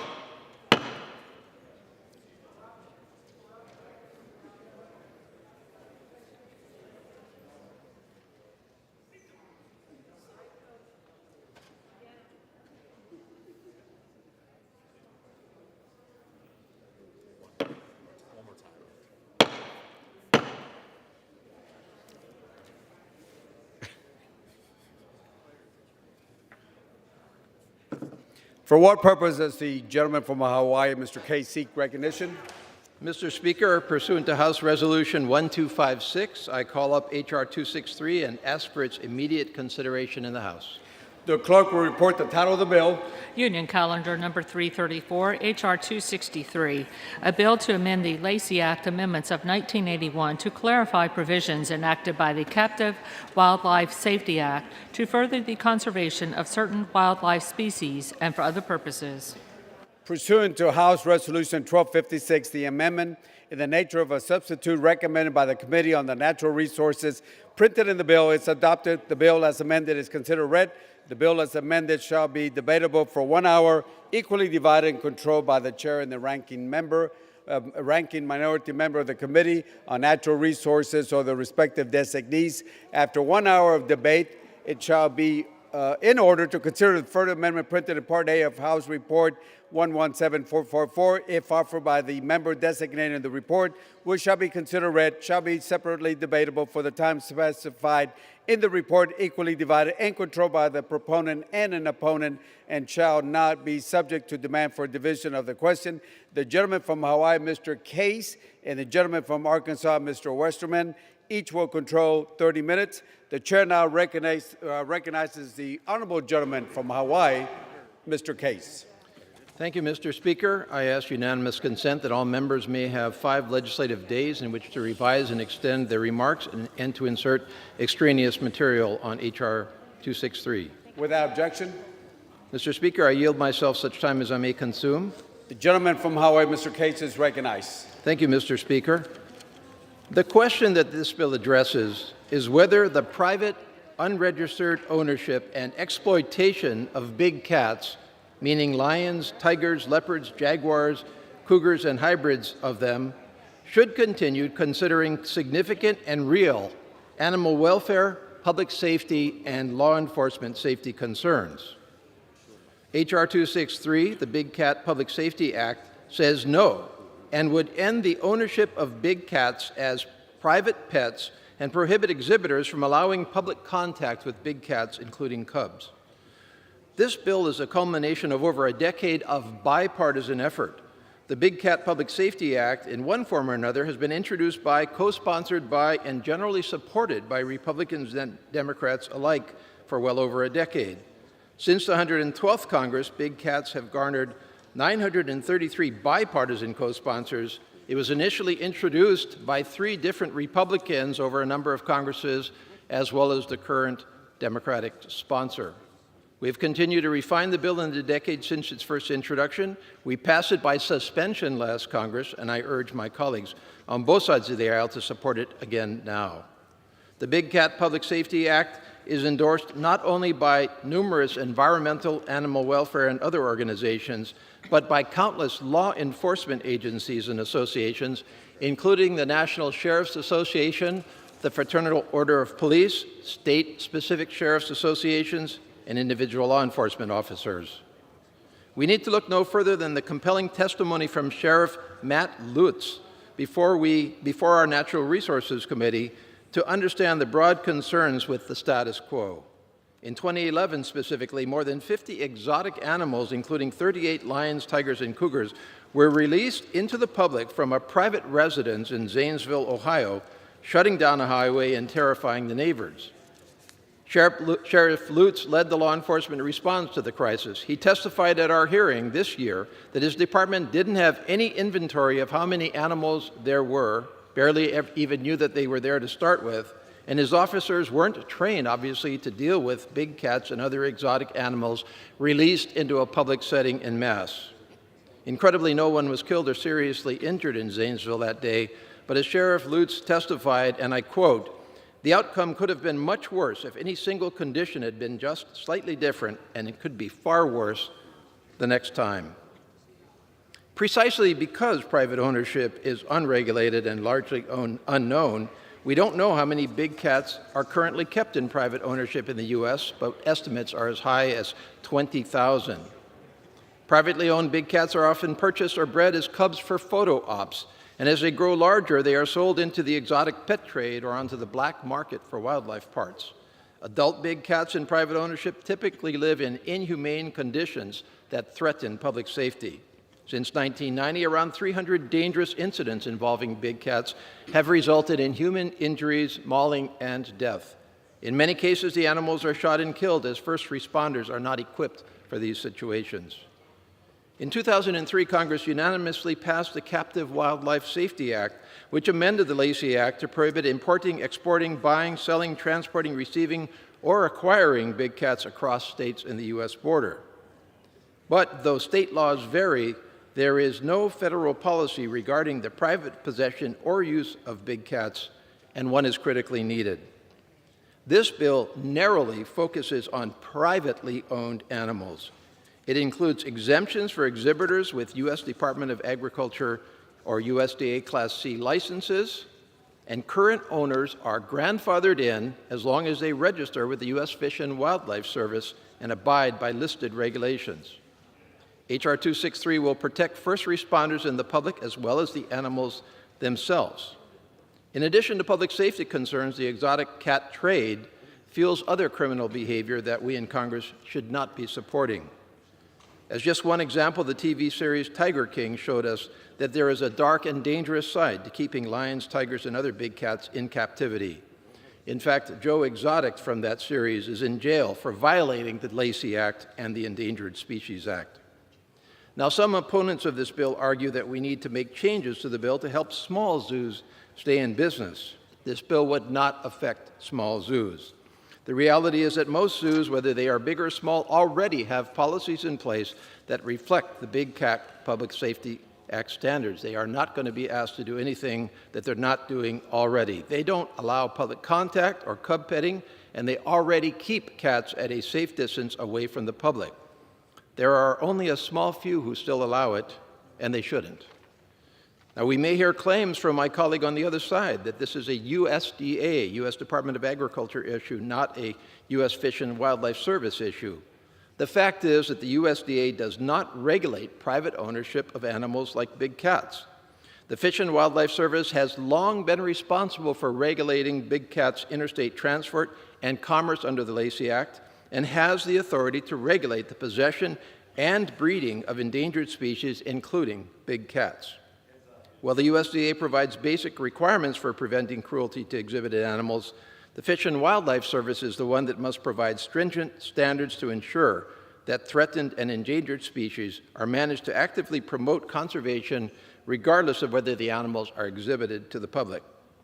The Big Cats Public Safety Act merely strengthens and expands an already existing framework under the Lacey Act. It is a common sense and, again, uniquely bipartisan solution to address public safety and animal abuse concerns. I commend my colleague from Illinois, Mr. Quigley, on his work on this bill, and I urge the members to vote yes. Thank you, and I reserve the balance of my time. The gentleman from Hawaii reserves. The gentleman from Arkansas is recognized. Mr. Speaker, I yield myself as much time as I may consume. The gentleman from Arkansas, Mr. Westman, is recognized. Thank you, Mr. Speaker. I rise in opposition to H.R. 263. There's a lot of things the gentleman from Hawaii said that I think me and a lot of other Republicans would agree on about what needs to happen as far as the outcomes of regulating big cats. But the devil's in the details, and that's what I hope to show today, is that the details and the process and the procedures that the policy will create with this Democrat bill are not what's best for this policy. In today's consideration of H.R. 263, the Big Cat Public Safety Act, follows action last month by the Committee on Natural Resources, where this bill passed on a party line vote after 2 days of lengthy markup. At a time when gas prices were setting record highs on a near daily basis, the Committee on Natural Resources considered big cat legislation, once again failing to address the economic and energy crises facing Americans. At that time, committee Republicans offered several amendments aimed at reminding our majority that we should be focused on reducing energy and food prices, not on exotic pet ownership. Rather than address the real crises of the day, Democrats shut down debate on our amendments and forced a vote on final passage of this bill. So here we are once again, considering this Big Cats bill in what looks like to be a very crowded legislative week. A week that does not focus on energy prices and inflation, even when gas is still averaging an unbearable and unacceptable $4.50 per gallon. Versions of this bill have been around since the 112th Congress, begging the question of why, if it is such a good idea, has it not been enacted over the last decade? Two clear reasons are that it would create a new regulatory framework and strip away states' rights. The bill before us today is aimed at regulating the private ownership of so-called big cats by creating a new and duplicative regulatory authority at the Department of Interior. The legislation is a considerable expansion of federal regulation under the Lacey Act. In 2003, Congress amended the Lacey Act to make it illegal to import, export, buy, sell, transport, receive, or acquire certain live big cats across state lines or the U.S. border. Interstate trade. The bill proposed by my friends across the aisle regulates big cats from the federal level on an intrastate level, an area where state laws are already in place to handle this. The Lacey Act historically deals with interstate and international commerce on endangered or injurious wildlife, and the 2003 provisions specifically said that they specifically state that nothing in the Act will supersede state laws. But here we are today taking another step to supersede state laws. This bill would expand the Lacey Act by blatantly overriding state law and enforcing intrastate level regulation of big cats. It would require big cats exhibited at USDA licensed or USDA registered facilities be at least 15 feet from the public or behind a permanent barrier, irrespective of state laws. It would end new private ownership of big cats, and it would mandate all big cats be registered with the U.S. Fish and Wildlife Service within 180 days or risk having the federal government confiscate their animal and impose criminal fines and penalties. It would require current big cat owners to certify that they will not breed, acquire, or sell any big cats and would prohibit direct public contact. All these mandates would supersede state authority and duplicate existing federal government regulation. Not only would this bill expand the Fish and Wildlife Service authorities, but it would overlay the U.S. Department of Agriculture's responsibilities, which already regulates the treatment of big cats in research and exhibition pursuant to the Animal Welfare Act of 1966. The Animal and Plant Health Inspection Service, or APHIS, at the USDA already has inspectors and law enforcement officers in place that are experts in animal welfare issues. But this bill ignores that existing regulatory framework and would create a new regulatory system that the Congressional Budget Office estimates would lead to $80 million in foregone revenue from current USDA licensed facilities. The result of this bill would be that USDA licensed facilities would be regulated by both APHIS under USDA and the Fish and Wildlife Service under the Department of the Interior. My staff and I have spent considerable time on this issue. One of our first questions was, why not just work with the House and Senate Agriculture Committees under the jurisdiction of the Animal Welfare Act? The response we received was an admission that the bill's outside proponents would rather work through the Committee on Natural Resources than the Committee on Agriculture. This is a classic case of venue shopping. Creating two regulatory frameworks and dual federal agency management, superseding existing state regulation, will create confusion, waste taxpayer dollars, and risk failing to adequately regulate these facilities at all. There is a simple fix to the issues that exist. For that reason, I offered an amendment at our markup that would move the authorities proposed by H.R. 263 into the current USDA framework without superseding state authorities. That common sense alternative was unfortunately rejected on a party line vote, and unfortunately it was not allowed to be considered today during the debate in the full House of Representatives. And I would dare say that had we adopted that amendment, this bill would be on the suspension calendar. While I agree that we want to reduce dangerous encounters between the public and big cats, I cannot support this bill because it is an overreaching, duplicative, and precedent-setting proposal that has already served as a blueprint for pending legislation on other species. We need to work within existing authorities, not create new and duplicative ones. More importantly, we need to focus on the crises facing Americans, including staggering inflation and the high price of energy, not big cats. I urge my colleague to reject H.R. 263, and I reserve the balance of my time. The gentleman from Arkansas reserves. The gentleman from Hawaii is recognized. Thank you, Mr. Speaker. First of all, to my colleagues' initial comments as to energy and the economy, nobody denies the critical importance of those issues. And yes, of course, we all should be working collectively on those particular issues. But by that measure, I frankly would have wished that more of my colleagues on the other side would have voted for the bill immediately prior to this, which is a major issue an initiative to solve our supply chains and to take care of our national defense in terms of our chips. Also, by the measure that he outlines, we should not have addressed some other critical issues in our country. For example, gun violence, women's rights, civil rights. Of course we should have done that. The fact of the matter is that this Congress must and can address the many challenges of our country. And yes, those challenges include, for this particular hour, the danger posed to our public and our law enforcement community by unregulated big cats. I yield 5 minutes to the introducer of this legislation, my colleague from Illinois, Mr. Quigley. The gentleman from Illinois is recognized. Thank you, Mr. Speaker. I indeed rise in strong support of my bill, H.R. 263, the Big Cat Public Safety Act.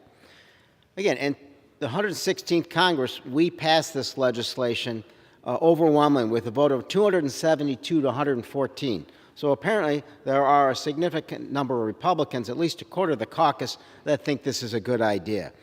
Sadly, the Senate didn't take the bill up then, but since that vote, we've been able to work with our colleagues in the House and Senate to ensure we don't forget this important legislation, because law enforcement and our communities deserve better. Today, I'm grateful that this body has had an opportunity to vote on this bill once again, and I'm grateful to the Chairman, Mr. Grijalva, and the House Natural Resources Committee for the continued support in their efforts to protect our neighborhoods from the threat of wild animals being held captive in dangerous conditions. This legislation is about public safety and the safety of our first responders.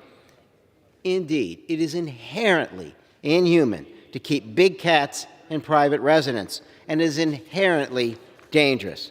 In 2011, as Mr. Case detailed, more than 50 animals were released from the enclosures in the zoo in Zanesville, Ohio, 18 tigers, 3 cougars, and 17 lions. This was just one horrific example of how first responders in our communities are put in danger when big cats are held captive in substandard living conditions by private, unregistered, unprepared owners.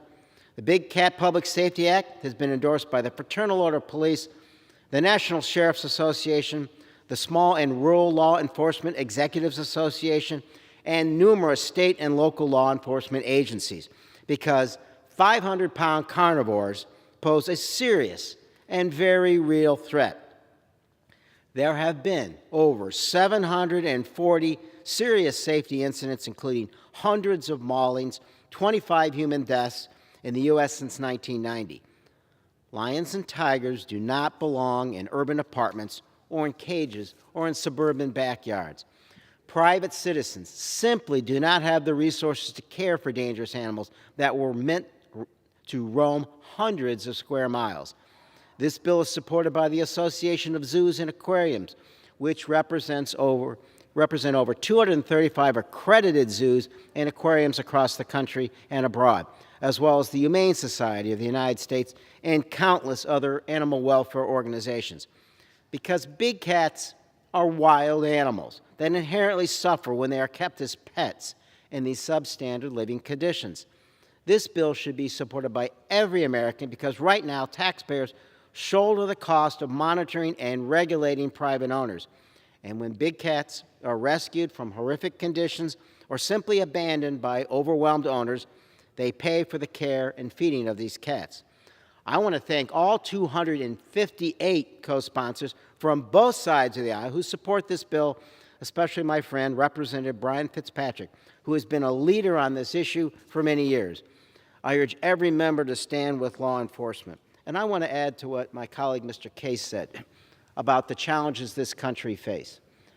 If we were to argue that we should only focus on the top 1 or 2 issues in our minds at that time, the hundreds of other issues that this country and our world face would be set aside. And indeed, in this case, we would tell law enforcement, yes, we know these animals put you at risk, but we want to work on these other priorities.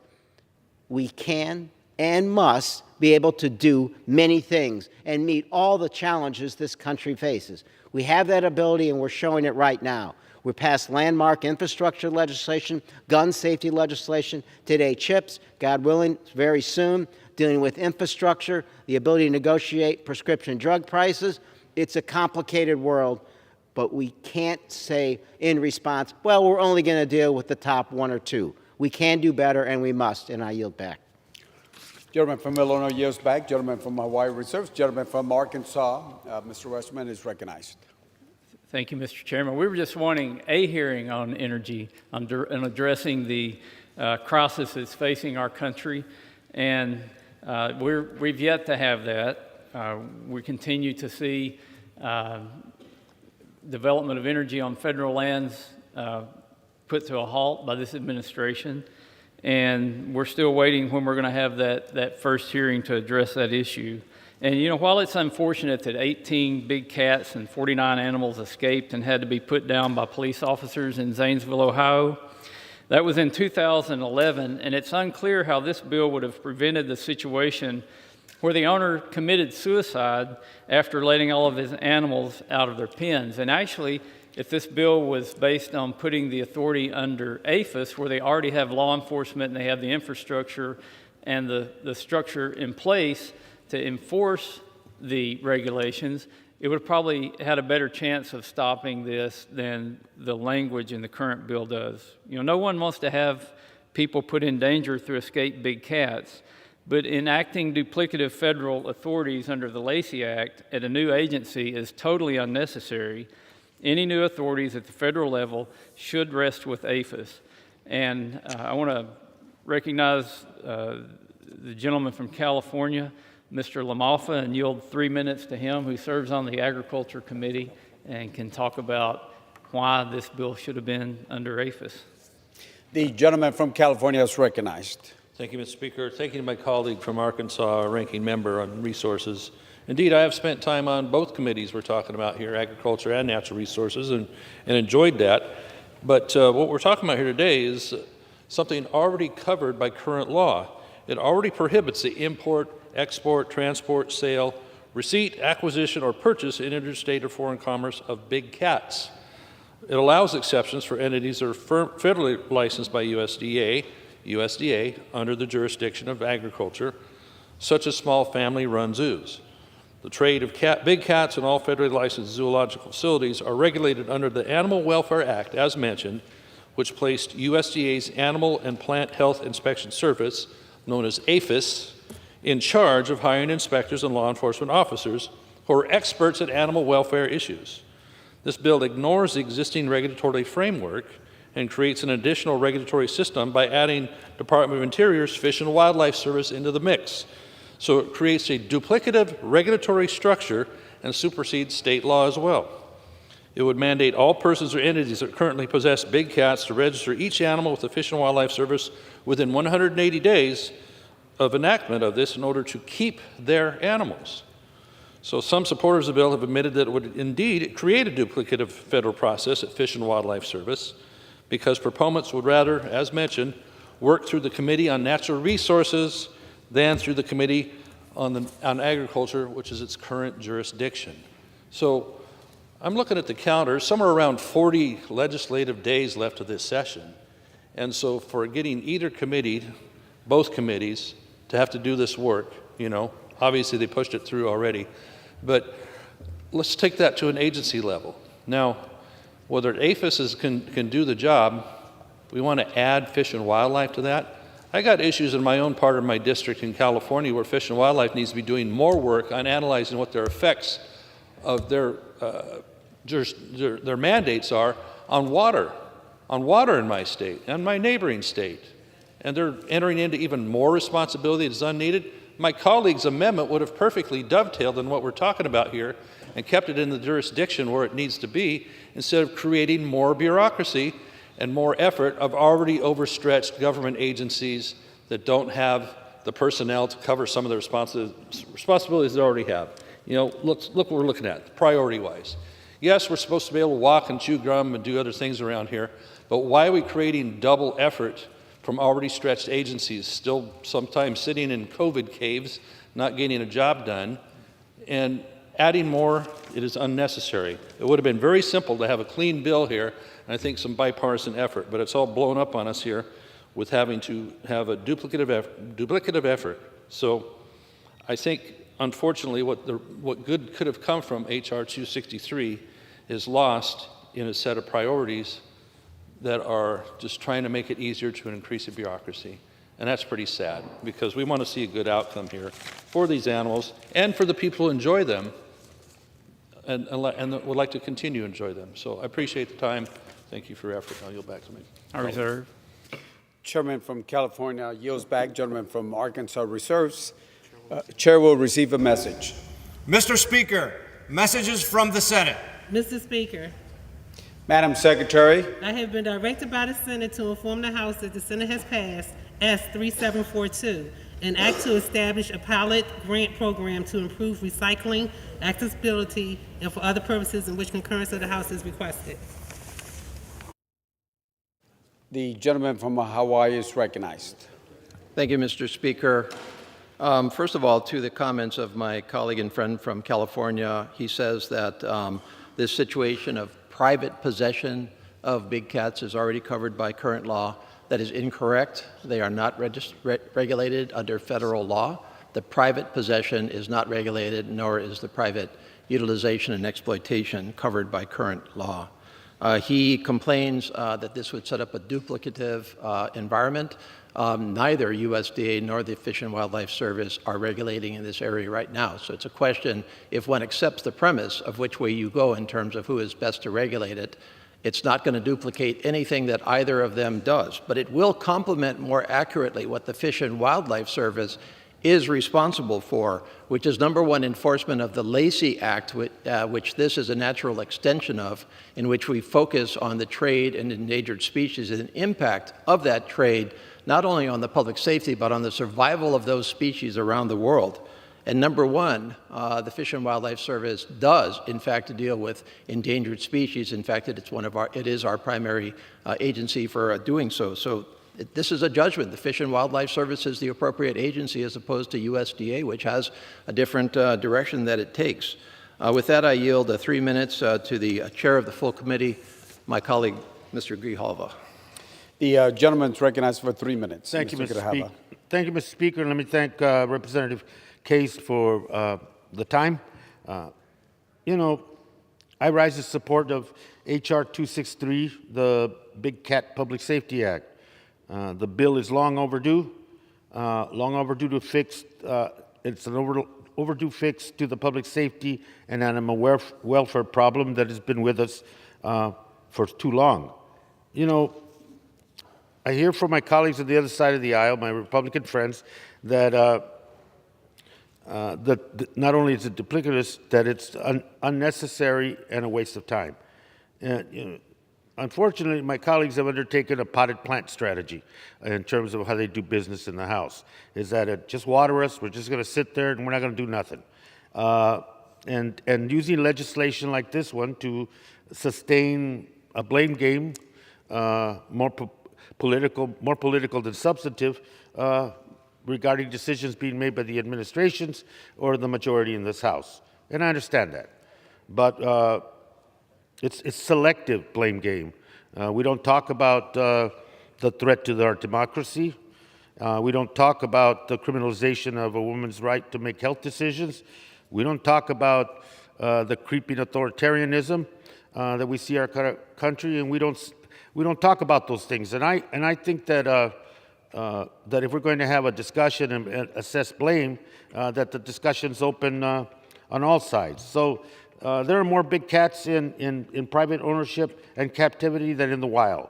There are private ownership of tigers, lions, leopards, and other big cats does absolutely nothing to help ease these endangered and threatened species to recover worldwide and in the wild.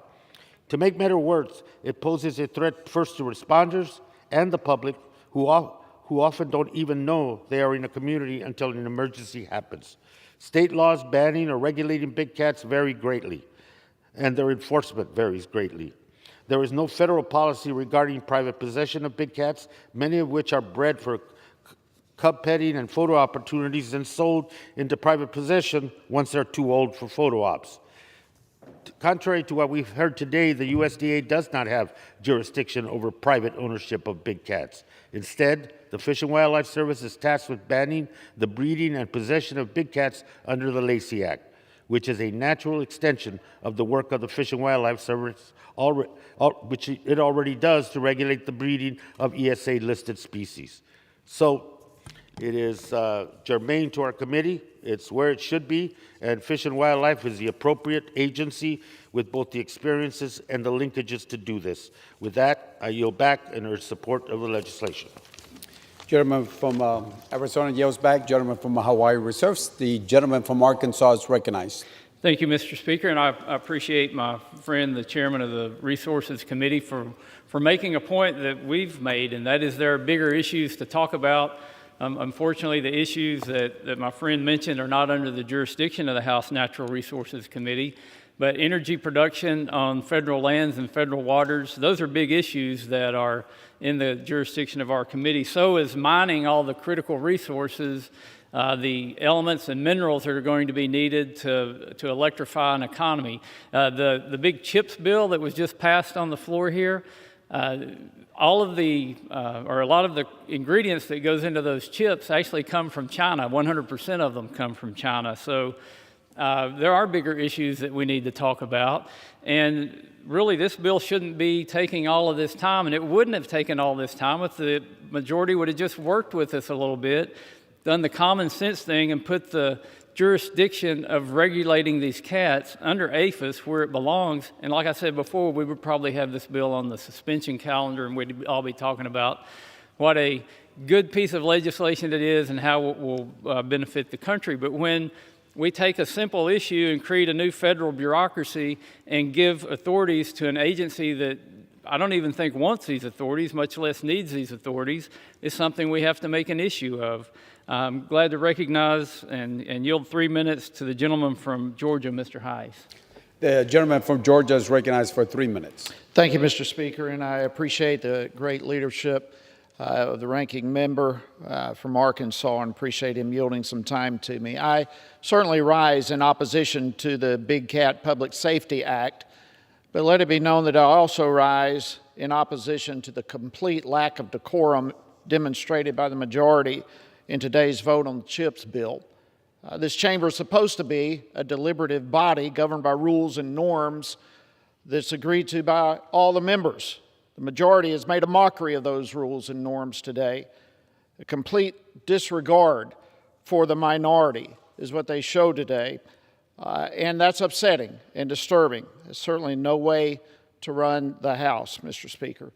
But turning to this legislation at hand, seems like the Democrats are prioritizing literally pet projects of a reality TV star instead of considering legislation that would benefit the American people during this time of economic crisis.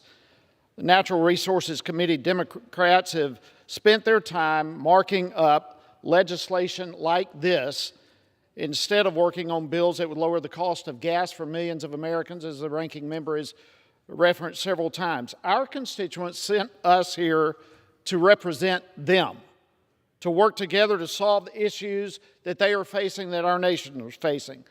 Right now, things like the cost of gasoline, energy production, and we're doing nothing about that in natural resources. Legislation like this does not reflect the interests or the concerns of the American people. We have Americans literally suffering right now economically, and we're debating big cats. Really? Of all the things that are important, we're in here talking about big cats. We have an administration right now gaslighting the American people by trying to change the definition of a recession, which we are experiencing. It's time for us to work on legislation that actually helps the American people, but because of the actions of President Biden and the Democrats, Americans are suffering from the worst inflation in over 4 decades and now facing the beginning of a recession. It's time for Congress to work on critical legislation and stop wasteful and untimely bills like this. I urge my colleagues to oppose H.R. 263, the Big Cat Public Safety Act. You got to be kidding me. This is ridiculous. And I yield back. Gentleman from Georgia yields back. The gentleman from Arkansas reserves. Gentleman from Hawaii is recognized. Thank you, Mr. Speaker. In response to my friend and colleague from Georgia, I simply want to read a list of some of the endorsers of this particular legislation. These are all members of law enforcement: the National Sheriff's Association, the Fraternal Order of Police, the Sheriff's Association of Texas, the Maine Sheriff's Association, the West Virginia Sheriff's Association, the Arkansas Sheriff's Association, the Kansas Sheriff's Association, the Louisiana Sheriff's Association, the Buckeye State Sheriff's Association of Ohio, the Vermont Sheriff's Association, the Iowa State Sheriff's Association, and I've gotten to 4 lines of a whole bunch of other endorsements from law enforcement. Clearly, they regard this as one of the areas that we should address for this country of many challenges that we face. And so I do think it's appropriate that we devote just a little bit of time to what is concerning them. With that, I am happy to yield 2 minutes to my colleague, Ms. Castor. Gentlewoman is recognized for 2 minutes. Well, thank you, Mr. Speaker, and I thank the gentleman for yielding. I rise today in strong support of H.R. 263, the Big Cat Public Safety Act, as a proud co-sponsor of this legislation for many years. Big cats, such as lions, tigers, panthers, and others, deserve to live in the wild or in a safe refuge, like Big Cat Rescue back home in Tampa. But too often, these beautiful creatures are privately owned and exploited for profit in the exotic pet trade, where they're owned by unfit individuals and kept in awful conditions. That is why we must pass the Big Cat Public Safety Act. It would be a catastrophe if we did not pass it. Big cats are wild animals. They do not belong in backyards and garages and should not be in regular contact with people unsuited to take care of them. It's dangerous as well. We've seen numerous law enforcement and emergency calls due to the irresponsible private ownership of big cats, fueled by those who are making money off of their suffering. So I'm proud to have advocated for this legislation with many of the cool cats and kittens and volunteers and supporters of Big Cat Rescue in Tampa, and I thank them. I thank Representative Mike Quigley and the Natural Resources Committee, Chair Grijalva, for moving to protect big cats from exploitation. I encourage all of my colleagues to do the same with a big yes vote on Big Cat Safety, the Big Cats Public Safety Act. Thank you, and I yield back my time. The gentlewoman from Florida yields back the balance of her time. Gentleman from Hawaii reserves. Gentleman from Arkansas is recognized. Thank you, Mr. Speaker. And I find this a bit amusing that the proponents of this bill are rolling out all the law enforcement agencies that are supportive of the bill. And why wouldn't they be? Why do they care which federal agency deals with it? They just don't want to have to deal with the problem themselves. So sure, they support this bill because it addresses a problem that they're having to deal with now. But I doubt they've looked past the point of that it's creating a new federal agency that doesn't affect their budgets. It's creating a new federal agency that makes things duplicative, that doesn't affect their operations. And I'm quite certain had we put the amendment in to put this under APHIS, we would still have all of those law enforcement agencies supporting this bill. So you have to take that for what it's worth. And H.R. 263 is a template that's already being used to regulate other animals. This is the weaponization of the Lacey Act. USDA does have jurisdiction over privately owned cats. USDA licensed facilities are not government owned. So every kind of logic trail that you go down about why should this regulation be under U.S. Fish and Wildlife, under the Department of Interior, it comes back to there is no logic. It's just that somebody had an agenda to put it under an agency that's not equipped right now, doesn't have the personnel right now to enforce it. So it's creating a new authorization that I believe is going to have happened to it. What many of well-intended laws happen, they get weaponized to go after something that they originally weren't set up to go after. Mr. Speaker, I yield 3 minutes to the gentleman from Idaho, Mr. Fulcher. The gentleman from Idaho is recognized for 3 minutes. Thank you, Mr. Speaker, and a thank you to the ranking member of Natural Resources from the state of Arkansas. Mr. Speaker, here we are yet again, discussing the most important issue of our day, cats. Not just any cats, big cats. My constituents have been hammering my office about this issue. Thankfully, my Democrat colleagues have been listening. Of course, I jest. I shouldn't be allowing this issue to be taking my time, and neither should you. My constituents are not talking about big cats. There's some misplaced priorities here. They're talking about skyrocketing food and energy prices and the never-ending deficit spending from this Democrat Congress. That's what's going on in my district. And here's another big concern for Idaho and across the West. Wildfire. 5.6 million acres, that's million with an M, have burned just this year to date. And for those of you who don't live in the West, you're not familiar with it, wildfire is what you get when you choke off access to your forests and regulate away the ability to properly manage your land. That's what the current leadership's doing. Yet here we are talking about big cats. Do I dare mention the southern border crisis? 207,416 apprehensions last month alone. Who knows how many gotaways, how much sex trafficking, or how much illegal narcotics? But don't worry. Congress is working on big cats.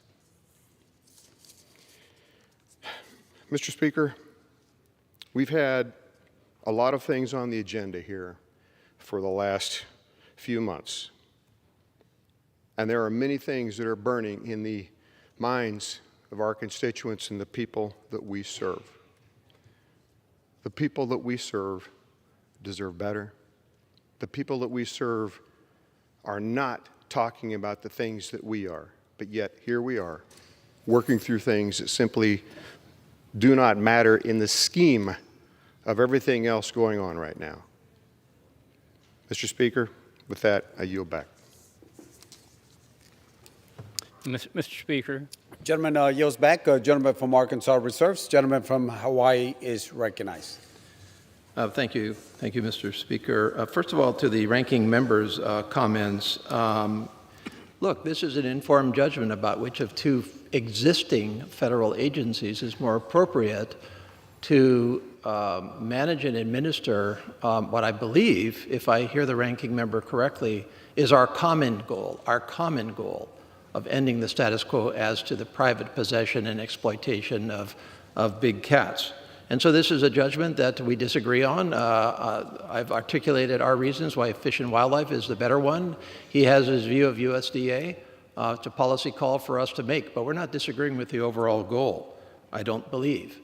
His amendment, by the way, his proposed amendment, not only proposed to put it in USDA, but also to essentially preempt the preemption of federal law. So in other words, there is a jumble of state laws out there ranging from good, solid state laws to no state laws, and that creates a real complicated and very confusing puzzle for all kinds of people, again, including law enforcement. So you cannot apply a federal standard across the country with one sentence and then in the next sentence say, oh, by the way, any state can do anything it wants.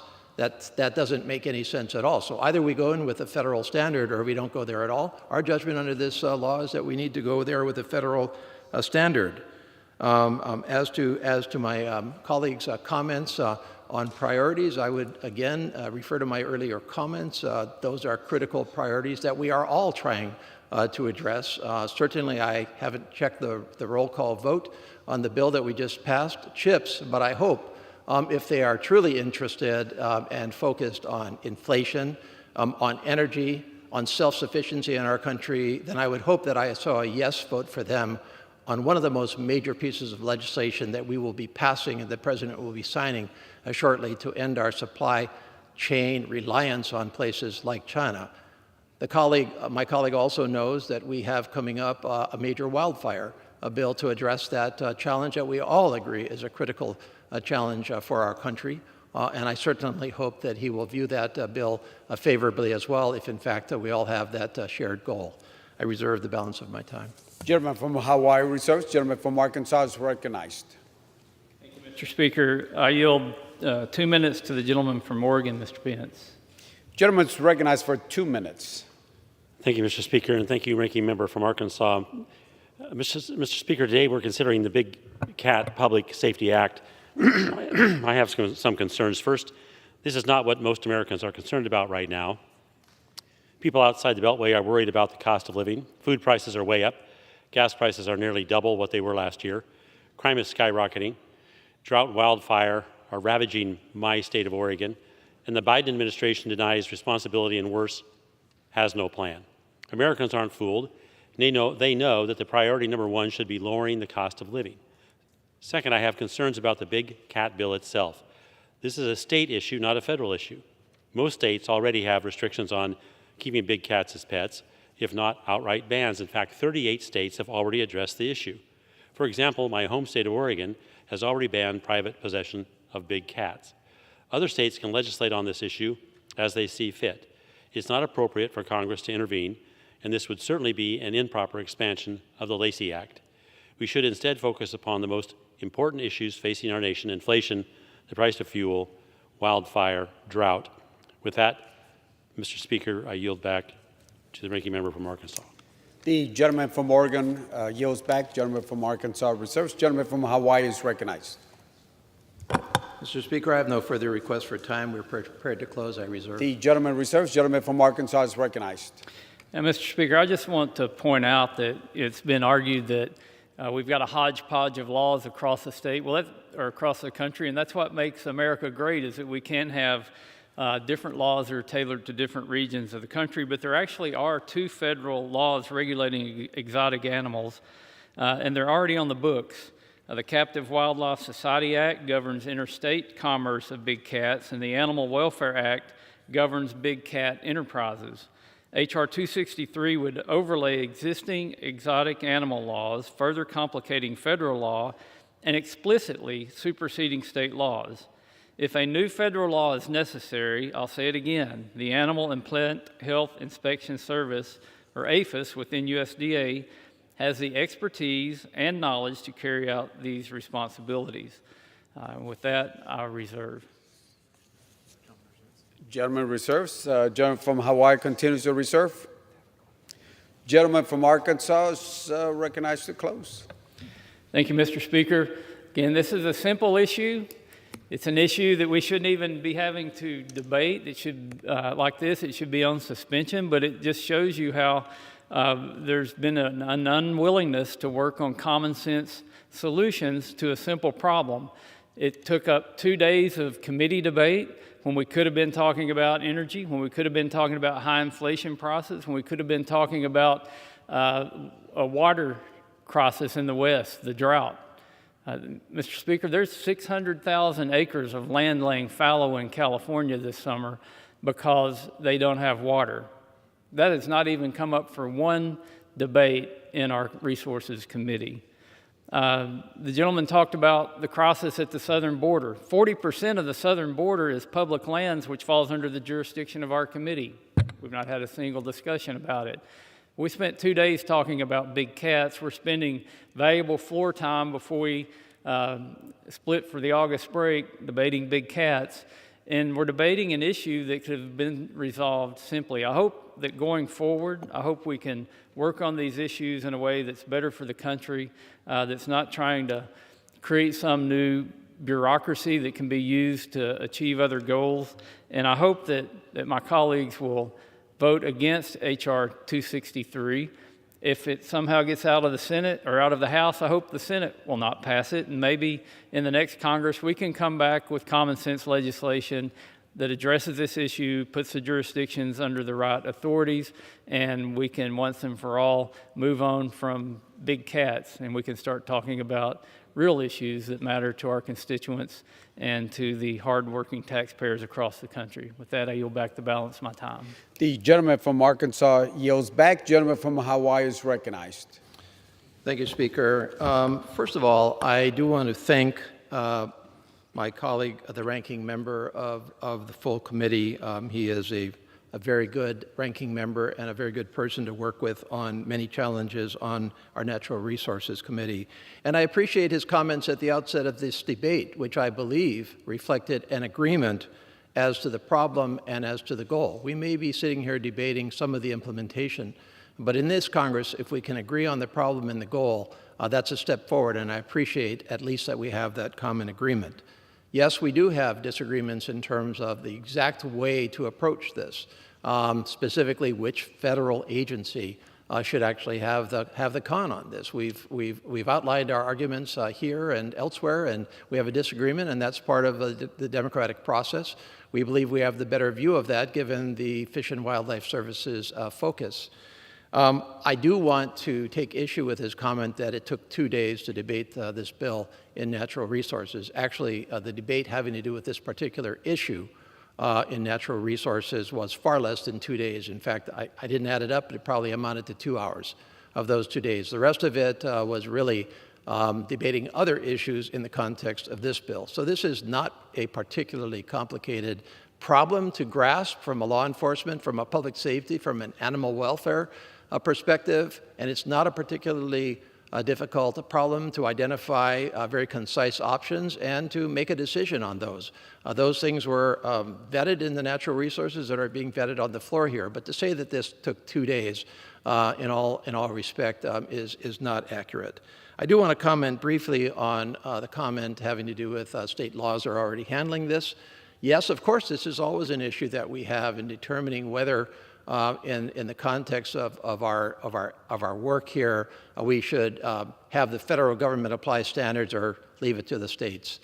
In this particular case, we have it the worst of all worlds. We have differing state laws in terms of the private ownership and exploitation of big cats. And we also have both federal and state laws that both preempt and leave it to the states. But I would submit that the Captive Wildlife Safety Act, which is where we started on this almost 20 years ago, a federal law that said that we were going to, as a country, state that you can no longer import these big cats from their homes, thus decimating their populations where they came from and encouraging a trade that has led them to the brink of extinction in most cases.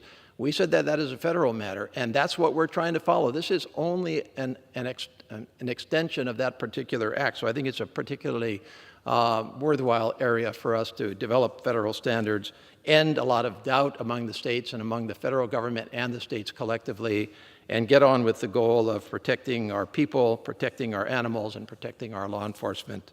With that, I urge adoption of this bill, and I yield back.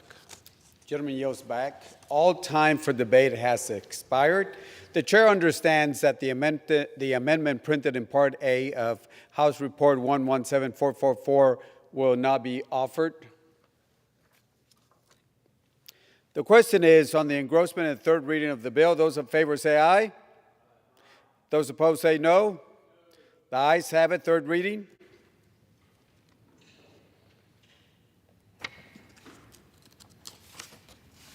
A bill to amend the Lacey Act amendments of 1981 to clarify provisions enacted by the Captive Wildlife Safety Act to further the conservation of certain wildlife species and for other purposes. The question is on the passage of the bill. Those in favor say aye. Those opposed say no. In the opinion of the chair, gentlemen. Mr. Chair, I request the yeas and nays. The ayes have it. The gentleman from Arkansas, for what purpose does the gentleman seek recognition? Mr. Speaker, I request the yeas and nays.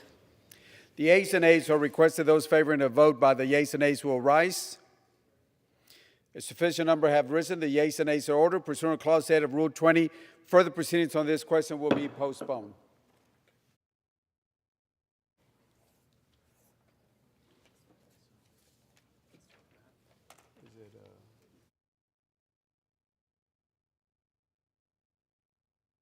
Clause 8 of Rule 20, the chair will postpone further proceedings today on the motions to suspend the rules on which the yeas and nays are ordered. The House will resume proceedings and postpone questions at a later time.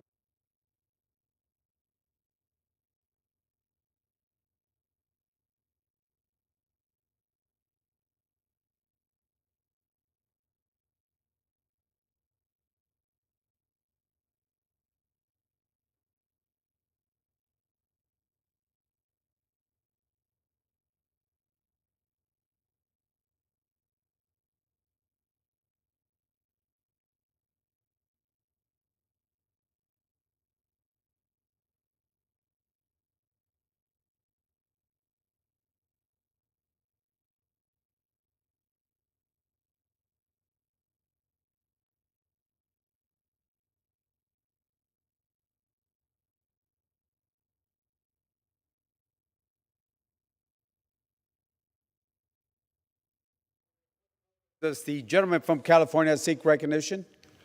Mr. Speaker, I move that the House suspend the rules and pass the bill. The clerk will.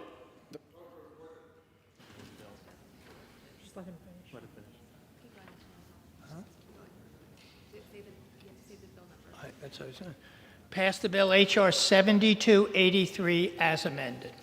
The clerk will report the title of the bill. Union Calendar Number 339, H.R. 7283, a bill to amend the Infrastructure Investment and Jobs Act to make certain activities eligible for grants from the Abandoned Mine Reclamation Fund and for other purposes.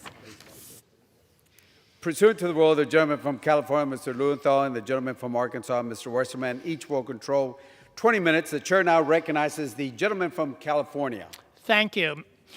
Mr. Speaker, I ask unanimous consent that all members may have 5 legislative days in which to revise and extend their remarks and include extraneous material on the measure under consideration. Without objection. Mr. Speaker, I yield myself such time as I may consume. The gentleman from California is recognized. Thank you, Mr. Speaker. I rise in strong support of H.R. 7283, the Safeguarding Treatment for the Restoration of Ecosystems from Abandoned Mines Act, or the STREAM Act, introduced by our colleague, Representative Cartwright of Pennsylvania. The STREAM Act makes a technical correction to existing federal law so that states and tribes can use a portion of the $11.3 billion that Congress has already appropriated for abandoned coal mine cleanup to restore streams that are polluted by acid mine drainage. Acid mine drainage is heavily polluted water that flows out of abandoned coal mines into streams, making them toxic to all wildlife and often turning them a bright and unnatural orange. Acid mine drainage renders streams biologically dead. They become unusable, undrinkable, unfishable, and unswimmable. It also severely limits a region's potential economic growth. Thankfully, we know how to clean up this type of mining pollution, and we know that doing so will bring enormous benefits to impacted communities.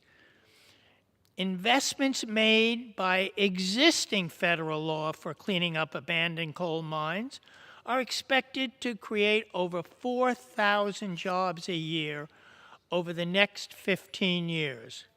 That's 60,000 new, good-paying jobs in communities left behind by the coal industry. Cleaning up acid mine drainage also restores natural areas and brings back wildlife.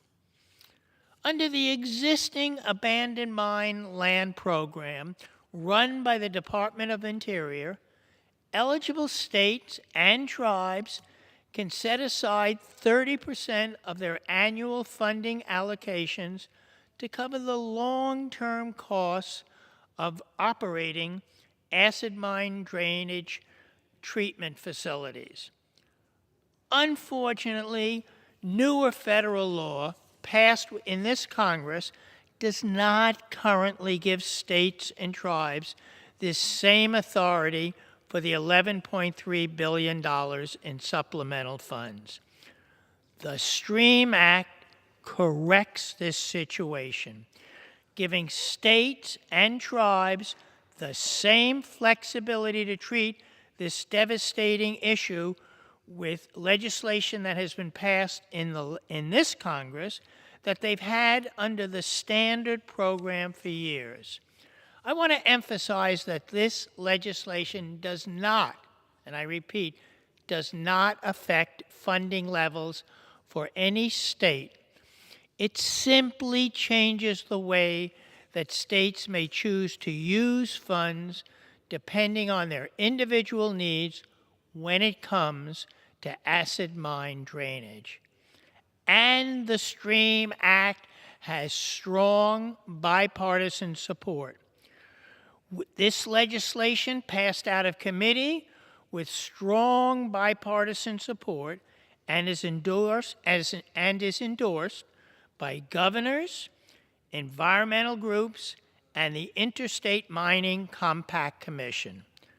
I'd like to enter into the record some testimony in support of the STREAM Act from the Interstate Mining Compact Commission.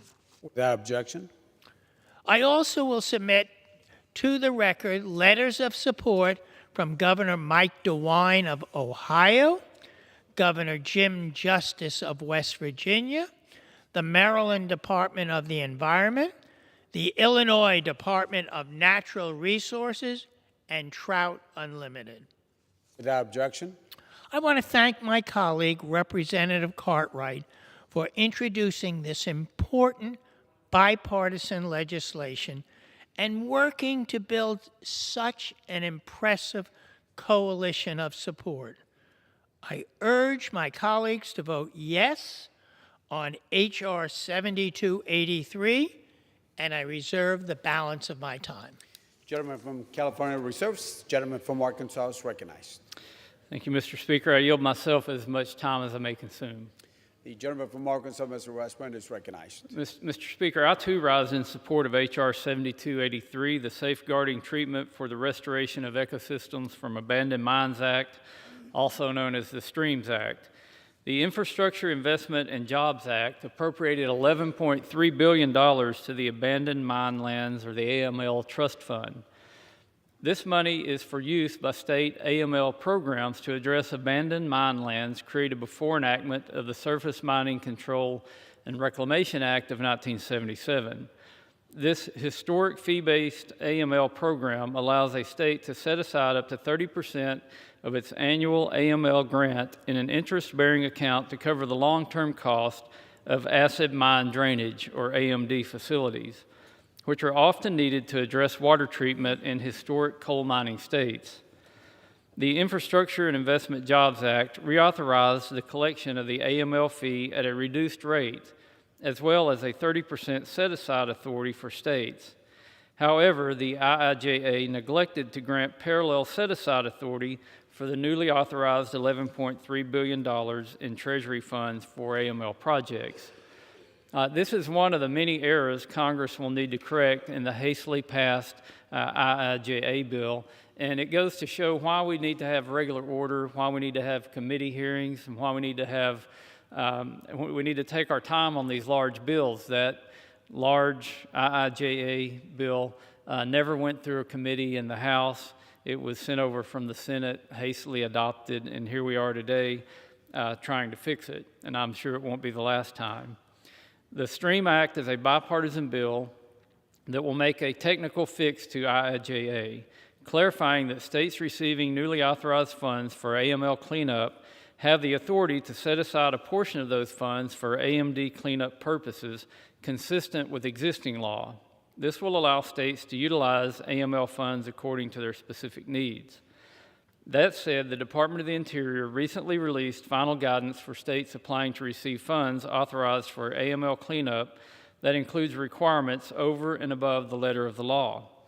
DOI should allow states to make decisions on prioritizing AML sites and refrain from imposing unauthorized and heavy-handed requirements. Again, I urge adoption of this bill and reserve the balance of my time. Gentleman from Arkansas reserves. Gentleman from California is recognized.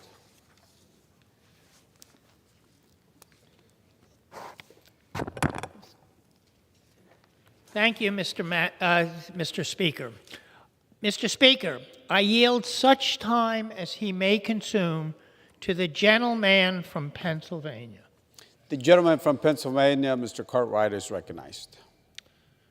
Thank you, Mr. Speaker, and good afternoon. I thank the gentleman from California, and I'd like to address the H.R. 7283, the Safeguarding Treatment for the Restoration of Ecosystems from Abandoned Mines, or the STREAM Act, as has been accurately described up to now, as a responsible, common sense technical fix to the Department of the Interior's abandoned mine lands reclamation programs. It is a small change, but it will have a large, long-lasting positive effect on state efforts to clean up legacy pollution from coal mining. Specifically, the bill allows states to hold back 30% of existing allocations for long-term operating and maintenance costs of abandoned mine land reclamation. When rainwater and river water runs over oxidized pyrite in abandoned coal mines, it turns color, and the whole area becomes toxic. The damage, it can last for hundreds or even thousands of years if nothing is done to fix it. In my beautiful state of Pennsylvania, acid mine drainage, or AMD, affects over 5,000 miles of waterways. No one wants to live or work near these dead zones in rivers and streams. The Pennsylvania Fish and Boat Commission estimates an annual loss of $29 million in revenue from recreational fishing in such areas. We know how to fix the problem. Cleaning up acid mine drainage always creates jobs, brings back recreation opportunities, boosts local economies, and makes communities healthier and stronger and much more attractive to visitors and new investments. But acid mine drainage requires costly ongoing maintenance, and H.R. 7283 helps pay for that ongoing maintenance. It's not a new idea. The Legacy Abandoned Mine Land Reclamation Program, which has been on the books for years, currently allows states to set aside up to 30% of their annual regular abandoned mine lands allocation to cover the long-term costs of operating AMD treatment facilities and maintaining them over the long term. It is optional, and states have to enact their own programs to engage in the program. 11 states have done so far: Pennsylvania, West Virginia, Kentucky, Ohio, Indiana, Illinois, Missouri, Maryland, Virginia, Tennessee, and Alabama have chosen to do so. H.R. 7283 opens the innovation door by making up to 30% of all AML funds available for such acid mine drainage projects if states want to go that way. There is no mandate here. It's their choice. And nothing in current law or the STREAM Act is mandatory, and nothing in the bill raises or authorizes any additional federal spending for abandoned mine land or acid mine drainage work. What it gives states is the important option of restoring waterways and maintaining those restoration projects for many years to come. It is a responsible way to spend this money by extending it out over time so that we don't blow it all at once and then let existing mine reclamation areas fall apart. The STREAM Act can take existing federal allocations for AML cleanup and make it last a very long time. So I want to thank the ranking member for his support. I want to thank Representative McKinley, to be sure, for his leadership in the House on this effort, and all of the other bipartisan co-sponsors of this bill. And I urge all members to support it. I yield back to the gentleman from California. The gentleman from Pennsylvania yields back. The gentleman from California reserves. The gentleman from Arkansas is recognized. Thank you, Mr. Speaker, and I'm glad to yield 3 minutes to the gentleman from West Virginia, Mr. McKinley, who's Republican lead on this legislation, and also he's a fellow engineer and knows a lot about coal mining. Thank you. The gentleman from West Virginia is recognized. Thank you, Mr. Speaker, and thank you to Chairman in Waiting for the opportunity to address this. Look, Mr. Speaker, I rise in support of this STREAM Act. Over the last century, American companies have mined coal in at least 26 states across the country. Over that same period of time, thousands of these mines have ceased operation. Abandoned mines produce an acid drainage that unfortunately flows into our streams and is toxic. As a result, tens of thousands of miles of streams and waterways across America are being poisoned. West Virginia alone, according to the West Virginia Department of Environmental Protection, has indicated that we have 1,500 miles of stream that are toxic in West Virginia. The Streams Act ensures states have the flexibility to use these federally allocated funds for acid mine drainage cleanup and provides the long-term maintenance of these cleanup projects. The bill preserves the use of important guidelines already in place, as you've heard, and simply extends them to recently approved new funding measures. Making our streams safe is not a partisan issue.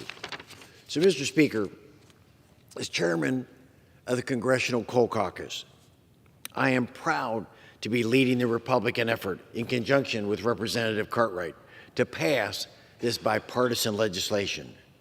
For anyone who has never seen these orange poison streams, they'll never understand the gravity of this situation. But for those of us that have seen and lived with this devastation that will last for years, decades into the future, the time to vote yes is now. I urge the support of the Streams Act and encourage a yes vote. And I yield back the balance of my time. The gentleman yields back. Gentleman from Arkansas reserves. Gentleman from California is recognized. Mr. Speaker, I have no further requests at this time. We're prepared to close. Gentleman reserves. Gentleman from Arkansas is recognized. Mr. Speaker, we have no other speakers. I urge adoption of the bill and yield back the balance of my time. The gentleman from Arkansas yields back. The gentleman from California is recognized. Mr. Speaker, I urge my colleagues to support the legislation, and I yield back the balance of my time. The gentleman from California yields back. Members, the question is, will the House suspend the rules and pass Bill H.R. 7283 as amended? Those in favor say aye. Those opposed say no. In the opinion of the chair, 2/3 being the affirmative, the rules. For what purpose does the gentleman from South Carolina seek recognition? Mr. Speaker, I ask for yeas and nays. The yeas and nays are requested. All those in favor of taking this vote by the yeas and nays will rise and remain standing until counted. A sufficient number have risen. The yeas and nays are ordered pursuant to Clause 8 of Rule 20. Further proceedings on this question will be postponed.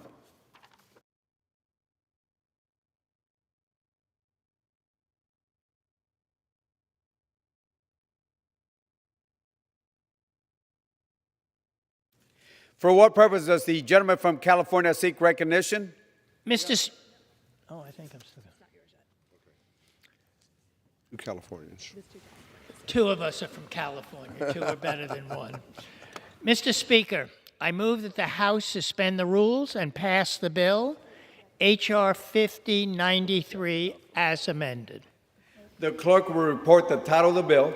H.R. 5093, a bill to direct the Secretary of Agriculture to transfer certain National Forest System land in the state of Washington to Skanamania County, Washington. Pursuant to the rule, the gentleman from California, Mr. Lowenthal, and the gentleman from Arkansas, Mr. Westerman, each will control 20 minutes. The chair now recognizes the gentleman from California. Thank you.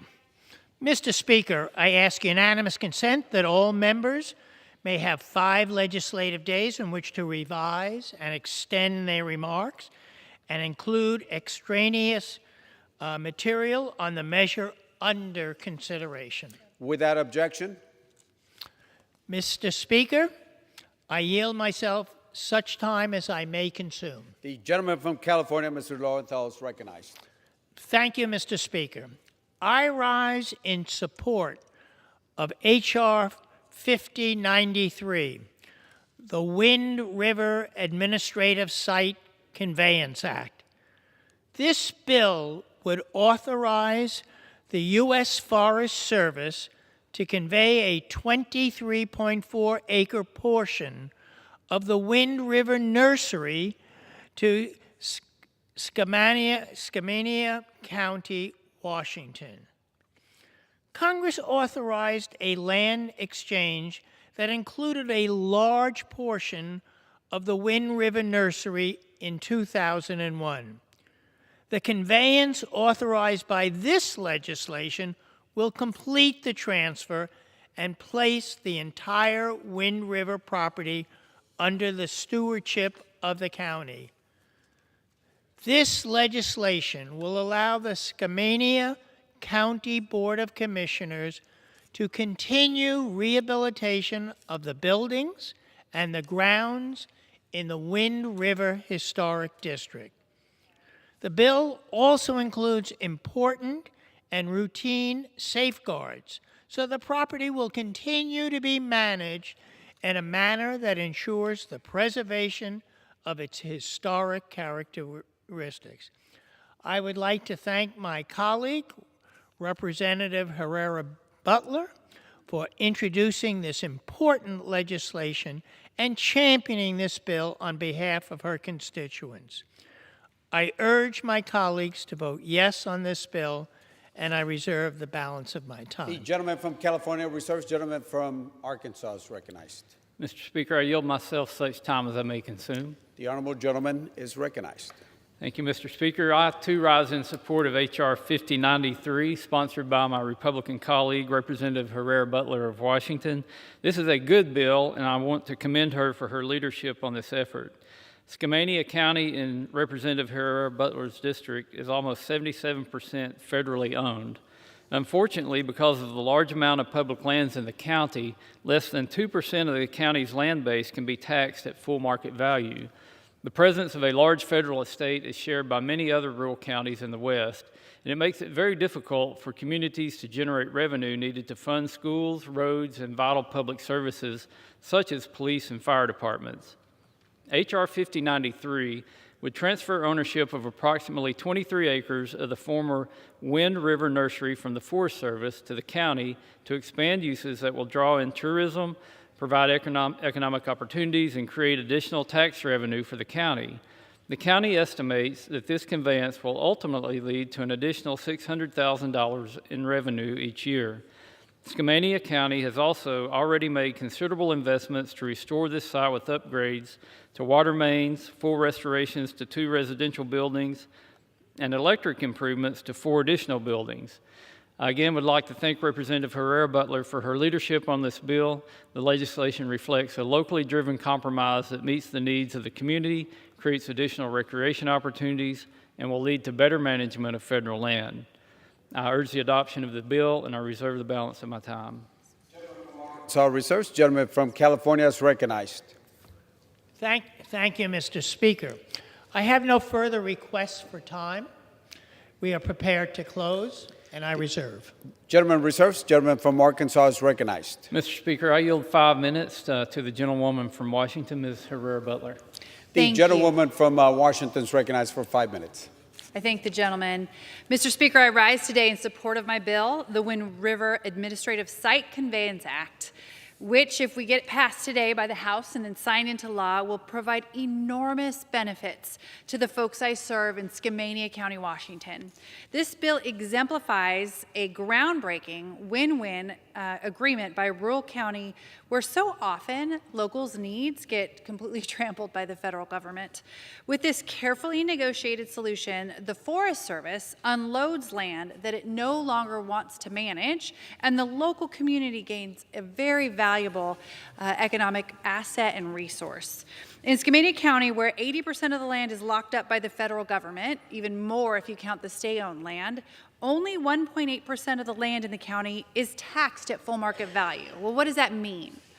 It means that this has severely hindered the county's ability to fund basic services that citizens rely upon, like roads and schools and police and fire protection. The bill that I've introduced and that we're considering today is simple. It would convey ownership of approximately 23 acres in the former Wind River Nursery from the U.S. Forest Service to the Skamania County. It's important to note here that this proposal is supported by Skamania County and by the Forest Service. The Gifford-Pinchot National Forest, which covers a majority of the county, is currently facing tens of millions of dollars in deferred maintenance. By conveying the land to the county, the Forest Service will shed that financial responsibility for these pieces associated with the maintenance of buildings and facilities on the Wind River Nursery. And by taking ownership of the land, Skamania County will develop recreational, historical, and business opportunities that will draw in tourism and critical revenue. This is a win-win solution, and it will result in substantial benefits to the folks who call Skamania County home. With that, I urge the House to approve this important legislation, and I yield back my time to the gentleman. Gentleman from Washington yields back. Gentleman from Arkansas. Mr. Speaker, I've had the opportunity to visit Skamania County. It's a beautiful place, and I know that the people there will be great stewards of this land. It will be good for Skamania County, for Washington, and for the United States, and I urge adoption of the bill. Yield back the balance of my time. Gentleman from Arkansas yields back. Gentleman from California is recognized. Mr. Speaker, I urge my colleagues to support the legislation, and I yield back the balance of my time. The gentleman from California yields back. The question is, will the House suspend the rules and pass Bill H.R. 5093 as amended? Those in favor say aye. Aye. Those opposed say no. In the opinion of the chair, 2/3 being in the affirmative, the rules are suspended. The bill is passed, and without objection, the motion to reconsider is laid on the table.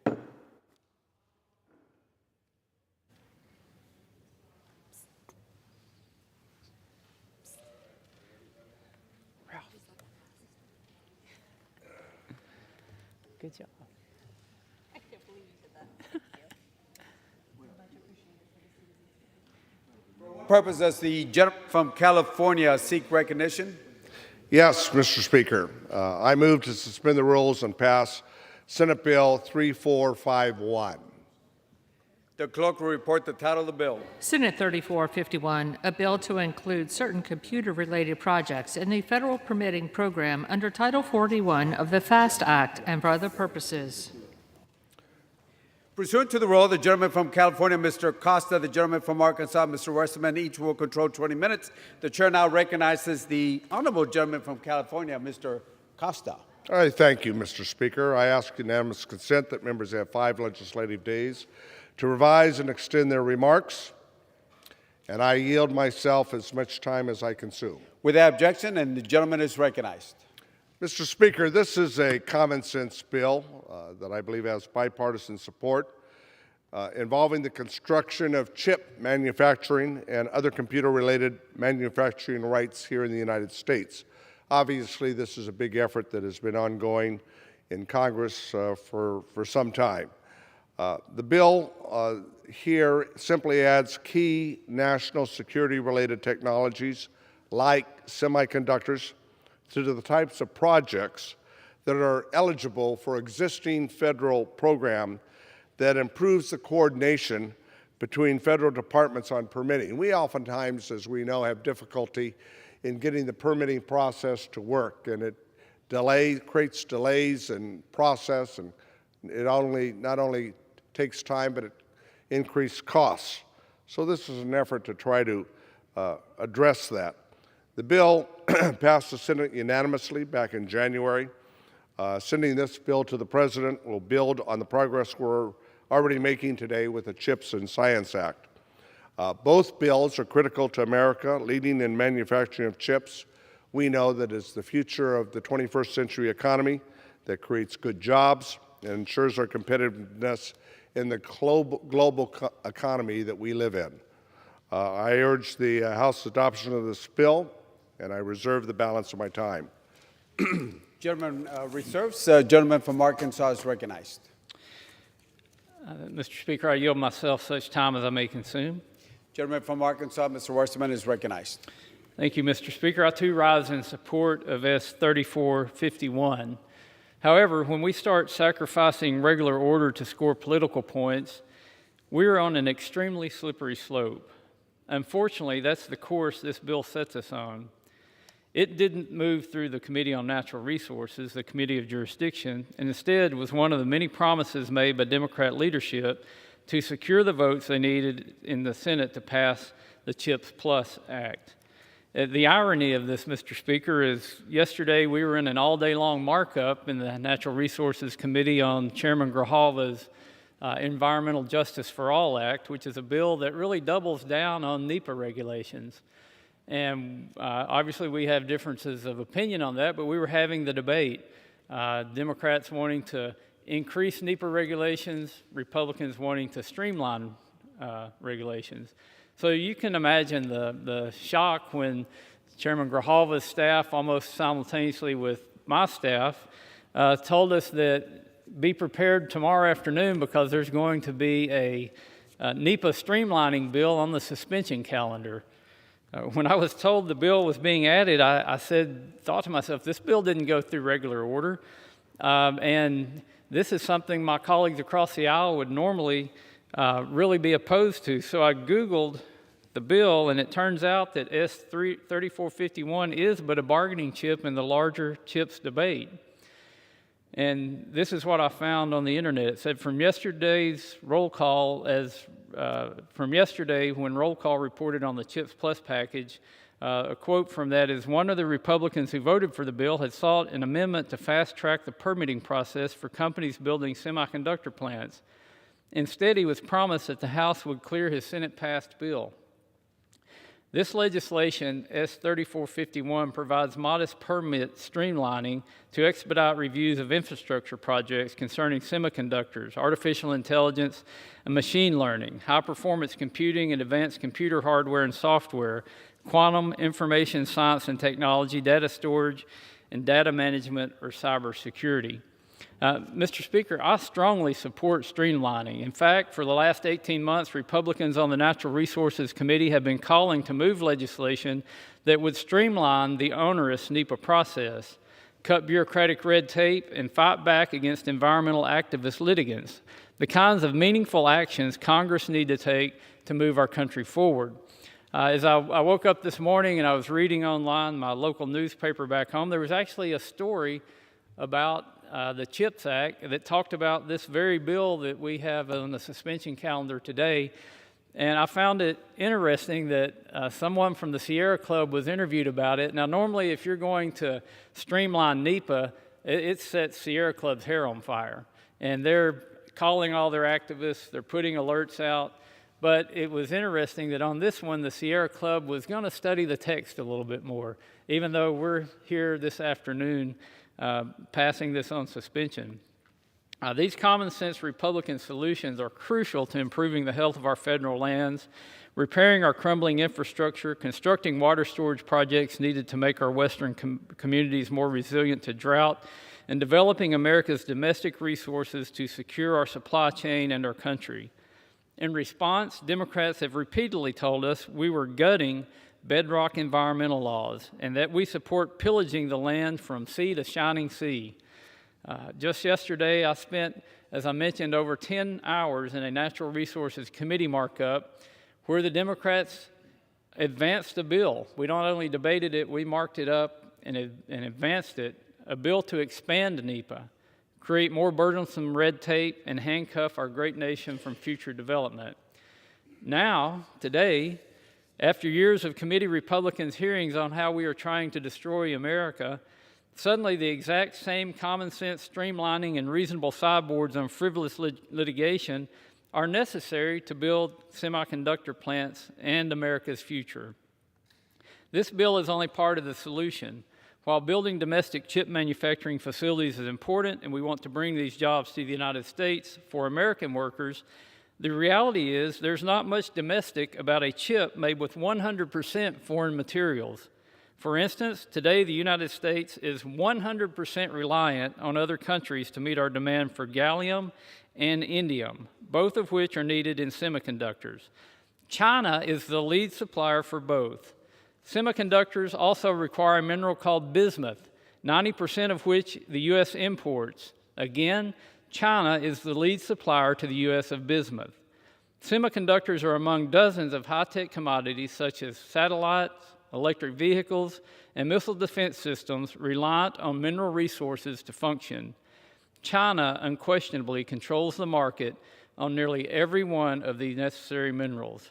If we truly want to secure the supply chain for semiconductors and the huge array of other products dependent on critical minerals, it is imperative to ensure a robust domestic mining industry through an efficient, predictable mining permitting system here in the United States.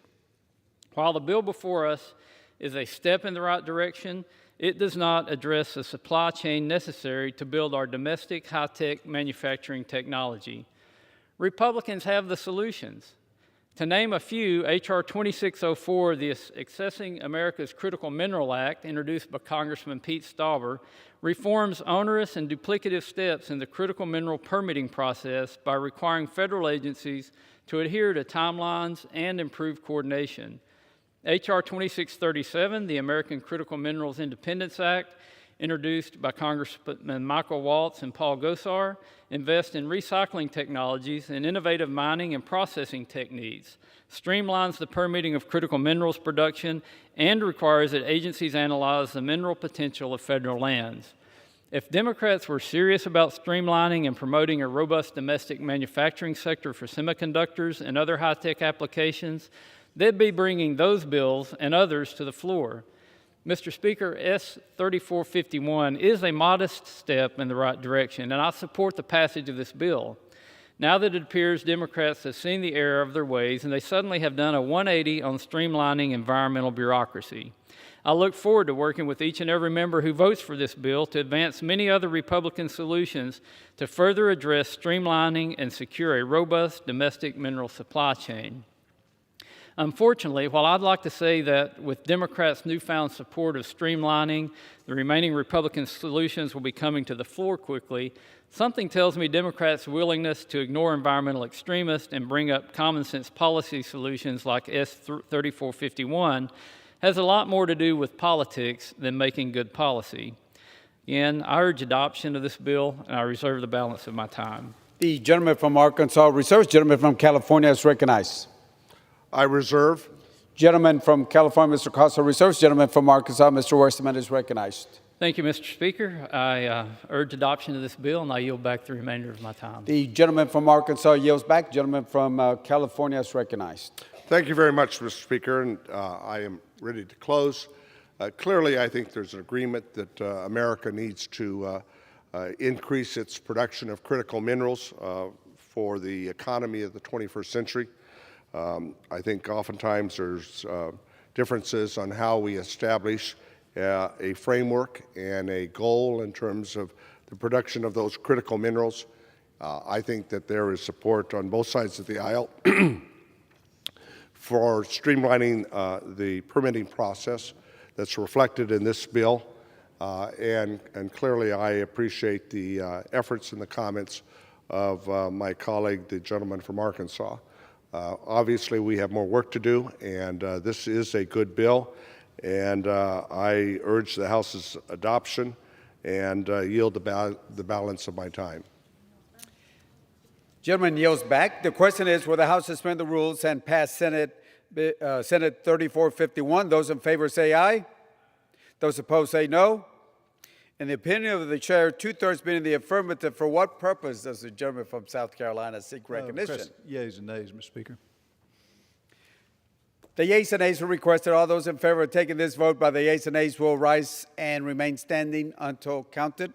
A sufficient number have risen. The yeas and nays are ordered pursuant to Clause 8 of Rule 20. Further proceedings on this question will be postponed.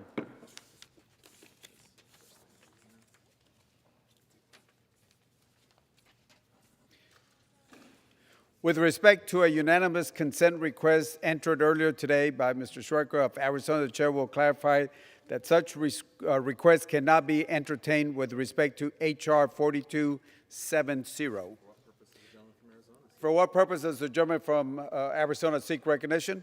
Thank you, Mr. Speaker Pro Tem. I ask unanimous consent that I hereafter be considered the first co-sponsor, or first sponsor of H.R. 4720, a bill originally introduced by Representative Reed of New York for the purpose of adding co-sponsors and requesting reprint purposes as Clause 7 of Rule 12.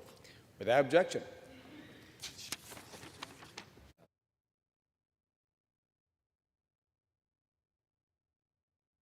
The chair now will entertain requests for 1-minute speeches. For what purpose does the gentlewoman from Texas seek recognition? Mr. Speaker, I ask for unanimous consent to address the House for 1 minute and to revise and extend my remarks. Without objection, the gentlewoman from Texas is recognized for 1 minute.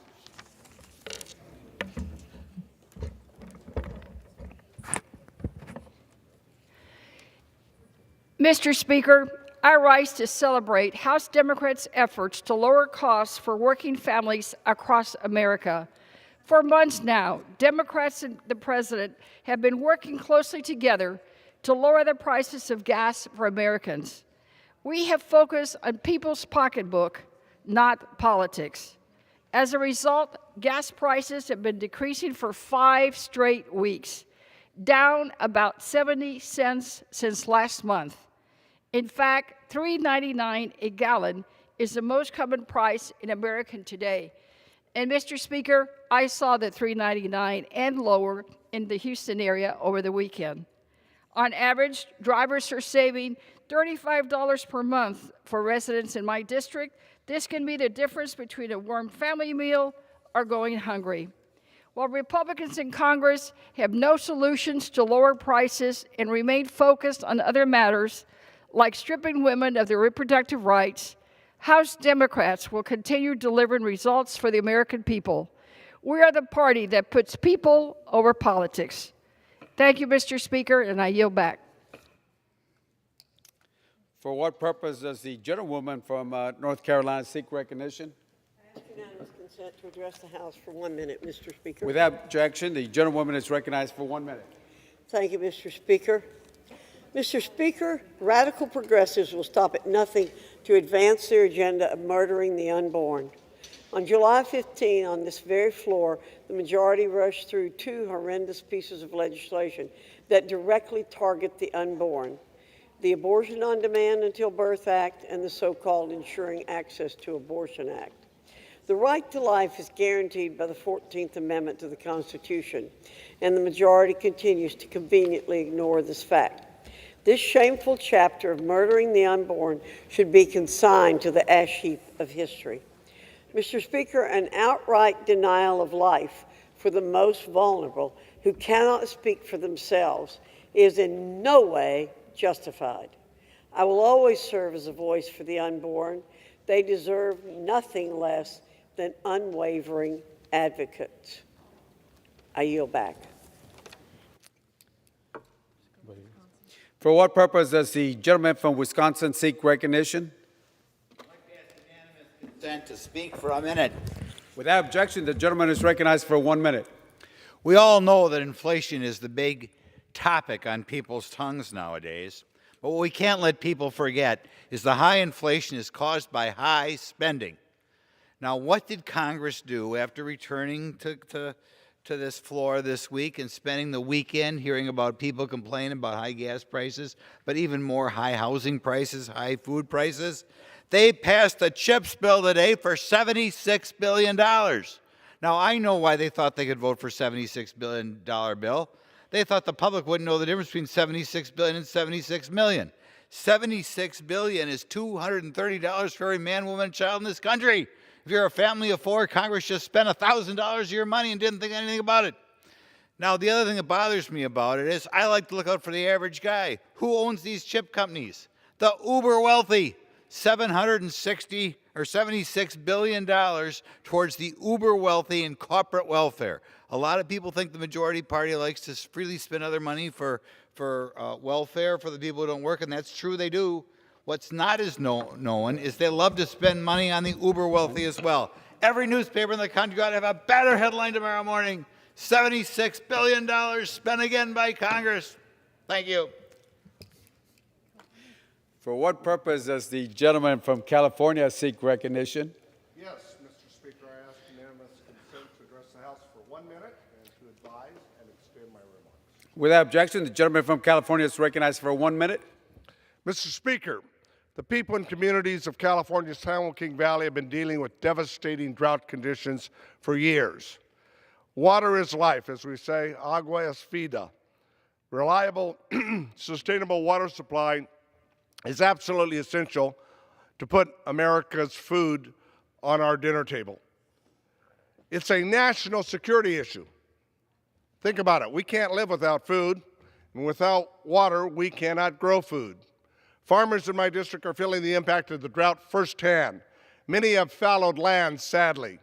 It's becoming more and more difficult to grow food and maintain farmland. You know, it's really simple. We say back home, where water flows, food grows. Small businesses are struggling to survive.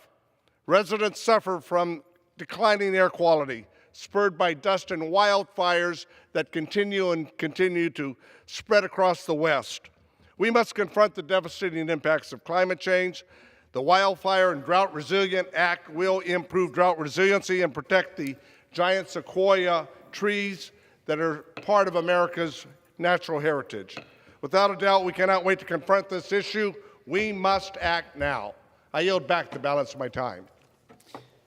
For what purpose does the gentleman from Georgia seek recognition? Ask unanimous consent to address the House for 1 minute and to revise and extend my remarks. Without objection, the gentleman from Georgia is recognized for 1 minute. Mr. Speaker, I rise today to recognize Wayne County School System's Nick Ellis for his induction into the Boys and Girls Club Hall of Fame. Nick has been working with the Boys and Girls Club for 16 years. After graduating high school in 2006, Nick began working with the Boys and Girls Club of Omaha area as a volunteer, then as a unit director before rising to board membership. Today, he also serves as the area's chief volunteer officer. Throughout his time with the club, Nick has been a positive influence in the lives of countless children, providing support and leadership to those in need. Nick also serves his community as a law enforcement officer with the Jessup Police Department. In his 12 years with the department, Nick has risen through the ranks and currently serves as Patrol Division Commander. In 2020, Governor Brian Kemp recognized Nick's efforts in law enforcement and appointed Nick to serve on the Georgia Board of Public Safety.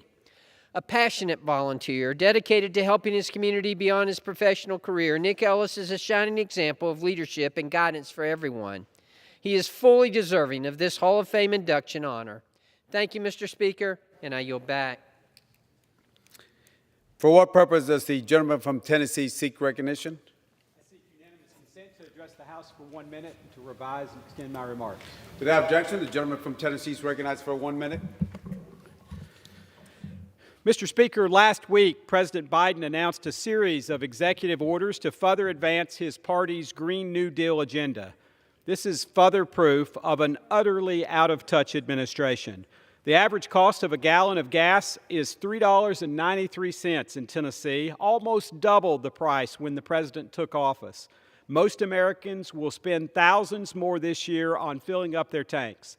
Families are also paying an average of $90 a month more for electricity this summer. In addition, reports say our nation faces looming blackouts. Yet this administration is doubling down on regulating our energy producers to death. The solution is simple. The president should be supporting policies that ramp up domestic oil production rather than policies that destroy it. Mr. Biden has blamed oil companies, gas station owners, and everyone else for this disaster. But if he wants to assign blame, he need look no further than the mirror. Thank you, Mr. Speaker, and I yield back. Pursuant to Section 1 of House Resolution 1230, the House stands adjourned until 9 o'clock a.m. tomorrow.